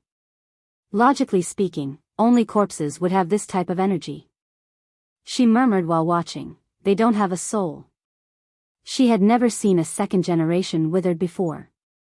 After all, the probability of meeting one was exceeding low in the divine tree ridge. Moreover, rumor has it that these second-generation withered were heavily protected, so outsiders couldn't see them. "Yes, they don't have a soul." Li Qia nodded. "People say that the eyes are windows to the mind. One just needs to look at the eyes to see if a soul is present. For example, why is it that animated skeletons have red eyes? That's their soul flame. Tree corpses might have a body that isn't too different from the other races. The issue is that they do not have souls. Without souls, there is no need to talk about bloodlines and reproduction, they are only moving corpses." She had to ask, why are they born with a body but no soul? Li Qia smiled, "They owe both success and failure to the first-generation withered. These first-generation withered are born from corpses due to the seeds taking root in the brain that eventually turns into a soul. Despite possessing this type of soul, they still can't be considered a complete form of life, they're merely a near-dead existence. Because of this, the odds of producing offspring with souls are negligible." She contemplated and had a better understanding of how the withered handle birth and transformations. It made it clear just how difficult it was to start a new race.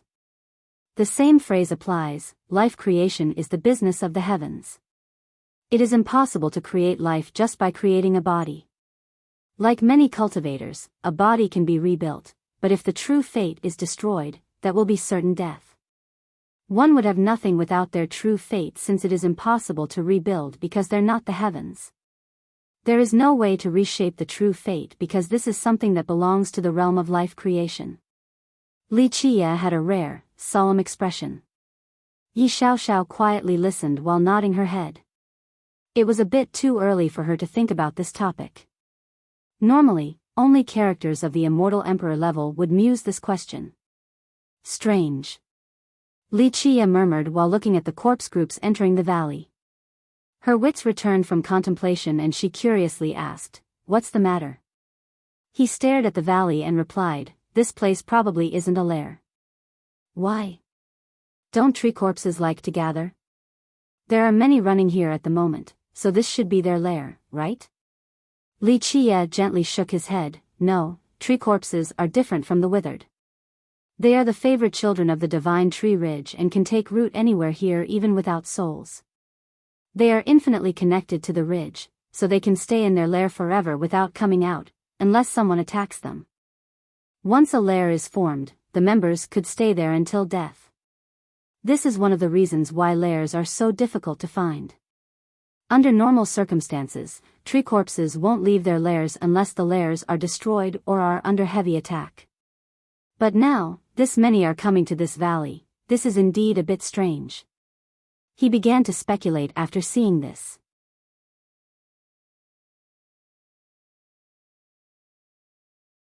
Chapter 1419. Maybe another lair was destroyed and the lucky survivors are moving to this one? Xiao speculated after hearing him.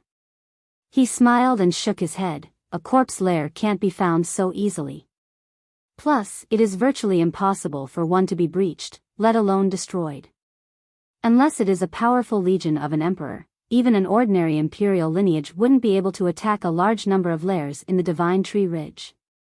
With a flash in her eyes, she thought of another possibility and excitedly spoke. Didn't you say corpses like to be around alchemy ingredients? Maybe there is an immortal medicine inside this valley. You wish. He played with her little nose and said, even if the ridge has immortal medicines, they don't want to live with the corpses. Plus, even when it is a willing cohabitation, these medicines would be occupied by extremely powerful tree corpses, the others can't have any part in it. Then why are there so many running here? She felt disappointed after Li Qia poured a bucket of cold water over her idea. Wait and see. Look, people are attacking right now. Let's watch to see how they will die. He chuckled while looking at the valley. In fact, many cultivators that were waiting outside were very curious about the large number of tree corpses gathering here. Some had the same idea as Yi Xiaoxiao and blurted, there might be an immortal medicine in there that is attracting all of these corpses. Immortal medicine. Everyone became spirited after realizing this possibility. Next, their eyes lit up with unrestrainable excitement and even greed. Saliva was on the verge of dripping down. One cultivator swallowed and said, "There's a high chance for an immortal medicine to be here. Why else would all of these corpses come here? If it really is an immortal medicine, then we're about to be rich. Kill our way in." A different group reacted faster and immediately took action to beat the others inside. Kill. The others saw that group take the initiative and didn't want to be outdone. They roared and rushed in as well. Kill them all. The ambushing cultivators outside of the valley chose a direct attack and issued battle cries. Everyone scrambled inside, unwilling to be the last one in. An immortal medicine was too tempting for any cultivator. They would be instantly rich and on the rise after obtaining one. Whoosh. Whoosh. Whoosh. Long roots suddenly shot out from the ground like snakes. Some also flew out like arrows. The tree corpses have finally attacked. These were formidable attacks with a power that shouldn't be underestimated. As Li Qia had said before, even though tree corpses were soulless, they were the favorite children at the divine tree ridge and had been granted protection. Despite the lack of cultivation, they were still instinctively powerful. Ah! A burst of screams resounded shortly after.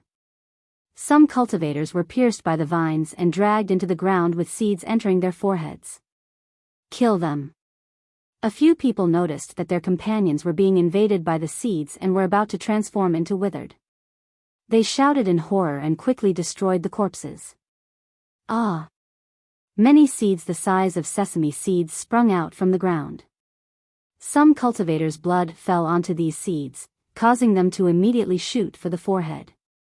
The cultivators couldn't dodge in time and were immediately infected.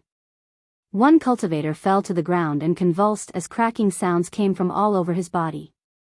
At the same time, his scream before death echoed across the valley, instilling fear into all the shuddering listeners. This is horrible. Xiao Xiao was startled to see a living cultivator being infected then killed. Li Qiye didn't find this surprising at all and insipidly explained, locations with a lot of tree corpses will have more seeds. These seeds will be much stronger and ferocious. On the other hand, the seeds near the locations of the withered won't attack people. They would wait until you are dead before drilling into your forehead. Whoosh! Whoosh! Whoosh! The sizzling of fire came about. A tree corpse actually spewed out a blazing flame towards the cultivator. Some of them used fire while others preferred ice for an assault. Some cultivators were frozen completely. Xiao Xiao was a bit dumbfounded to see this and asked Li Qiye, "Didn't you say the tree corpses don't cultivate? Aren't they using merit laws right now?" "No, this is just part of their nature." Li Qiye shook his head. "They were born with these types of fire and ice." "How can that be?" She was stunned again. If a cultivator could be born with these natural gifts, wouldn't they be exceedingly powerful in the future? This is all thanks to their parents.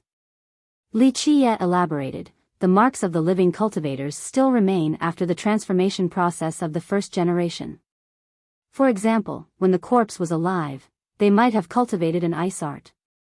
Because of this, when the first generation took over, they would pass on the mark of this cultivator to the second generation, allowing them to have this innate gift of ice.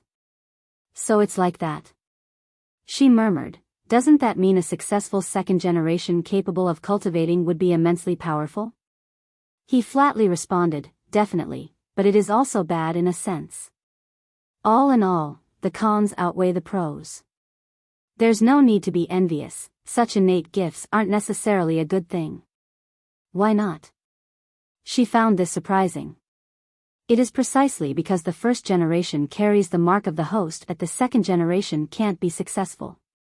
He explained, even a successful second generation with a soul and natural gift of ice has a negative prospect. This is because these are marks that belong to a different race, not the withered. To a certain extent, it reduces the intelligence of these second generations. He paused for a bit before continuing, "At the same time, due to these foreign marks, even if the second generation could cultivate, they would be alienated from the Tao. Their foundation at the start is too convoluted and needlessly complicated, making it easy for them to suffer qi deviation." Li Qiye had studied the withered from one generation to another. He had absolute authority in this field.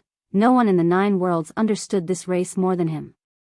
"But there are the same as interracial marriages in heaven's spirit?" Yi Xiao Xiao asked. "There are no problems there. Sometimes, the bloodlines would become even more powerful. For example, charming spirits and humans would allow for an easier reproduction of the spirit's bloodline. That's a different scenario." Li Qiye shook his head. "The marriage between those two races is a type of bloodline fusion. Meanwhile, the first generation relies on corpses to come into being. They can't fuse with marks from other races. Because of this, the remnant marks do not belong to them, so they can't integrate it into their own blood." "Ah, I see." Her understanding of the withered grew deeper after this explanation. "Ah." More screams echoed across the valley. At this time, the battle has come to an end. This group of cultivators overestimated their abilities and were wiped out before being able to penetrate the valley. All of them were turned into first-generation withered after death. "Let's go inside now." Li Qiye chuckled after seeing this scene and said, "We'll take a look at what they are doing." In the blink of an eye, the duo went inside and was immediately met with aggression from the tree corpses. Xiao Xiao couldn't help but say, Should I prepare or something? It would be bad if a seed drills into my forehead." She felt nauseous after recalling the scene of a living person turning into a withered. Li Qiye laughed and replied, "Don't worry, even the most powerful seed wouldn't dare to touch you since you have the supreme bloodline." You are completely untouchable at the divine tree ridge. Your blood will absolutely crush them.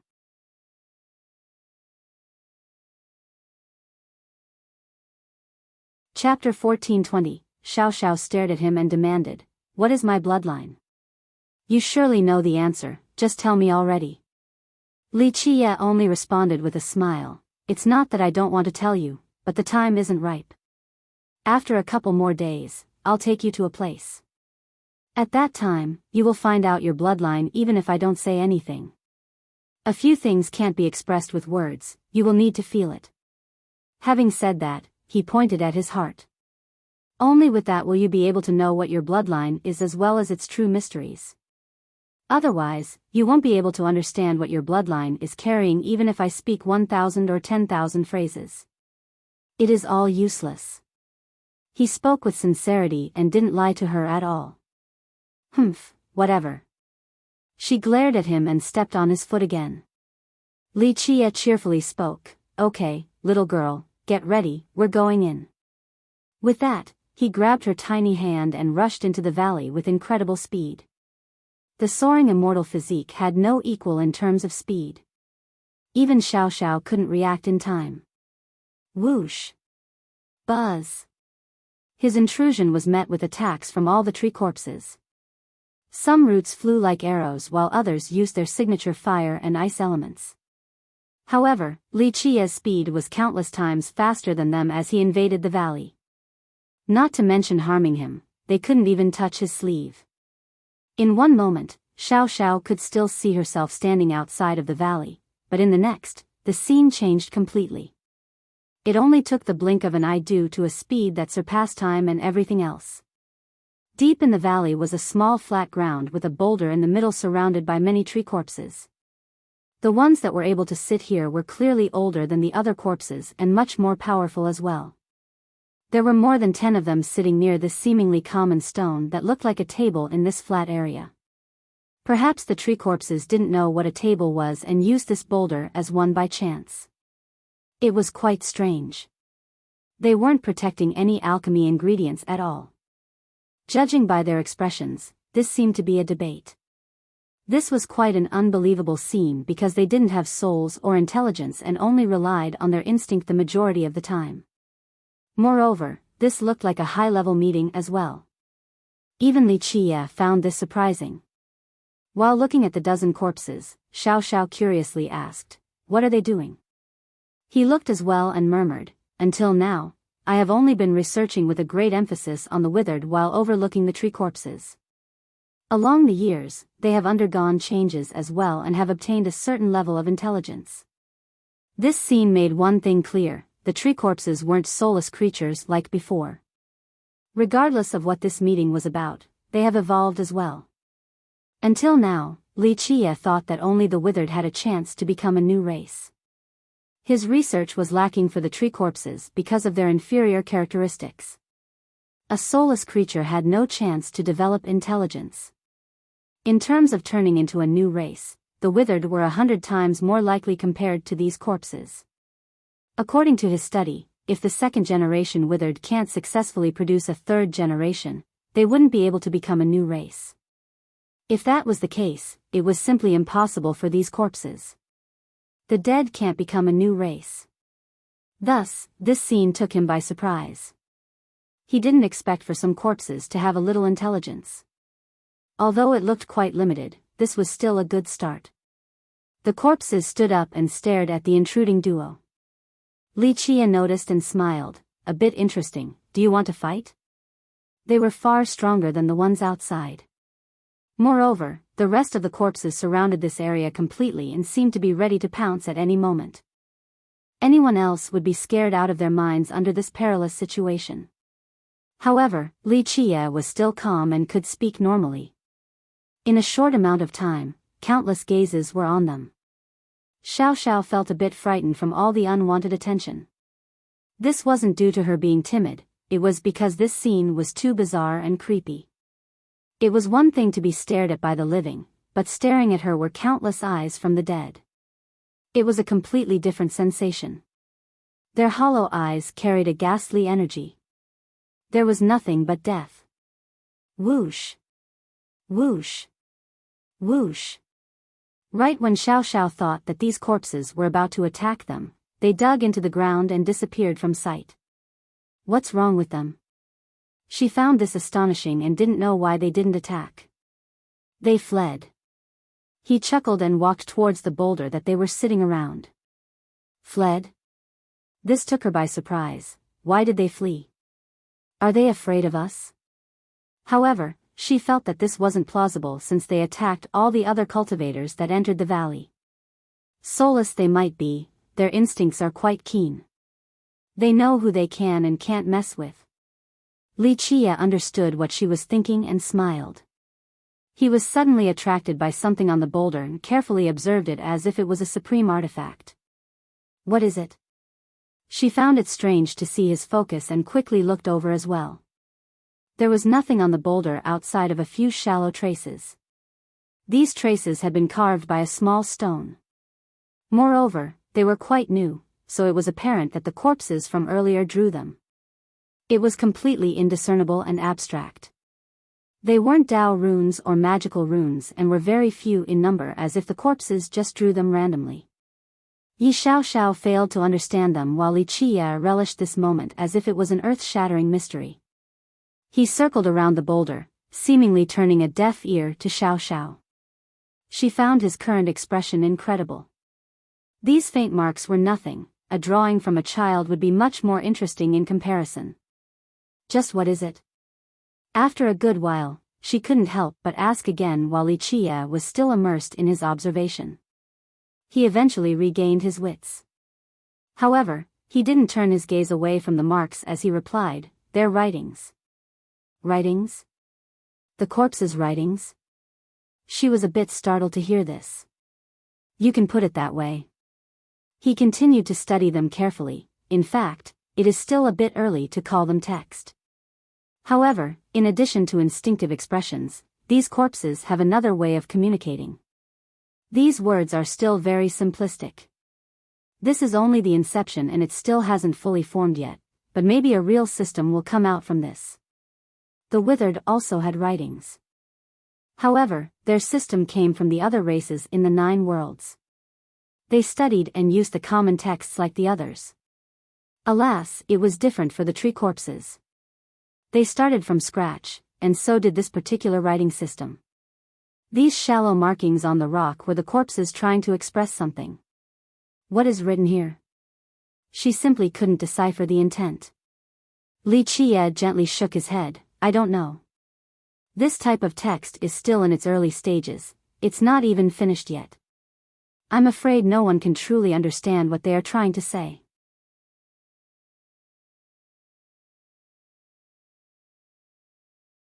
Chapter 1421. She wondered, isn't it just scribbles then? Maybe it doesn't have any meaning? Li Chia grinned and replied, no, at the very least, it shows that the tree corpses are evolving and beginning to gain intelligence. In addition to this text, they also have another method to express themselves. Otherwise, not many corpses would gather here to negotiate. She felt puzzled. Then what method did they use to arrange this meeting? He replied, it must be another type of innate skill that allows them to call the other members to gather. No matter what, they are evolving and showing great improvements outside of their innate skills, such as this type of text. It looks like the stronger ones have a better chance of changing. I might have been neglecting them all along. What were they deliberating then? The dead actually discussing something? It must be earth-shattering. Xiao Xiao was now very interested in the tree corpses as well. In the last few days of following Li Chia and watching the withered then the tree corpses, she felt as if she was watching the birth of a race. I don't know, but you are right. If creatures like this have gathered for a meeting, it means that something big has happened in their own world. Li Chia gently shook his head. Then let's go and see. Her curiosity was piqued. This was even more enjoyable to her than finding treasures. Yes, they'll keep gathering. We just need to find more layers, then we'll see them again and maybe we can even figure out what they are talking about. Li Chia agreed with her idea. He had other things he wanted to do at the Divine Tree Ridge, but this matter of the tree corpses happened unexpectedly and garnered his attention. Thus, he put everything else to the side and decided to focus on this first. How do we find the other lairs? She was very eager and wanted nothing more than to continue their search. With me around, do you think we won't be able to find them? Li Qie smiled and held her tiny hand before disappearing in a flash. In the next few days, the duo went to several large lairs. They were extremely secretive and well concealed. The entrances were dangerous, so even if one knew about the locations, they wouldn't necessarily be able to enter. However, this didn't trouble Li Qie. He intruded these places with ease and stealth. He opened his cryptic space and hid inside with Yi Xiaoxiao, not allowing any corpses to detect them. Not to mention these creatures, even a character like a sea god would have problems detecting them. His main purpose was to find what they wanted to do, so stealth was necessary. After entering the last few lairs, he finally found something. The strongest tree corpses could always be found together in a meeting. Although they didn't have a language for communication, they could use their innate instincts to talk to each other. Sometimes, they would draw some signs on the ground. This was the beginning of their own system of writing. All of this contributed to his eventual understanding of their goal. What do they want? Xiao Xiao was also watching, but she didn't know their intentions. He finally arrived at a reliable conclusion and slowly replied, "A group of them will relocate." Relocate? To where? And why do they want to move? This girl was like a curious baby and kept on asking questions. You'll know soon enough. Li Qie smiled and left with her. They went to an extremely deep valley. Not only was the entrance secretive, it was also full of peril. When cultivators came here, seeds would crazily attack and try to drill into their foreheads even before the sight of blood. They went in deeper and found that a large number of corpses have gathered here. Moreover, these ones were considerably mightier than before. After careful observation, Xiao Xiao noticed that she had seen some of them in the previous meetings. There was no doubt that the corpses eligible for this meeting were among the strongest of the world of tree corpses. At this time, these corpses were walking deeper into the valley. She found this scene quite strange. They were carrying weird items. One had a chair made from 2 tree trunks, another had branches woven together to barely form a bed, and one more was holding a chiseled rock that resembled a chair. The weirdest part was a cumbersome item carried by more than 10 of them. It looked like a small room made from trees put together. All of these things were simple and rough, like the work of some little children. Surely, the tree corpses were the ones who made these items. They know how to make items now. She found this quite amusing.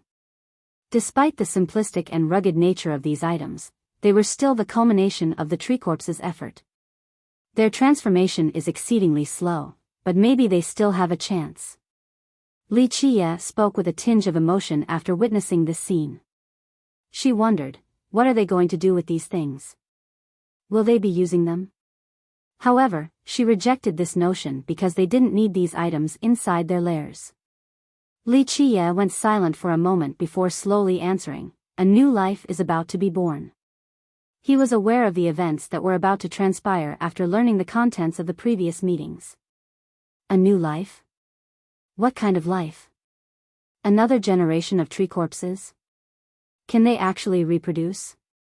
Xiao Xiao was startled. Everyone knew that the withered could give birth. However, this remained a mystery for the tree corpses since they were only failed products. Maybe. Li Qie pondered a bit. This world has too many unimaginable things, even the villainous heavens can't expect everything. Maybe this is the earth-shattering event that they were alluding to. After all, a new life is about to be born. What kind of life will the next generation of tree corpses be? How does it compare to the withered? She took a deep breath and murmured, "Didn't you say the dead can't reproduce? The withered are already near dead and can barely produce life. Moreover, their second generations are mostly failures. Even the villainous heavens can miscalculate sometimes. The world is just full of surprises. If the dead can actually reproduce." Li Qie turned quiet again. This whole event reminded him of a particular race with all sorts of unfounded rumors. Even after this much time passed, these tales went on about how this race was produced by the dead. Therefore, if a completely new life can come from the tree corpses, it would be a monumental change and an unfathomable development. The corpses brought along all kinds of items to the deepest region of the valley where there was nothing other than a cliff. Strangely enough, they didn't stop before the cliff and continued forward. Any spectator would think that they were going to collide with the cliff, but in reality, they all disappeared inside. Xiao Xiao asked, "Where did they go?" "A different world." He slowly explained, "A world inside the divine tree ridge unknown to others. In principle, only these moving corpses can enter this particular world." "A world where only the dead can enter?" Xiao Xiao was surprised. "Then why don't they just stay there if there is such a world?" "It's not as simple as you think. You can't just stay there on your whim, it is an inner world." He shook his head in response.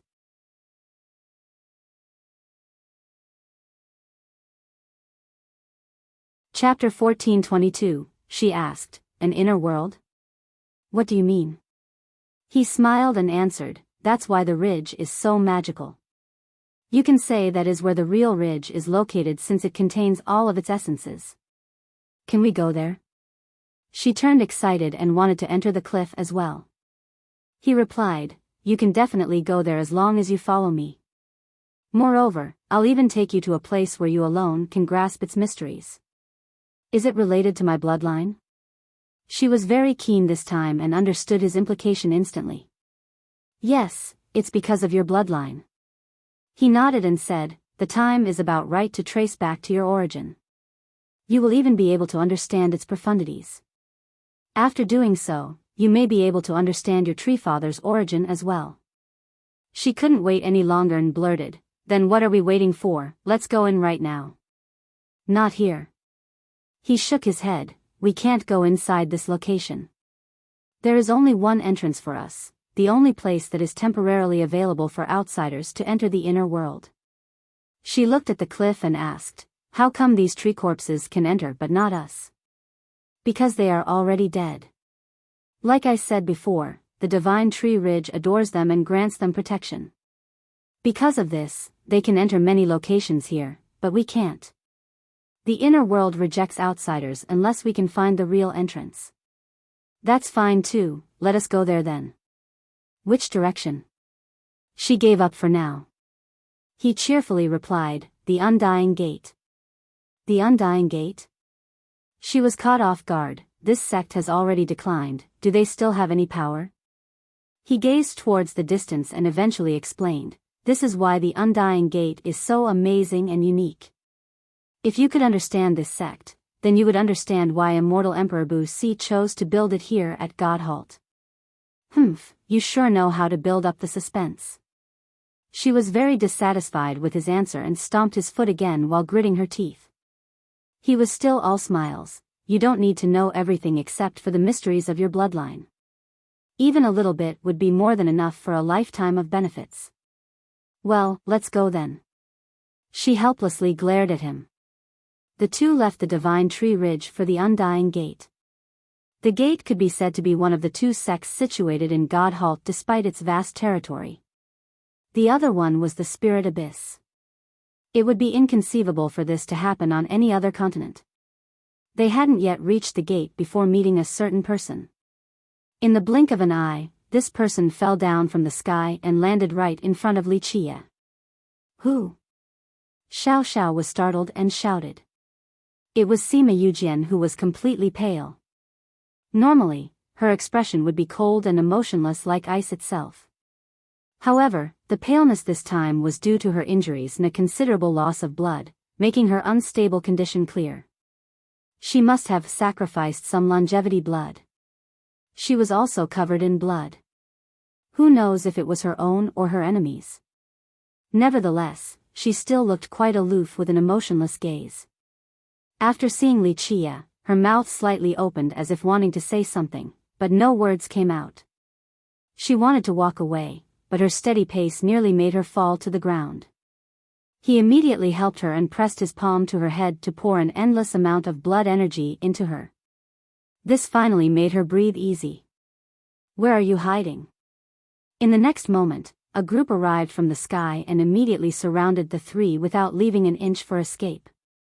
This group wore the same uniform and exuded a mighty blood energy and aura. Moreover, they didn't try to hide their power at all and let their blood energy soar to the sky in an overbearing manner.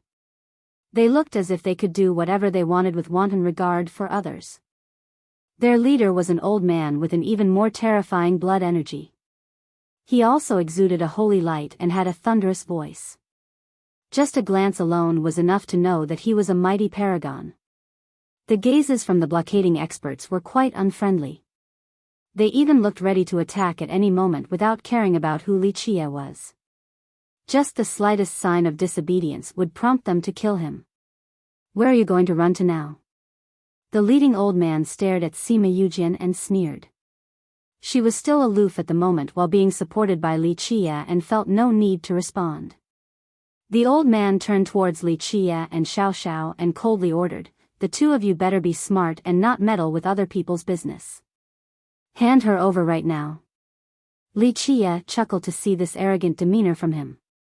Not to mention the fact that he wouldn't let anything happen to Yujin, even if he didn't know her, he would meddle anyway just because of the old man's attitude. After recognizing the group based on their clothing, Yi Xiao Xiao told Wuxia, "They're from the Spirit Abyss." "That's right, I am an elder of the Spirit Abyss." The old man arrogantly declared, "This woman is a notorious assassin, so don't meddle in this and leave immediately. We won't make things difficult for you." Sima Yujin had failed and couldn't kill her target while simultaneously exposing her whereabouts, so the experts from the Abyss managed to trap her. It wasn't due to her lack of strength since she could easily assassinate a god monarch without any problems. She had prepared sufficiently this time around. Even though her cultivation had been suppressed, she thought that success was still within reach. Alas, she underestimated the Abyss. Like Wuxia had mentioned before, there was no stealth play in that location. Even the escaping art she was most proud of had lost its power. The encirclement was a harrowing event. Nevertheless, she was still a fierce assassin. With her plethora of techniques and traps, she managed to kill her way out. However, there was no way of running out of Godhalt due to her grievous injuries. In this helpless situation, she thought about Wuxia and used the blood he left behind in order to find him. Wuxia smirked at this imperious elder and leisurely spoke, "I have a particularly bad habit. When others don't want me to meddle in their business, it only makes me want to do so even more." "Is that so?" The elder squinted and smiled before coldly uttering, "Then you can fix this bad habit today. It is no longer up to you at Godhalt. I'll let you think about meddling in other people's business once I break your legs and make you kneel on the ground." "Break my legs?" Wuxia couldn't help but laugh. "The ones who can break my legs haven't been born in your Spirit Abyss just yet, not even in all of the 9 worlds." One of the disciples gravely shouted, "What a naive fool. Those who oppose the Spirit Abyss will be killed without mercy." In Godhalt, their abyss was the supreme existence and their words were laws. There was no sparing dissenters. Quite bold. The elder sneered, "You must be a big shot at Heaven's Spirit, right? It's too bad that this isn't any other location in Heaven's Spirit. I don't care who you are. At Godhalt, even dragons have to coil before us and tigers must lie down obediently or else we'll break their tendons and take their marrow." This elder was domineering to an outrageous extent. In fact, his sect indeed had the power to act in this manner. Any lineage or genius would be suppressed at Godhalt and would want to ask their sect for help. They had an absolute advantage at Godhalt since they were already strong enough on top of not suffering the suppression. Outsiders were only fish on a chopping block, ready for their taking. Under such favorable circumstances, how could the Spirit Abyss not be aggressive and overbearing while acting as the master of this continent? There was no need for reason. Their words were the truth and guiding principles.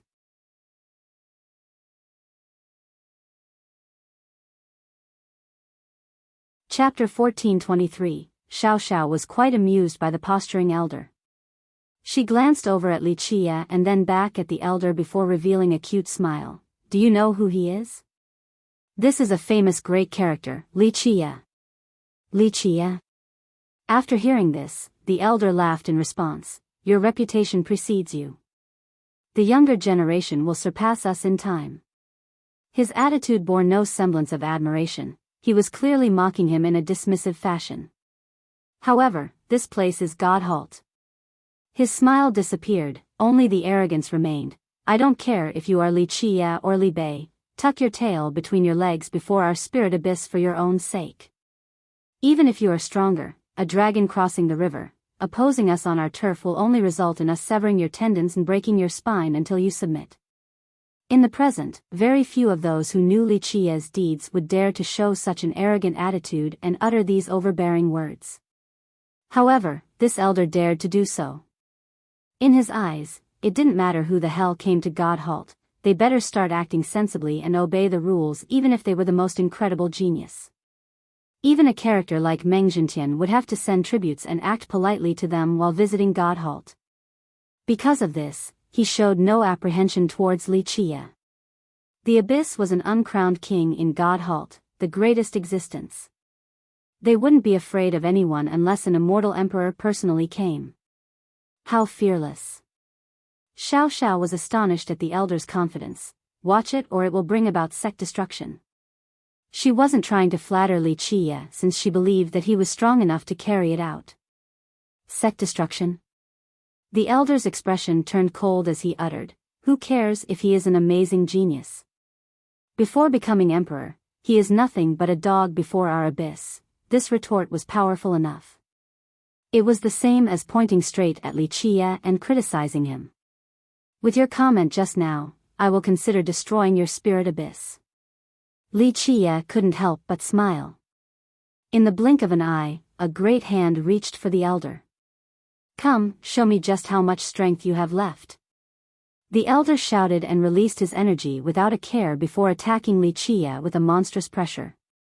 In his mind, Li Chia was being suppressed by God halt right now, so he shouldn't be that strong. He believed that he alone could kill Li Chia. Boom! Li Chia's hand only slightly moved, but it could destroy everything with the hell-suppressing fist. The elder's attack was simply not worth mentioning. Bah! He easily clasped the elder's neck. The elder was aghast due to this sudden development. Another disciple shouted, Junior, don't be presumptuous, release him right now. Despite the call for a ceasefire, they attacked without holding anything back. Mere ants. Li Chia laughed and reached out with one finger. Pluff. Pluff. Pluff. All of the disciples' attacks were penetrated. They fell face up with horrifying holes on their foreheads where blood continued to seep out. You're not being suppressed. The elder was shocked since he realized something at this critical moment. Correct, but there is no prize. Li Chia responded with a grin. The elder's expression turned extremely ugly right away. Not even in his wildest dreams would he expect for something like this to happen. It was simply impossible. Without the Abyss help, everyone would be suppressed by God halt. Immortal emperors were exceptions, of course. However, Li Chia definitely didn't get any help from the Spirit Abyss, yet he was doing just fine, simply inconceivable. So what if you're not suppressed? The elder regained his composure and coldly uttered, We are not afraid of anyone at God halt. Be smart and hand over the assassin now or you will regret it sooner or later. At that time, it will be too late to beg for forgiveness. His rampant arrogance was still undeterred despite falling into Li Chia's hands. He had absolute confidence in his sect, and if Li Chia dared to oppose them, he would be killed soon enough should he choose to stay on this continent. Li Chia stared at the arrogant elder and revealed a smile. You know, the spirit abyss you are so proud of is nothing more than a nest of ants in my eyes. Even if the ancestor in the deepest location of your sect comes out, he will kneel and wipe my shoes before licking my feet. Actually, your coven of bastards isn't even qualified to do so. You. The elder nearly vomited blood from anger as his face turned red. He thought he was arrogant enough, but Li Qie viewed them as mere ants or something even inferior to ants. Like Li Qie said, he wouldn't want their ancestor to wipe his shoes since he felt that he was unqualified to do so. Good, Li, I'll see just how long you can be arrogant for. Our spirit abyss will make you regret this. The elder's fury turned into a crazed laughter. Crack. Li Qie crushed his Tao foundation before he could finish. With his foundation crushed, the elder's blood energy dissipated. He withered away with white hair and a face full of wrinkles. The unreachable elder has fallen. Now, he was as feeble as a candle flickering in the wind. The elder screamed, "What have you done?" He was extremely afraid and his wits still hadn't returned. Cultivators weren't afraid of death, but having a destroyed foundation was a life worse than death. This was doubly true for this ancestor. Normally, he would act haughtily towards the great characters that visit God since they had no choice but to be humble before him. He had grown accustomed to this lifestyle of flattery. But now, with his Tao foundation crushed, he was only a cripple inferior to even ordinary mortals, completely defenseless. Falling down from the pedestal to the ground was a contrast too grim to imagine. He simply couldn't accept this reality. Li Qie threw him away like trash and flatly said, "I'm sparing your dog life so that you can send a message to the abyss. Tell them to be smart or I'll destroy all of them. You're only a bunch of bastards, do not prance around in front of me." The elder returned from despair and screamed at Li Qie, "Li, kill me if you dare. If not, you're merely a coward." Li Qie chuckled at the desperate old man, "I won't kill you. If you are brave enough, go find a place to hang yourself. Li, you cowardly trash, kill me if you dare." The elder continued to scream while grabbing onto Li Qie's legs with the intention to die. Li Qie casually kicked him away and replied, "Aren't the people from the abyss always arrogant? Like I said earlier, even your oldest ancestor is nothing before me, he's only worthy of disdain." Having said that, he ignored the elder and supported Sima Yujian then left. Yi Xiaoxiao kept up with them right away. The elder desperately screamed while watching the group depart, "You little bastard, you goddamn animal. You don't dare to kill your grandfather? I'm your grandfather, come kill me if you dare." He wanted nothing more than for Li Qie to give him the sweet relief of death. Li Qie simply ignored him. It was too easy for him to trample on the elder's pride. "Should we kill him?" Yi Xiaoxiao looked back. She was too young and couldn't bear to watch. "He's only an ant, don't worry about him." Li Qie gently stroked her hair, "The world is always cruel like this. Their imperious abyss has no consideration for others, so let them taste despair. They're only a bunch of monsters that crawled up from the ground, yet they actually think they are the progenitors of the charming spirits, the darlings of the heavens." Xiaoxiao didn't say anything back. She naturally understood how vicious this world was. An enemy would never show mercy to their opponent. Qie equals 7 nights, Bei equals 8 nights. A common retort scheme. This insult probably makes more sense in Chinese, but I'm sure readers are used to it by now.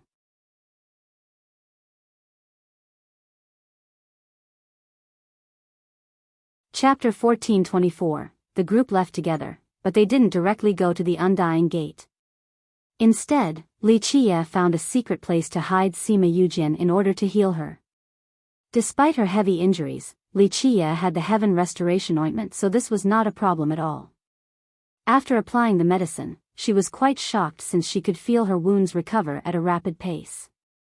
Shortly afterward, both her internal and external injuries were cured without leaving the tiniest scar. She was moved by this from understanding just how precious this incredible medicine was, yet Li Qie still gave it to her. Next, Li Qie took out the myriad heavenly cauldron and controlled its flames. This fire actually liquefied and turned into a scintillating amber fluid. Fire changing into water was an inconceivable endeavor. This cauldron fire control has reached the apex of mastery. When this water emitted a wondrous light, Li Qie ordered, "Take off your clothes and get in." She immediately glared at him. Although her eyes no longer had a murderous intent, they were still as cold as ice. "Hey, since when did you change from ego king to a big pervert?" She glared at him as well after noticing that Yujin was fine and indignantly said, "You are using this opportunity to take advantage of a young lady. Damn pervert, I'll teach you a lesson." Having said that, she stomped on his foot as usual. Li Qie flicked his finger and pushed her outside while flatly saying, "It would be too easy for me to take advantage of her, there's no need to come up with an excuse." Yujin coldly said, "My wounds are healed." "I know." Li Qie leisurely replied, "I'm not healing but rather expelling something for you instead. Otherwise, don't think about going to the spirit abyss since you won't be able to hide there." She turned silent from not understanding his intention. "Humph, you are too weak. You can't even master the coiling dragon sword yet you still dare to go to the abyss." He flatly said, "You still don't know what lies at the bottom of the abyss." "What is it?" Yujin still asked despite her emotionless demeanor. In fact, she had done her research on the abyss before attempting the assassination. "They aren't things you can provoke," he replied. "You will light up like a candle once you step inside the abyss. With the way you are now, you simply can't utilize your stealth there. Under its light, they would be able to see you clearly like their reflection in a mirror." She had indeed failed this time. In fact, the whole event was still puzzling her. In terms of strength, even with the suppression at work, her god-slaying Dao and other assassination techniques along with traps and treasures should have been enough to kill the target. Recalling the whole incident, it was indeed quite strange. At the climax of the hunt, the enemy seemed to know where she was coming from and laid out a great trap for her. She didn't understand why they were aware of her location when she was the only one who knew about the assassination. "Get in already." Li Qie didn't want to waste words and ordered again. When Li Qie turned serious, even Xiao Xiao, who was spoiled by him, didn't dare to say anything. Yujin hesitated for a moment but chose to take off her clothes in a very stiff and unnatural manner. Despite being a ruthless killer, she still felt bashful at times. Keep in mind that she was completely pure. Not to mention taking off her clothes in front of a man, she had never experienced any intimate contact with others before. Thus, stripping before Li Qie was extremely embarrassing for an innocent girl like her. Nevertheless, she still took them off despite having trouble adapting. The entire place lit up with her splendor. Anyone would marvel this scene and be lost in admiration. The bare beauty ahead was too beautiful. Her fair skin was no different from white jade. Her slender waist, naturally ample breasts, and her round and plump buttocks left no room for criticism. The most captivating things were the two red dots before her breasts. They looked like two blossoming flowers. There was a sense of incomparable tenderness as well as the shyness of a maiden. Such a sexy scene was too difficult to describe since the only thing people could hear would be the sound of their beating heart. A figure as brilliant as the color of ice, this was not an exaggeration to describe Yujin's beauty. Her creamy skin gave a cool feeling as if she was an ice sculpture. All would be stirred by this painting. Her name was very apt and in accordance with her beauty. "So pretty, so big," Xiao Xiao praised and smiled coquettishly. "Let me touch them a little bit." She reached for Sima Yujin but the naked woman dodged right away from embarrassment. Being an assassin didn't completely override certain feminine characteristics. Li Qie looked at her wonderful figure and insipidly said, "Go in, don't delay this for too long." For him, her soft body was marvelous indeed. However, he had seen more than enough in the past, some even more beautiful and seductive than Yujin. Thus, she was only average in his eyes. Yujin didn't say anything and quietly sank into the cauldron to be immersed in the fiery liquid. She was puzzled as well. As an assassin, she never paid attention to her own appearance. However, she felt a sense of loss, a sense of defeat after being stared at by Li Qie. Despite not caring, she was still a supreme beauty after all and could definitely be placed among the top 10 in heaven's spirit. However, he only gave her a nonchalant glance when she was standing naked before him as if she was no different from all the other existences in the world, as if she was another trifling and common spectacle. In any case, she felt a bit frustrated. It was more difficult to calm down from this compared to the failed assassination earlier. At this time, under Li Qia's control, the fiery liquid began to flow as if it was washing her or helping her expel something. After a while, strands of light rose from the water. To be more exact, these strands seemed to be crumbling. They had been hiding in her body, and the cauldron's fire finally expelled them. He resoundingly commanded, "Get ready. Protect your Tao heart and steady your vitality, do not be shaken." She took a deep breath and followed his order. Pluff! The fiery water suddenly turned into lines as thin as silk. These little lines shot into her body as if wanting to penetrate her completely. She couldn't help but quiver from the pain. At this time, these meticulous lines dragged out an item from her body. This was a tiny Tao rune that was locked by the fiery lines so it couldn't move at all. What is this? Xiao Xiao was taken by surprise. Yujin was even more astounded. She had been struck by someone's Tao rune without noticing at all. Li Qia explained, "The moment you set foot in the spirit abyss, its holy light enveloped you. Without the abyss permission, this light left an indelible mark on you. Because of this, you can't hide there. It didn't matter what kind of techniques you employed, they could see you clearly." Her mind slightly trembled. She didn't think that the abyss had such a mystery and finally understood why her assassination had failed completely. He said, "Come out now." She stood up like an elegant lotus rising on the surface of the water. The radiance of spring filled the room. The water beads dripping down from her white breasts were too temptatious. She really is pretty. Contrary to Li Qia's nonchalant attitude, Xiao Xiao relished this sight despite being a girl. Yujin was inevitably shy for her first time leaving water in plain sight of a man. She hurriedly put on her clothes. Poof! The fire suddenly erupted like a volcano and burned the lights and the Tao rune to ashes, leaving nothing behind. Yujin means jade sword.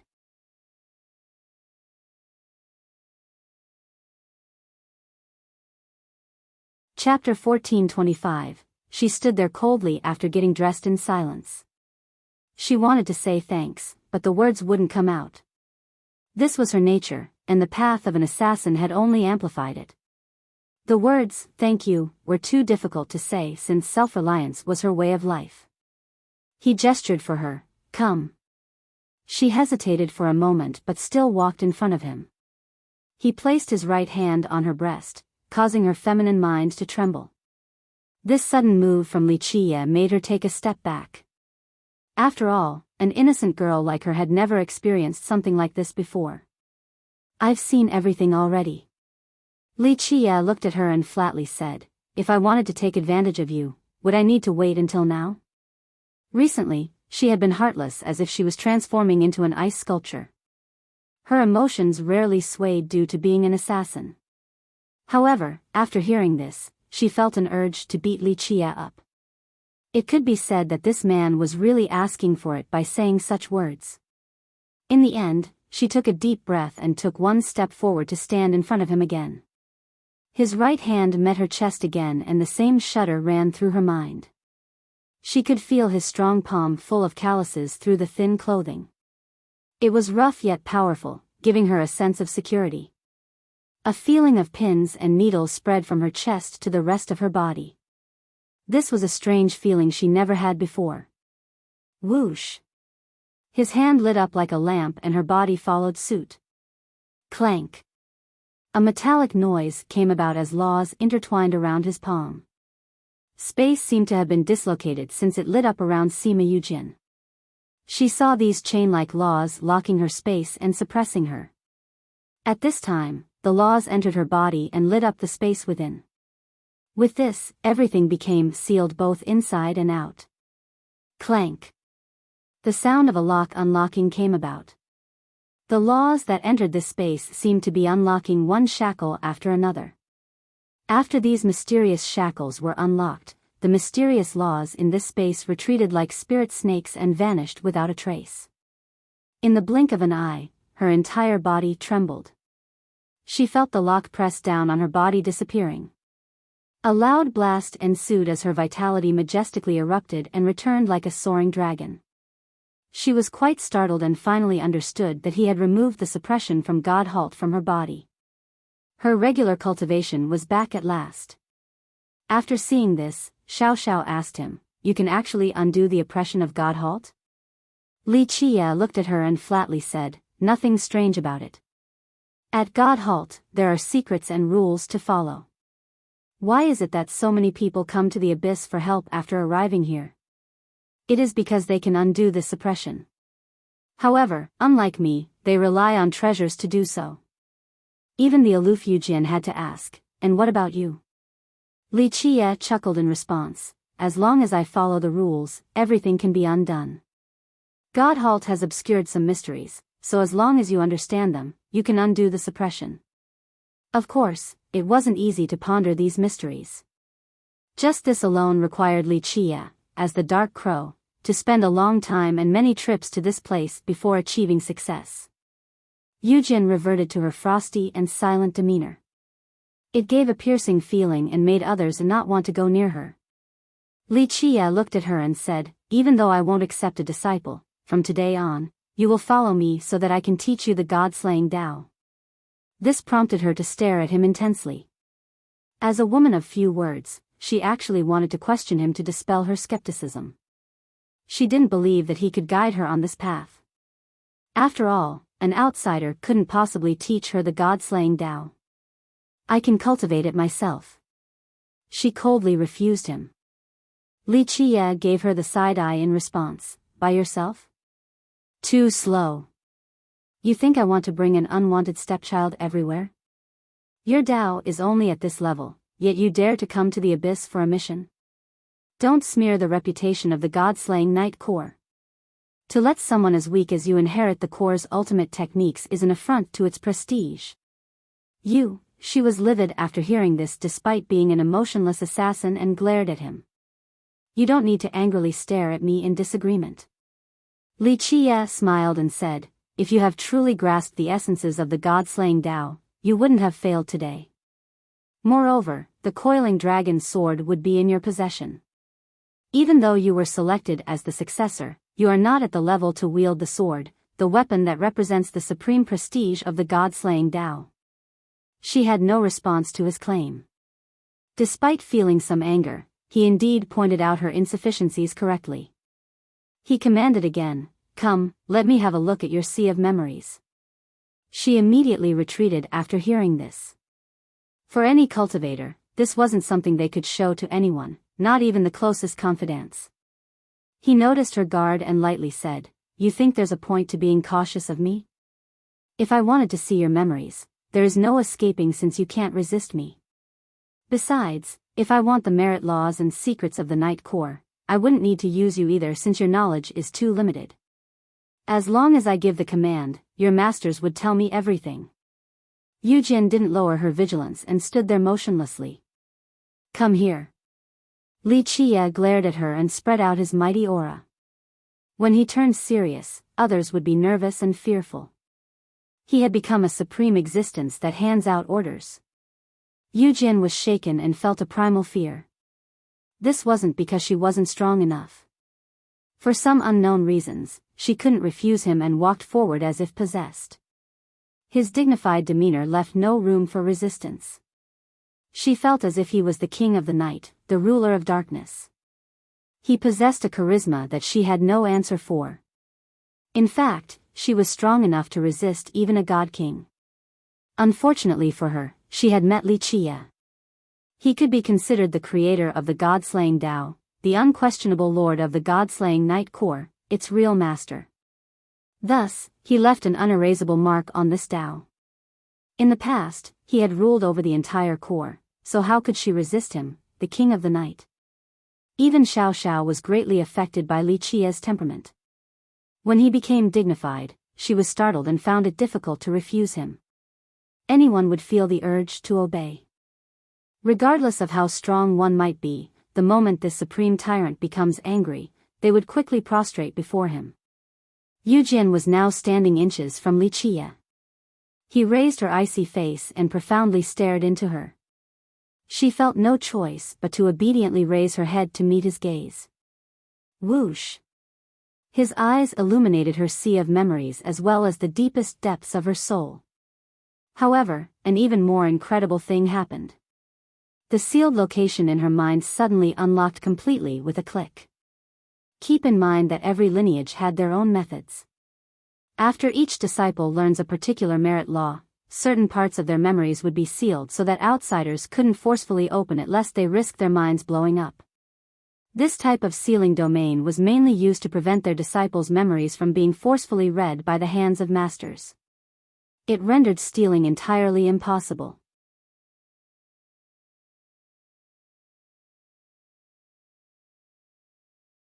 Chapter 1426. Her soul fluttered as Li Qie entered her mind, but she had an indiscernible yet wonderful feeling. She felt naked as Li Qie opened her seal. It felt as if he could see through her completely.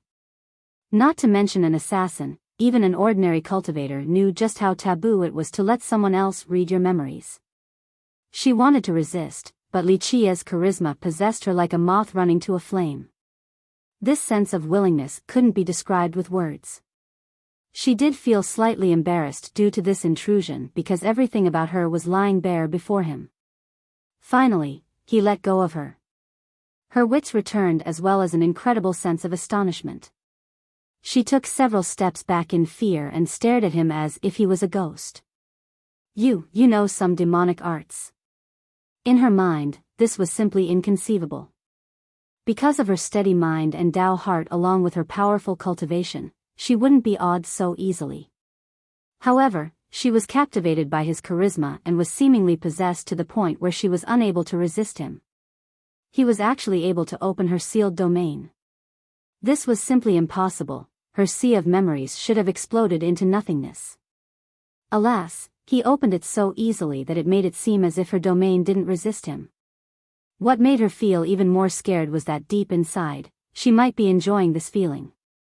Him opening the sealed domain was the same to opening her god-slaying Tao's palace entrance.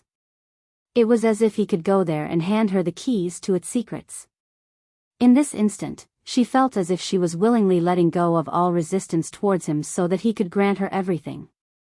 He was the light on her path towards the grand Tao, illuminating her life. While basking in this warm and splendid radiance, she could see her future. Li Qie plainly said, "Welcome back. This is the real god-slaying Tao. Your previous perception of assassins was misguided. They are not just killing machines without emotions or feelings. It looks like the person who taught you the Tao had a slanted understanding of it. Your comprehension of this Tao was stopped at a relatively shallow level." She looked at him in fear. After hearing his statement, she suddenly realized something. A light flashed in her eyes and gave her a warm feeling. Countless feelings raged in her heart as if she had returned to the past. Her sealed heart had its layers unwrapped one by one. Sima Yujian and Bai Jianjun were different.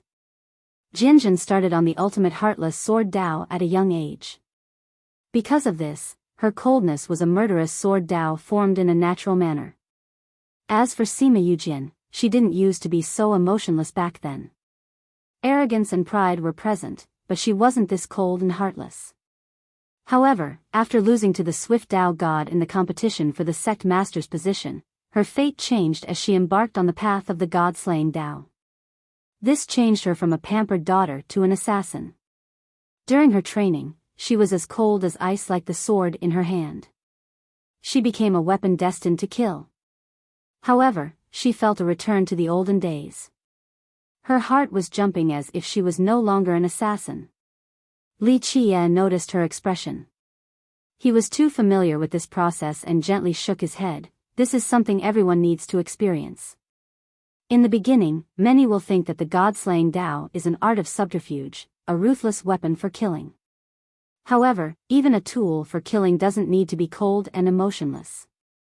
An assassin is primarily himself and then a weapon. If you aren't even a person, how can you achieve a grand Tao? She wanted to speak, but silence was the better answer. "I know what you want to say." He read her like an open book. "That's right, an assassin has no need for a wavering heart, especially during the hunt. They need to be emotionless. However, this created some erroneous interpretations for many people. Do you know where the problem lies? He continued in a serious tone. It is not about removing emotional fluctuations completely. Think of it as cultivation. Is your Tao heart so easily shaken? With a strong Tao heart, your will be as firm as a rock. However, this doesn't mean that you are an emotionless weapon. She listened attentively to his preaching.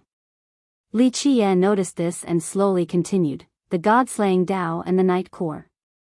As an assassin, you can consider yourself a monarch drifting through the night. However, just because you lurk in the shadows doesn't mean you are darkness. You are searching for your own light in the darkness, or perhaps even the light of this world. After a while, she asked, what is light? We won't talk about anything grand such as defending the 9 worlds or saving everyone, this type of moralistic beliefs and righteousness. He smiled and replied, we'll focus on ourselves, or you in particular. As the successor of the god-slaying Tao, what is your light? Is it only to kill? Yu Jin couldn't formulate an answer. Li Qiye continued, or perhaps is your light being able to surpass your junior brother, the swift Tao god? This question from him spoke directly to her heart. In the beginning, she chose this path in order to reach the apex and overtake her brother. She wanted to prove that she could be stronger than him. However, the further she went, the more confused she became because the god-slaying Tao seemed to be different from her pursuit. They were 2 completely different paths. I can only say that the whole thing is absurd. Li Qiye shook his head. If it is only to kill or to surpass your brother, picking the god-slaying Tao is a complete mistake. If you don't think this through, you will never be able to surpass this inner demon and will never be able to control the coiling dragon sword. Countless words ran through her mind, yet she didn't know where to start and became even less articulate.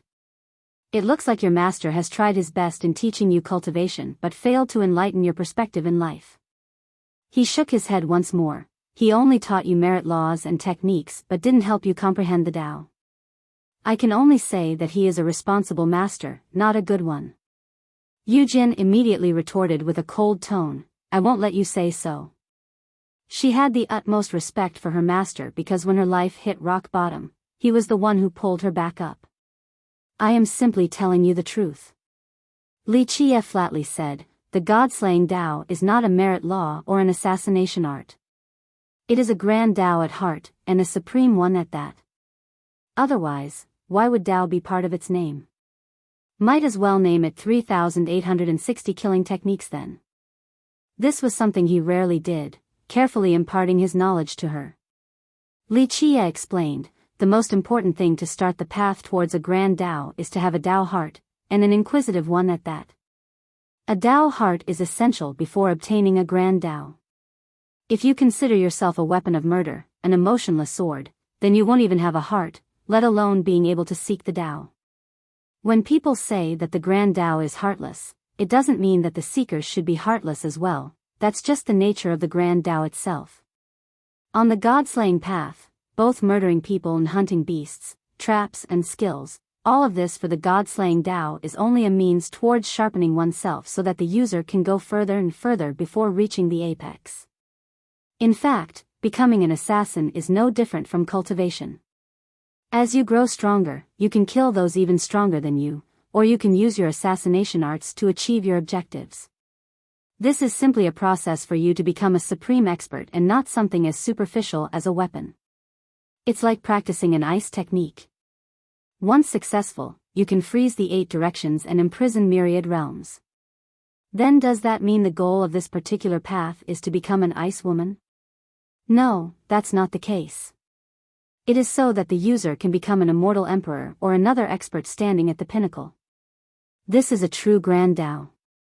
If this isn't your aspiration in your training, then it would just be learning techniques and tricks, and those alone will never allow you to reach the peak. He wholeheartedly preached about the grand Tao. He had no thoughts about taking in a disciple. However, Yu Jin was indeed gifted in this particular aspect while he had always worried about the god-slaying night core. Thus, his patience today was to repay the Night Core and to fulfill one of his own wishes. Li Qie finished with a serious expression. Thus, if you want to surpass yourself and reach the peak of the god-slaying Tao, you first need to stop being an emotionless weapon. Second, you're not on this path only to surpass your junior brother. You need to treat it as a supreme grand Tao, something worth pondering. This is how you will cultivate yourself to the apex.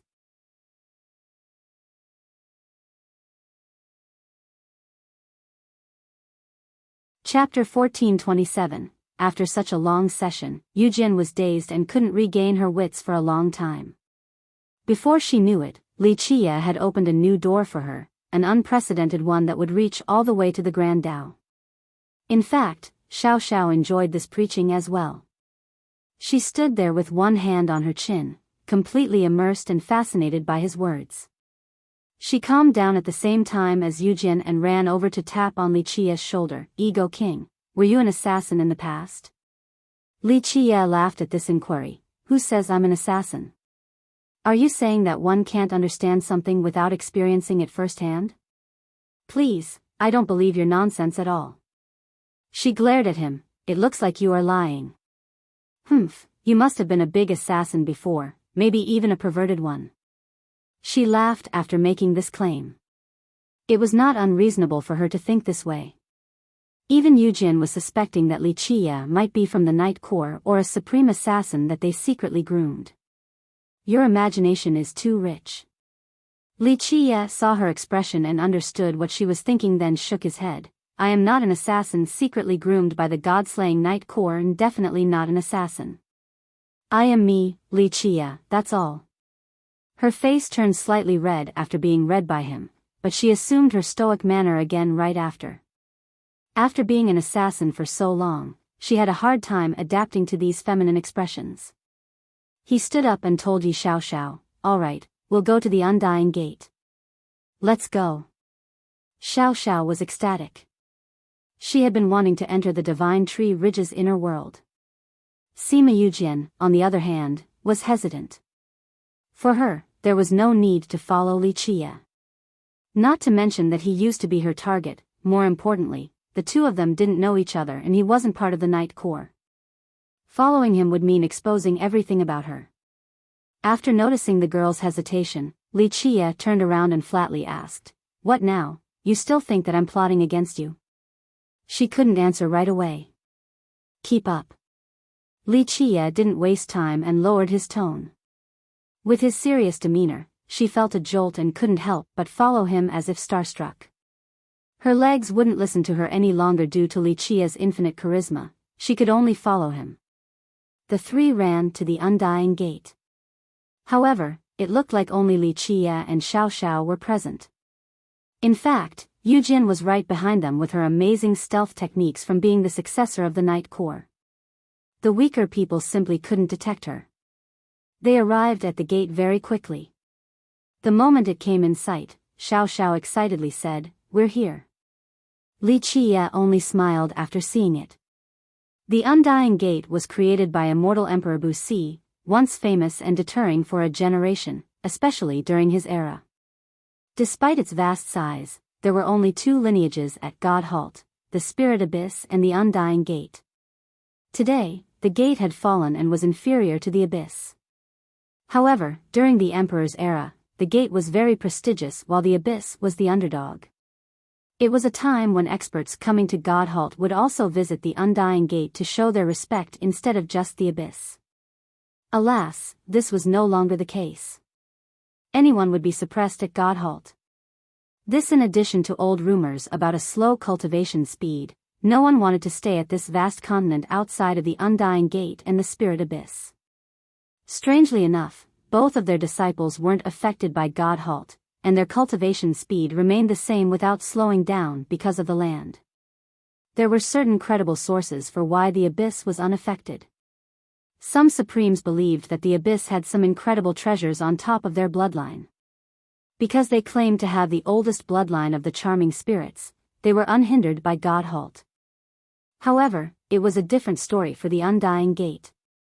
No one knew why this particular sect was fine. The two powers were different from each other. The abyss had been built on God Halt during an ancient era. The gate came later from immortal Emperor Wuxia. This lineage was a miracle of this land. Even the guests who came to stay in this sect were freed from the suppression. Because of this, the same belief of an amazing treasure being at work applied for the Undying Gate as well. As for why their disciples were untouched in the other locations of God Halt, this remains a mystery. The abyss had an ancient bloodline, but it wasn't the same for the Undying Gate, an all-embracing sect. At its greatest height, they had countless disciples from all the races including humans, sea demons, and charming spirits.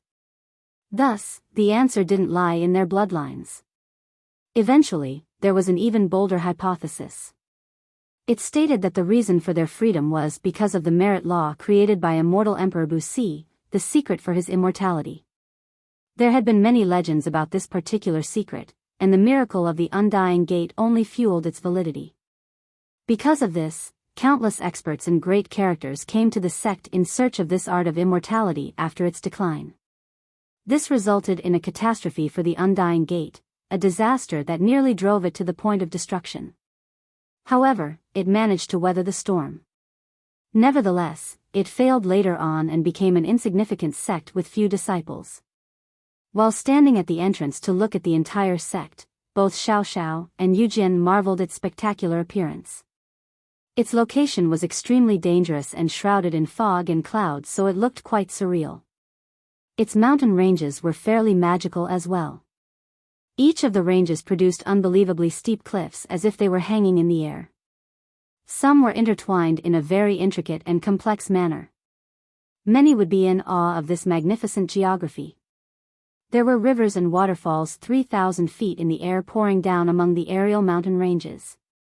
So magnificent, such strange physical features. Xiao Xiao commented with admiration. Li Qie smiled and said, "There's a reason for this. The Undying Gate is not only located in God Halt, it is also closest to the Divine Tree Ridge. In fact, the ridge begins here with its source." "This is the source of the ridge?" Xiao Xiao was skeptical after hearing this, but people don't go here first when they visit the ridge. Not everyone can see it. Li Qie smiled and shook his head. "This is indeed the root of the ridge." The emperor back then realized this, that is why he built the Undying Gate here. At God Halt, there are two supreme places to establish sects, both taken by the abyss and the gate. These locations are supreme treasure lands. This is why the emperor was so great. He struggled for a long time in order to find many secrets of the ridge and established his sect here. Of course, there was something Li Qie didn't mention. A big reason why the emperor was able to figure out some of these secrets was due to his origin. While the three were standing outside the entrance, an old man with 3 disciples came to greet them. The old man cupped his fist and introduced himself. "This humble old man is the Undying Gate Master. My last name is Huang, given name Ningxuan." The raw saying for this is a modified version of a common phrase. You can't say that just because you haven't eaten pigs means that you have never seen one run. The meaning is that you don't have to actually do something to understand or comment on it. For example, spectators can comment on sports without being a professional athlete. A more modern yet childish and fitting line would be, "Just because I'm a virgin doesn't mean I haven't seen a girl before." A more formal version would be, "I'm not a complete neophyte."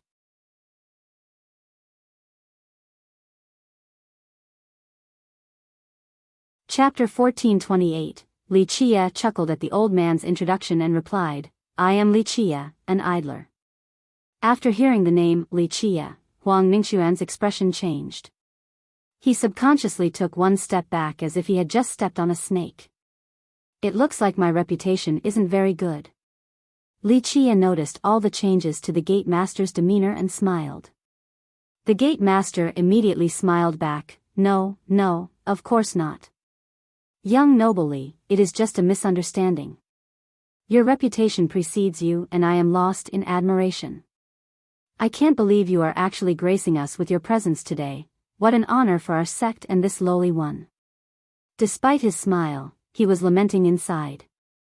Although their sect was far removed from the dragon demon sea, some cultivators from there had visited Godhalt, so he had heard of Li Qia's notoriety. The Gate Master was very afraid of this monster who had a penchant for race annihilation. Even if the guy didn't come to the Undying Gate to cause trouble, he had enemies everywhere in the world. Therefore, Li Qia's presence might turn their sect into a battlefield. Their fallen clan could no longer be compared to the past and wouldn't be able to handle the pressure. Turning into a battlefield might result in them turning into smoke. Is that so? Li Qia showed a mirthless smile in response. The Gate Master was alarmed and immediately answered, "Of course, of course. Young noble Li is the pride and glory of our human race.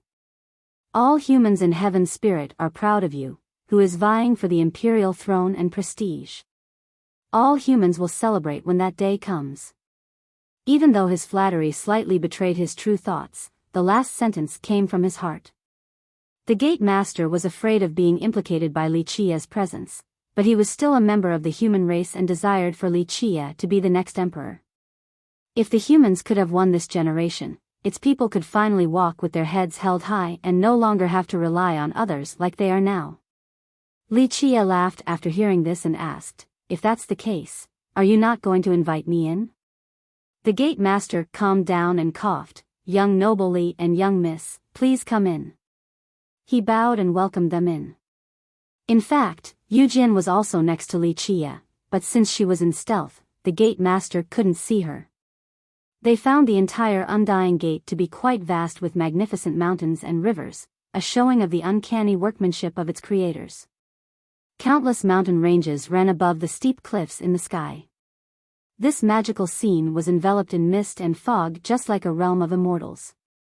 If one could stand on a sufficiently high elevation overlooking Godhalt, they would find that the divine tree ridge occupied a vast amount of land on this continent in spite of its gargantuan size. It could be said to be the center of everything. There were many mountain ranges outside of the ridge, but they all originated from this place. With the same vantage point, one could also see that the divine tree ridge looked like an immeasurable and towering tree that fell on top of Godhalt. With this imagery in mind, the Undying Gate would be situated right at its root. These mountain ranges hanging in the sky were formed from its unbelievably thick and long branches. Alas, after being led inside by the Gate Master, the group was met with a melancholic atmosphere. Despite its majestic appearance, the gate itself was in a state of disrepair. Many mountains were broken as if people had excavated this land to pieces. Many temples and pavilions had collapsed as well. Even the mountain ranges and buildings left intact were declining from many years of neglect while showing signs of collapse, evident by the weeds everywhere. One could only imagine how prosperous this place used to be despite its current feeble appearance. Back at its peak, this sect might have had 10,000 temples with hundreds of thousands of disciples. The land was still majestic, but the sect was unfortunately far from it. The prosperity of old never came back. Among the valleys and mountains were the places where disciples searched for the Tao. Bridges used to connect these great mountain ranges. Back then, male and female disciples would meet each other above these heavenly bridges and partake in romance beneath the moonlight. Today, there were only several hundred disciples all living in a single corner. The majority of them traveled to the four oceans as well, so this vast sect looked even more desolate. The Gate Master led them into the main hall and served some tea. This was the central area of the Undying Gate, only ancestors could stay here in the past. Alas, the lower population made it so that even disciples could stay at this ancestral ground now. After exchanging some cordial formalities, the Gate Master respectfully said, "May I ask why you are visiting our sect, young noble? If we can be of use, you only need to say the word." The Gate Master had already prepared for the worst with Li Qia's arrival. Compliance was his creed in dealing with fierce. After all, going head-on against this man was suicidal. He didn't want the gate to end by his hands. "You're too nervous." Li Qia smiled after seeing his expression. "I might be fierce, but not to the level where I would swallow your Undying Gate." "Ah," the Gate Master forced a smile. "Young noble Li is unparalleled and matchless. Our Undying Gate is only a shrimp in the vast ocean. Of course we wouldn't get into the sight of a true dragon such as yourself." Li Qie chuckled from knowing what the gate master was thinking about. He smirked and revealed, "Don't worry, I'm only here to take a look for a few days." Only a few days? The gate master was surprised. In fact, he was ready to give Li Qie whatever he wanted as the worst-case scenario. "What, am I not welcome here?" Li Qie looked at the master in disbelief and chuckled. The gate master regained his wits and quickly said, No, we definitely welcome you. This is our honor, this lowly one's honor. Rest assured, I know the rules of the Undying Gate. I won't stay for nothing since I'll be renting your crane beak peak for a few days." Li Qie casually threw a small black pouch with refined jades inside onto the table. The master was caught off guard once again and didn't dare to check to see how many jades were in the pouch. He quickly gave it back to Li Qie and said, "Young noble Li, you and the princess visiting us is our honor. How could we take payment from our guests?" After its decline, many people had ideas about the Undying Gate. Many powerful lineages had attacked them in the past. The sect fought back, but they only managed to repel the enemies. The decline never faltered. The gate eventually became helpless as outsiders still tried to enter since everyone believed a supreme treasure was hidden here. Later on, the Undying Gate sent out a message and opened the majority of its territory. Those who were interested in the gate could rent a peak or mountain inside. The sect wouldn't care what they were going to do, even if it meant excavating every inch of the land. Of course, the so-called rent was only an attempt at saving face. If some powerful cultivators and sects didn't wish to pay, the Undying Gate couldn't do anything about it. However, the truly powerful wouldn't mind paying such a little amount of money. After all, they were all people with great statuses and could afford the meager sum of some refined jades. Li Qie smiled and had no intention of taking back the black pouch. The gate master saw Li Qie's demeanor and understood. He busily cupped his fists in response. Deference is no substitute for obedience. This lowly one will take the payment then. He put away the black pouch afterward. He told Li Qie, "To be honest, young noble, the crane beak peak has been abandoned for a long time. I will tell some disciples to go clean it up. I hope you don't mind staying here for now." He didn't know why Li Qie wanted to go to that place, but he didn't dare to ask too much lest he incites a sect-destroying disaster.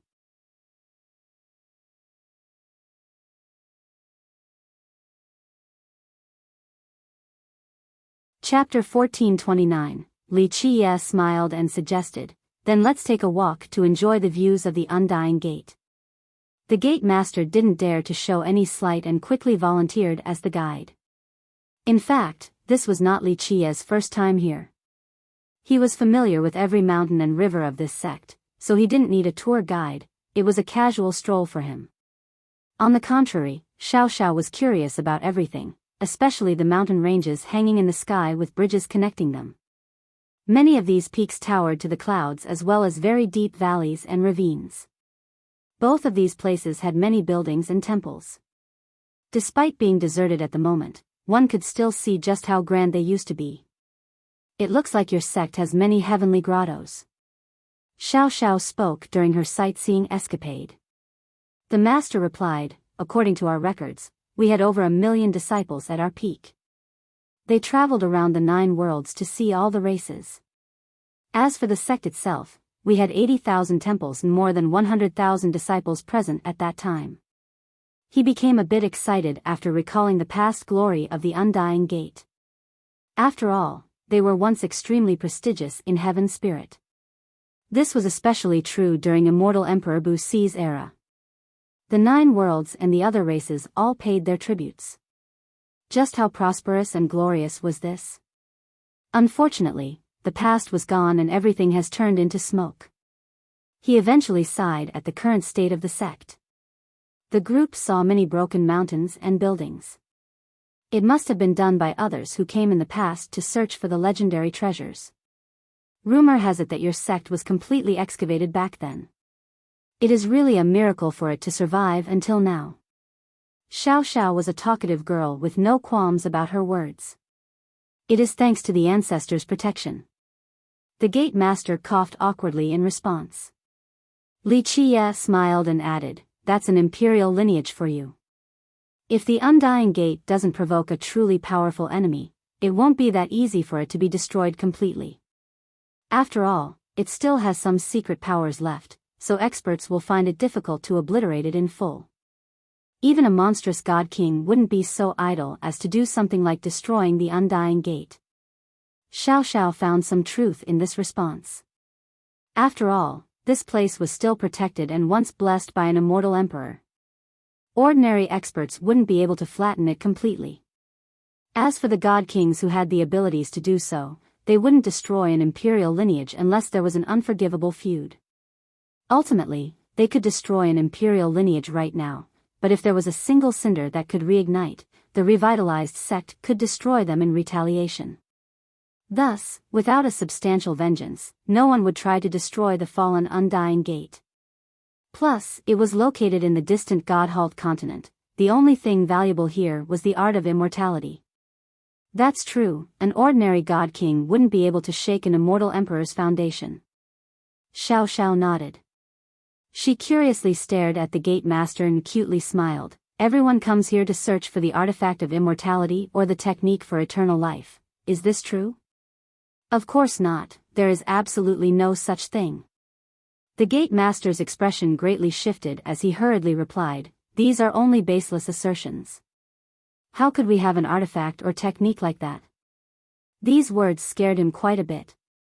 This was an earth-shattering matter, so if more rumors about them were to be spread, it would bring about great trouble to their sect again. "Really?" Xiao Xiao looked at the gate master with skepticism. "Absolutely true." The master instantly swore, "For millions of years, countless tree fathers and sea gods have visited the Undying Gate, and even immortal emperors have come before. If we had an artifact that relates to immortality, it would have been taken away long ago." Xiao Xiao agreed with these words as well. After all, how could this sect hide anything from those powerful existences, especially the emperors? She inquisitively asked, "What about techniques and merit laws?" The gate master smiled wryly and replied, "Another fake rumor, these don't exist for sure. Back then, Immortal Emperor Wu Go had checked all of our secrets and guaranteed that we do not have an art of immortality. I did hear something about Immortal Emperor Wu Go's guarantee." She pondered for a bit before smiling. Back then, the news about the Undying Gate's immortality art spread across all of Heaven's spirit. Many desired this mythical art, and some wouldn't mind destroying the gate for it. However, that was the era when Immortal Emperor Wu Go ruled the 9 worlds. During this perilous time, the Undying Gate invited the Emperor to preside over the situation. In the end, he publicly presented a message to the world. They gave every single merit law and ancient scroll to the Emperor in order to prove the lack of a technique for immortality. After the Emperor went through every single one, he truly didn't find anything of the sort. In fact, the sect didn't try to hide it at all, not to mention that it would be useless trying to trick an emperor in the first place. Because of his guarantee, these rumors quieted down for a good while. Despite some still believing that this sect had an immortality technique, no one could prove otherwise. The gate master hurriedly added, "Not just Immortal Emperor Wu Go, later on, several other emperors took a look too. We really don't have an art of immortality." Alas, it was a very sad thing for an imperial lineage to show other people their merit laws.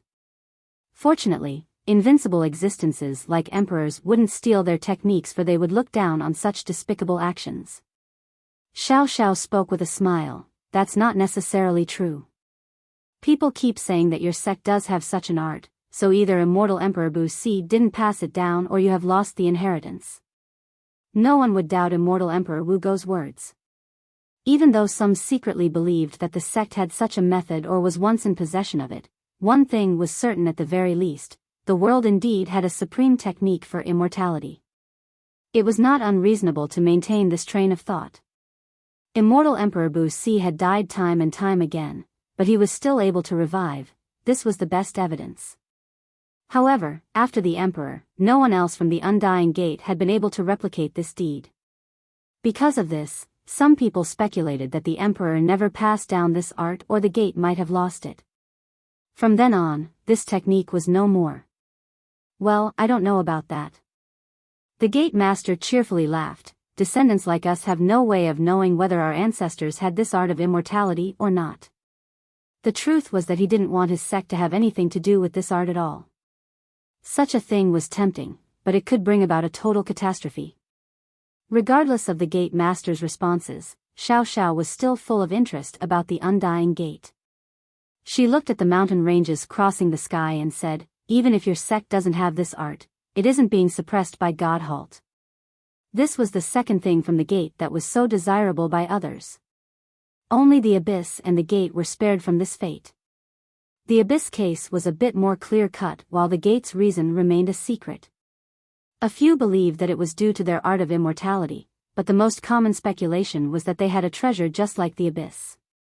However, no one has been able to find it. The master smiled awkwardly before having no choice but to say something. Well, Princess Yi, you might not be aware, but it isn't the same as before.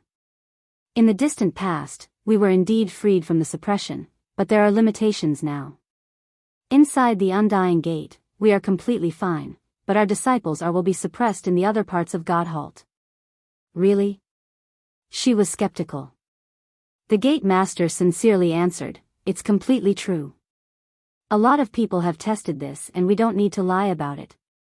In addition to this, although we might not be suppressed in our sect, our cultivation speed is much slower compared to the past. We really don't have any treasures since it would have been taken by the emperors already. He didn't want anyone to misunderstand. It was one thing for the little sects to think this way, but a behemoth might destroy the sect completely if they thought there were treasures here. Then why was your sect not suppressed at all in the past? Why is it slowly starting to be suppressed now? Xiao Xiao was unrelenting with her questions. You're tuning into the Biyao's Wuxia Chronicles YouTube channel. Don't forget to subscribe and join us on this journey to catch the most captivating stories.